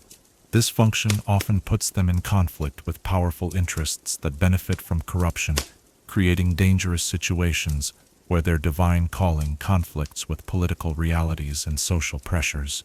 The purification of Waterdeep's merchant guilds exemplifies both the necessity and the personal cost of this protective function. When the Scourge Aasimar Valerian Truthblade began investigating reports of increased criminal activity in the city's trading districts, his supernatural ability to detect lies and moral corruption revealed a web of diabolic influence that had been systematically infiltrating commercial organizations for decades. The corruption had begun subtly, with minor contract violations and ethical compromises that gradually escalated into more serious crimes as infernal agents gained greater influence over guild leadership. By the time Valerian's investigation uncovered the full extent of the problem, several major trading houses were effectively controlled by devil-worshipping cults that used commercial activities to fund ritual magic designed to weaken the barriers between planes. The evidence Valerian gathered proved incontrovertible, yet exposing it required destroying the careers and reputations of hundreds of individuals whose involvement ranged from knowing collaboration to unwitting manipulation. The economic disruption caused by simultaneous investigations of multiple major commercial organizations threatened to destabilize the city's entire trading network during a crucial period of regional conflict. Valerian faced the agonizing choice between allowing infernal corruption to continue spreading or accepting responsibility for economic chaos that could impoverish thousands of innocent citizens. His decision to proceed with full exposure despite the consequences reflected his understanding that temporary economic hardship was preferable to permanent diabolic dominance over the city's commercial life. The investigations he initiated resulted in the prosecution of over 300 individuals, the dissolution of 5 major trading companies, and economic disruptions that lasted for years. Yet they also eliminated a coordinated infernal operation that had been positioning itself to influence regional politics through commercial leverage, preventing corruption that could have affected the entire Sword Coast. The personal cost to Valerian proved devastating, as his role in destroying so many lives and livelihoods created guilt that haunted him, despite the cosmic necessity of his actions. He spent his remaining years in self-imposed exile, his divine heritage intact, but his capacity for joy permanently diminished by the knowledge of what serving cosmic good had required him to do to his fellow mortals. The temptation of absolute power through divine heritage creates unique vulnerabilities that infernal agents exploit with sophisticated understanding of how celestial gifts can be perverted to serve evil purposes.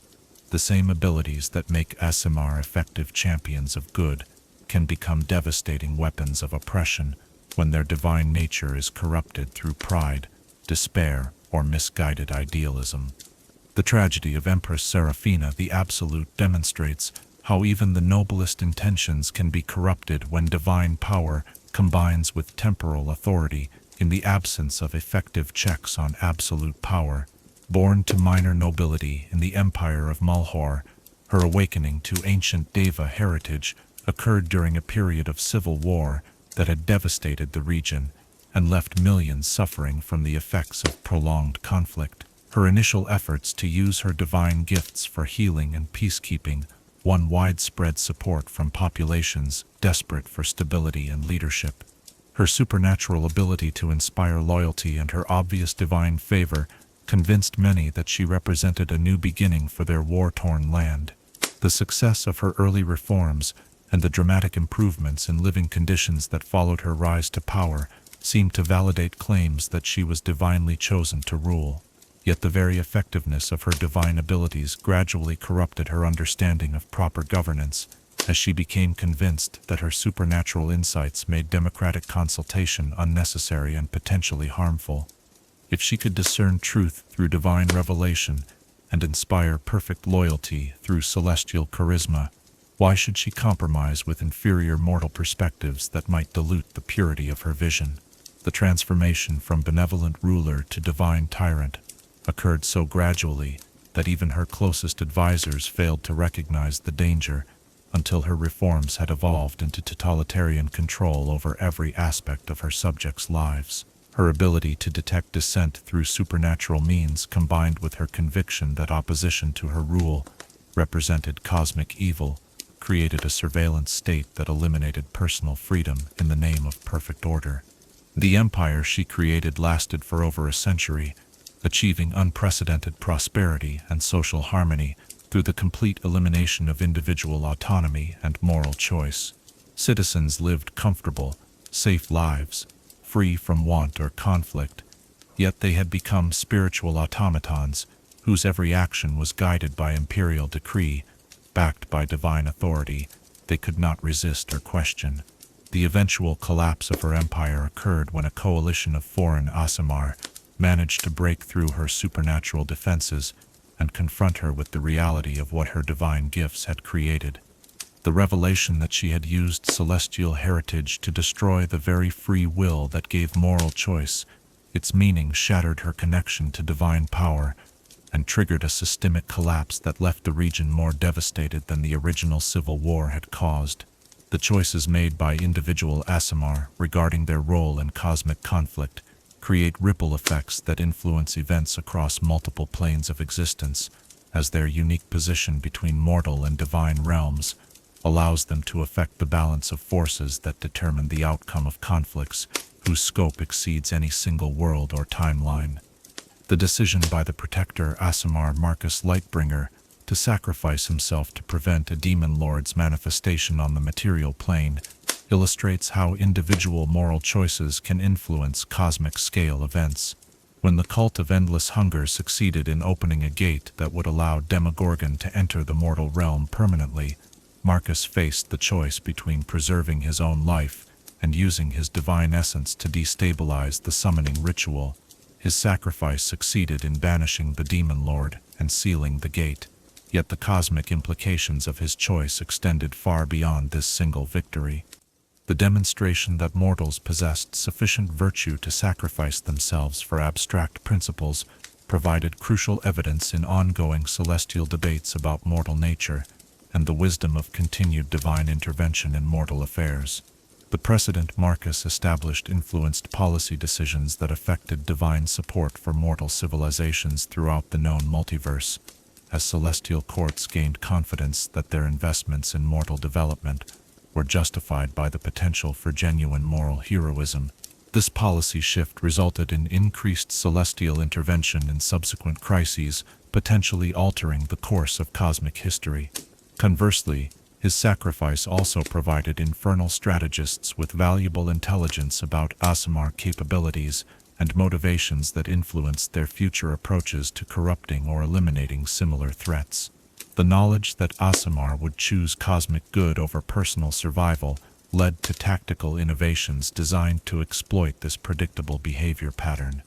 The psychological warfare conducted by both sides of the eternal struggle targets Aasimar with sophisticated understanding of how divine heritage affects moral development and decision-making processes. These campaigns utilize deep knowledge of celestial psychology to create situations where natural Aasimar responses can be manipulated to serve opposing purposes.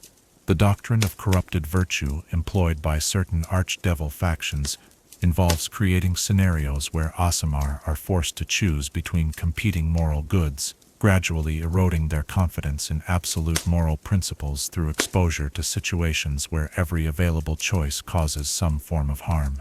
This systematic undermining of moral certainty creates psychological vulnerabilities that can eventually lead to complete spiritual collapse.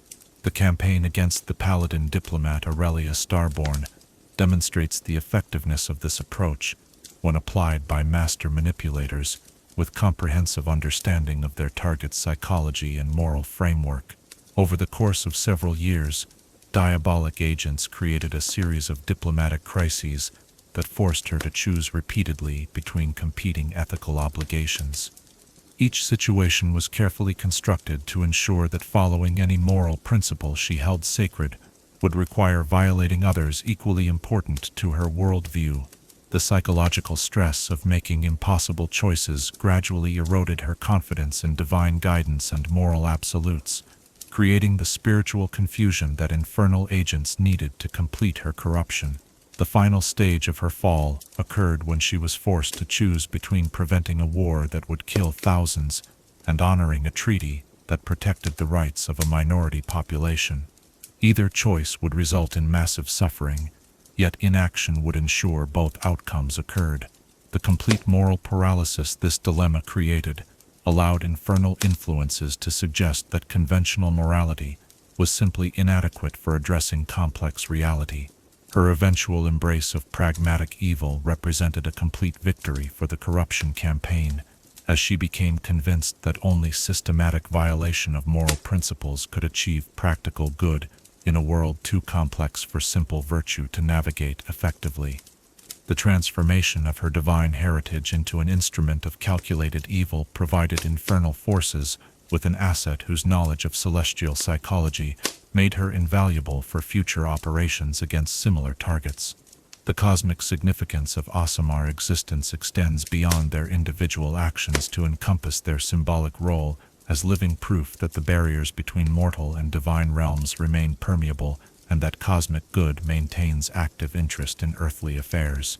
This symbolic importance makes their fate crucial to maintaining mortal faith in divine justice and the ultimate triumph of good over evil. The systematic elimination of Aasimar bloodlines represents a primary strategic objective for infernal forces that recognize how their very existence undermines despair and nihilism that evil requires to flourish unchecked. Coordinated campaigns to identify and eliminate celestial-touched individuals before they can influence others have been documented across multiple planes and time periods. The night of falling stars that devastated the northern regions of Faerun represented the most successful implementation of such a campaign, as diabolic agents simultaneously struck at dozens of known Aasimar individuals and bloodlines. The carefully coordinated assassinations eliminated over 200 celestial-touched individuals in a single night, creating a psychological climate of fear and despair that lasted for decades. Yet the campaign also triggered an unprecedented celestial response that ultimately proved counterproductive for its infernal architects. The massive divine intervention that followed the assassinations resulted in the awakening of numerous previously dormant bloodlines and the manifestation of new Aasimar heritage in families with no known celestial connections. The eternal struggle that defines cosmic existence finds its most personal expression in the daily choices faced by individual Aasimar as they navigate the competing demands of divine calling and mortal relationships, celestial guidance and personal desires, cosmic responsibility and individual happiness. These internal conflicts create ongoing battles whose outcomes determine not only their own spiritual fate, but the broader balance between good and evil throughout the planes. The relationship between Aasimar choices and cosmic consequences operates through mechanisms that most mortal minds cannot fully comprehend, as decisions made in apparently mundane circumstances can trigger chain reactions that influence events across vast distances and timescales. The responsibility this creates proves both inspiring and terrifying for individuals whose personal moral choices carry weight far beyond their apparent significance. As we contemplate the eternal struggle that shapes every aspect of Aasimar existence, we confront fundamental questions about the nature of free will, moral responsibility, and the relationship between individual choice and cosmic destiny. These beings remind us that the war between good and evil is not fought primarily on distant battlefields, but within the hearts and minds of conscious beings who must choose daily whether to serve light or darkness, hope or despair, love or fear. Their experiences illuminate the truth that cosmic conflict remains ultimately personal, that the fate of existence itself depends upon the accumulated choices of individuals who may never understand the full implications of their decisions, and that victory in the eternal struggle requires not the elimination of opposition, but the persistent choice to serve good, despite the costs such service demands.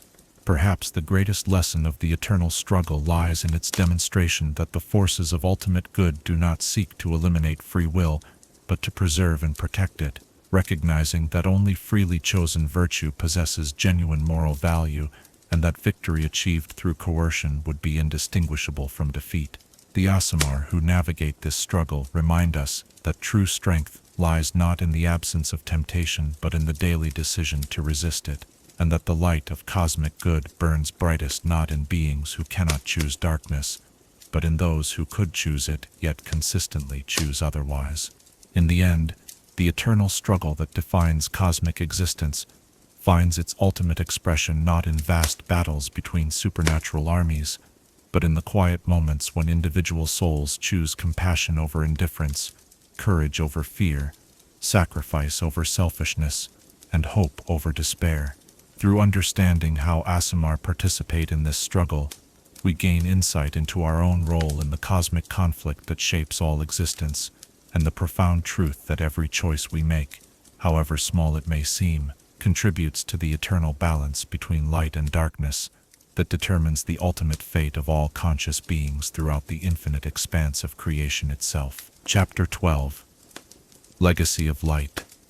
When the last star fades, and the final page of cosmic history closes upon itself, what endures will not be the monuments of stone or the kingdoms of steel, but the light that conscious beings have chosen to kindle in the darkness, the accumulated choices for compassion over cruelty, hope over despair, and love over fear that transform mere existence into something worthy of divine attention.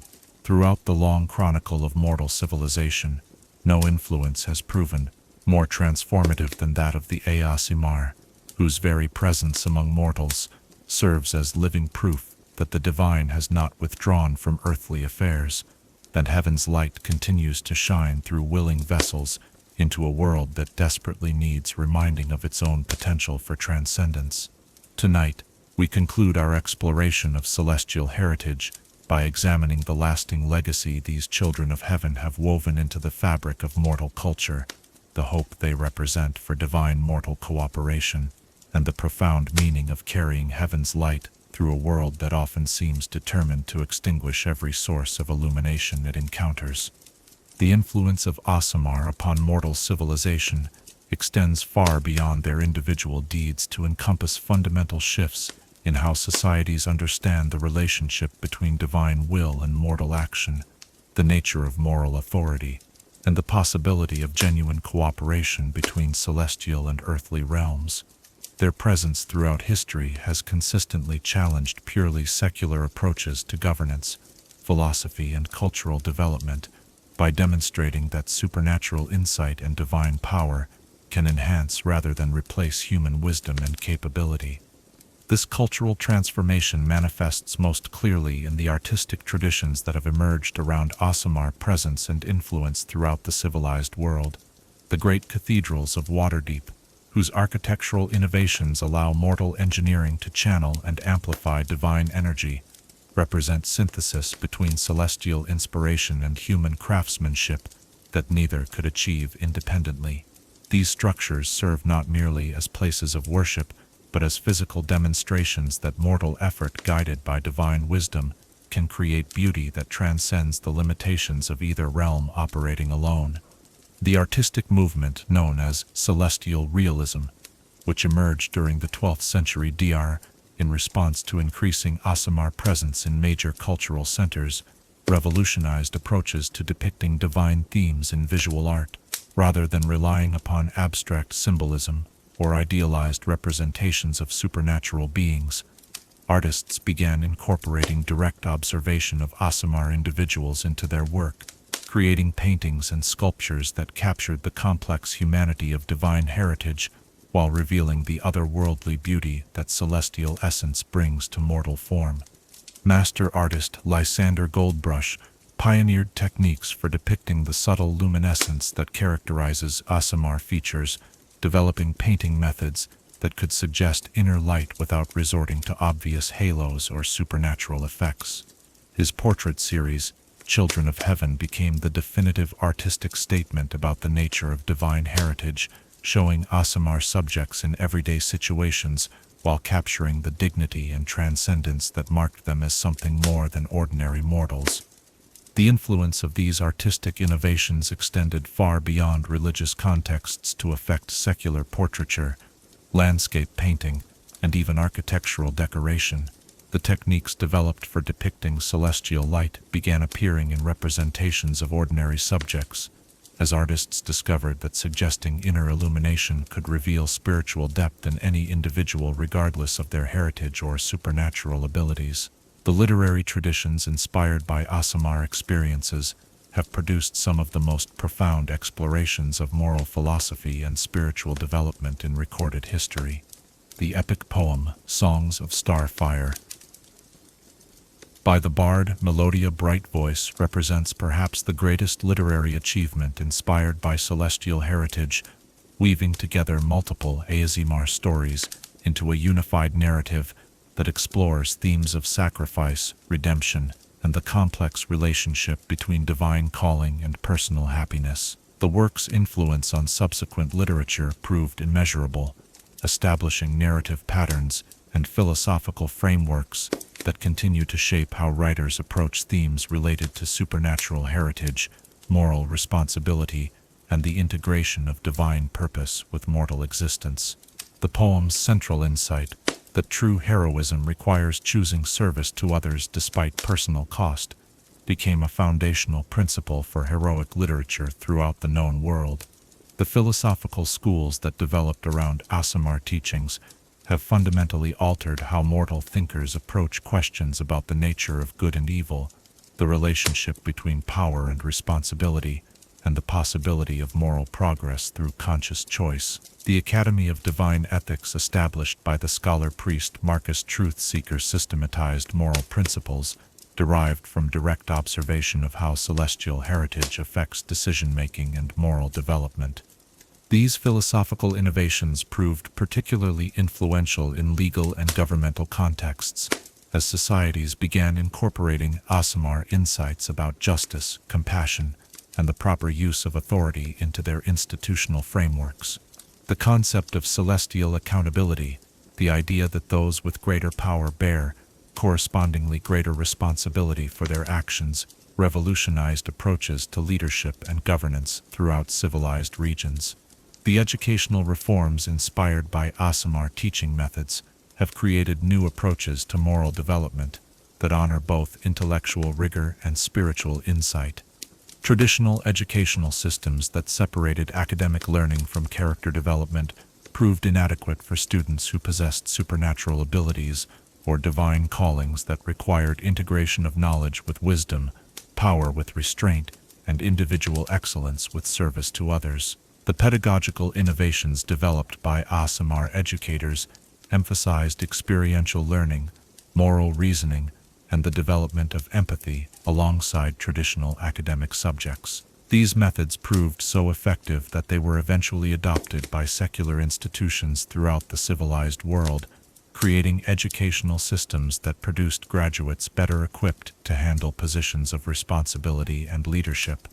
The University of Integrated Wisdom in Silvery Moon became the premier institution for this new educational approach, attracting students from across multiple continents who sought training that would prepare them for roles requiring both technical competence and moral authority. The graduates of these programs often became leaders in their fields, carrying forward educational principles that emphasized service to others and ethical decision-making. The medical advances achieved through Aasimar healing abilities have revolutionized understanding of the relationship between physical health and spiritual well-being, leading to treatment approaches that address both bodily symptoms and underlying spiritual imbalances.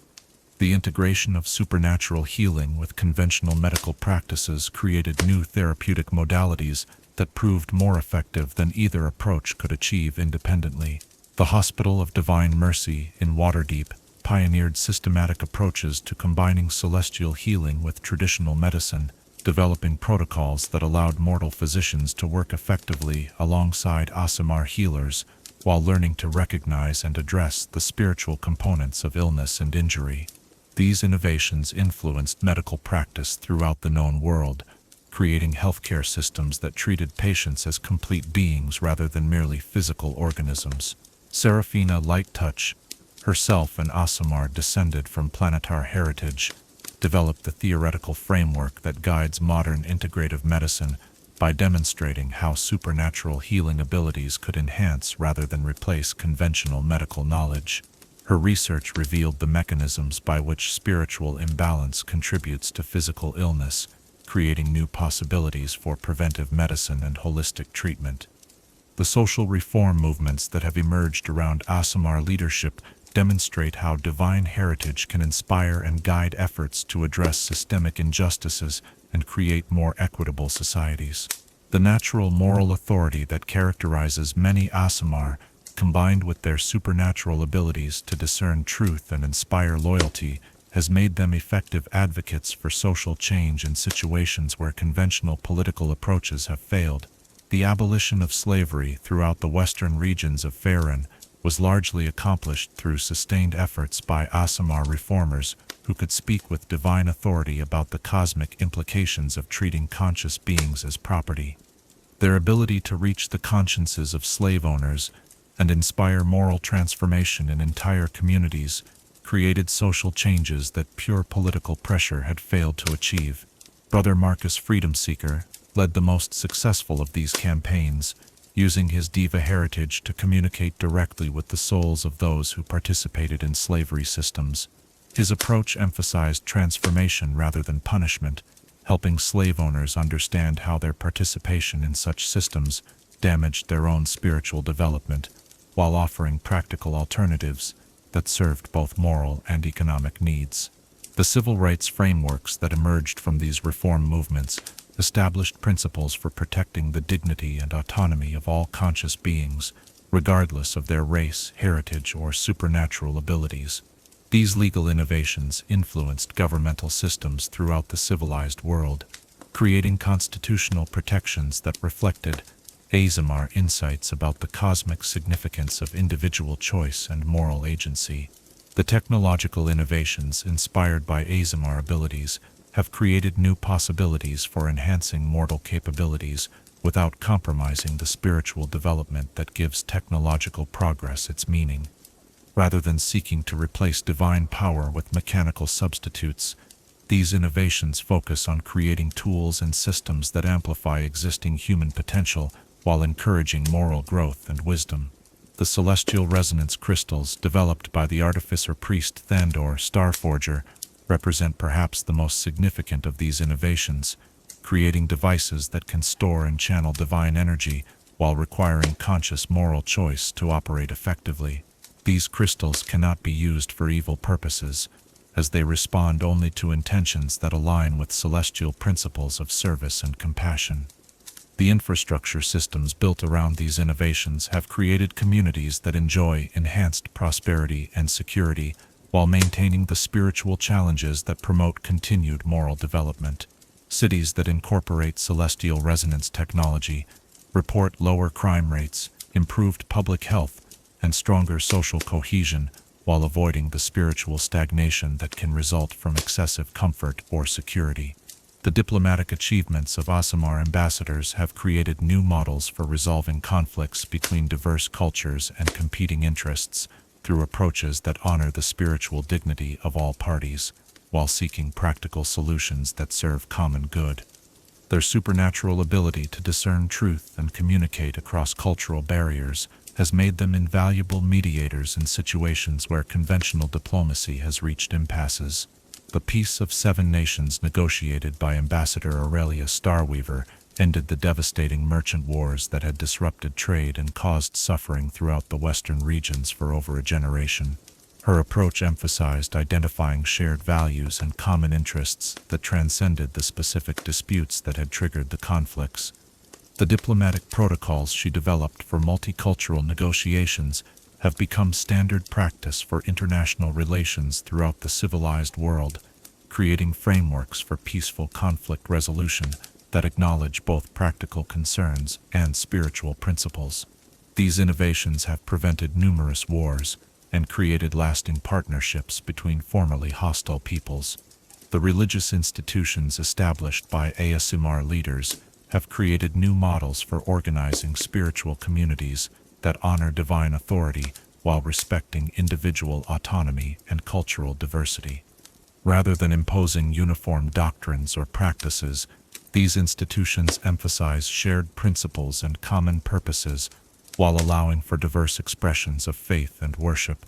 The Ecumenical Council of Universal Truth, founded by High Priestess Seraphiel Unity Bringer, represents the most successful attempt to create cooperative relationships between different religious traditions without compromising their distinctive teachings or practices. The Council provides forums for theological dialogue, coordinates responses to common challenges, and facilitates cooperation on social welfare projects. The influence of these religious innovations has reduced sectarian conflicts throughout many regions, while creating stronger spiritual communities that can provide more effective support for their members and more comprehensive service to their broader societies. The model of cooperative diversity developed by Aasimar religious leaders has influenced secular institutions as well, creating governmental and cultural frameworks that honor difference while promoting unity. The environmental restoration projects led by Aasimar have demonstrated how divine heritage can guide efforts to heal damaged ecosystems and restore natural balance to regions affected by pollution, magical catastrophes, or supernatural corruption. Their ability to perceive spiritual as well as physical aspects of environmental damage has created approaches to restoration that address underlying causes rather than merely treating surface symptoms. The reclamation of the Shadowlands accomplished by the Druid priestess Gaia Earthsong represents the most ambitious environmental restoration ever attempted, transforming thousands of square miles of cursed territory into fertile wilderness that now supports diverse ecosystems and thriving communities. Her approach combined conventional ecological knowledge with supernatural insight into the spiritual factors that maintain natural balance. The techniques she developed for environmental healing have been adapted for use in numerous other restoration projects, creating new hope for regions affected by magical disasters or supernatural corruption. These innovations have proven particularly valuable for addressing the long-term environmental consequences of magical warfare and planar contamination. The hope that Aasimar represent for divine mortal cooperation extends beyond their individual achievements to encompass fundamental possibilities for how conscious beings can work together across the barriers that separate different forms of existence. Their very nature proves that such cooperation is possible, while their experiences demonstrate both its potential benefits and its inherent challenges. The success of integrated communities, where Aasimar live and work alongside ordinary mortals, provides evidence that supernatural abilities can enhance rather than threaten social cohesion when properly understood and appropriately managed. These communities often achieve levels of prosperity, security, and cultural achievement that exceed what either mortal or divine effort could accomplish independently. Yet these same communities also reveal the ongoing challenges that such cooperation creates, as questions about authority, responsibility, and equality require constant negotiation between beings whose capabilities and perspectives differ dramatically. The solutions developed in successful integrated communities provide models for addressing these challenges constructively rather than allowing them to create divisions or conflicts. The prophetic traditions maintained by various Aasimar lineages suggest that their current role in mortal affairs represents merely the beginning of a longer process of integration between divine and mortal realms. These prophecies speak of approaching convergences that will require unprecedented cooperation between celestial and earthly forces to address cosmic challenges that threaten all forms of conscious existence. The preparation for these predicted challenges has begun to influence how societies organize themselves and how individuals understand their roles within larger cosmic narratives. Educational institutions emphasize developing capabilities for cooperation across different forms of existence, while governmental systems create frameworks for managing relationships with supernatural beings and forces. The cultural legacy of Aasimar influence reflects fundamental transformation in how mortal societies understand their place within cosmic order and their relationship to divine purposes.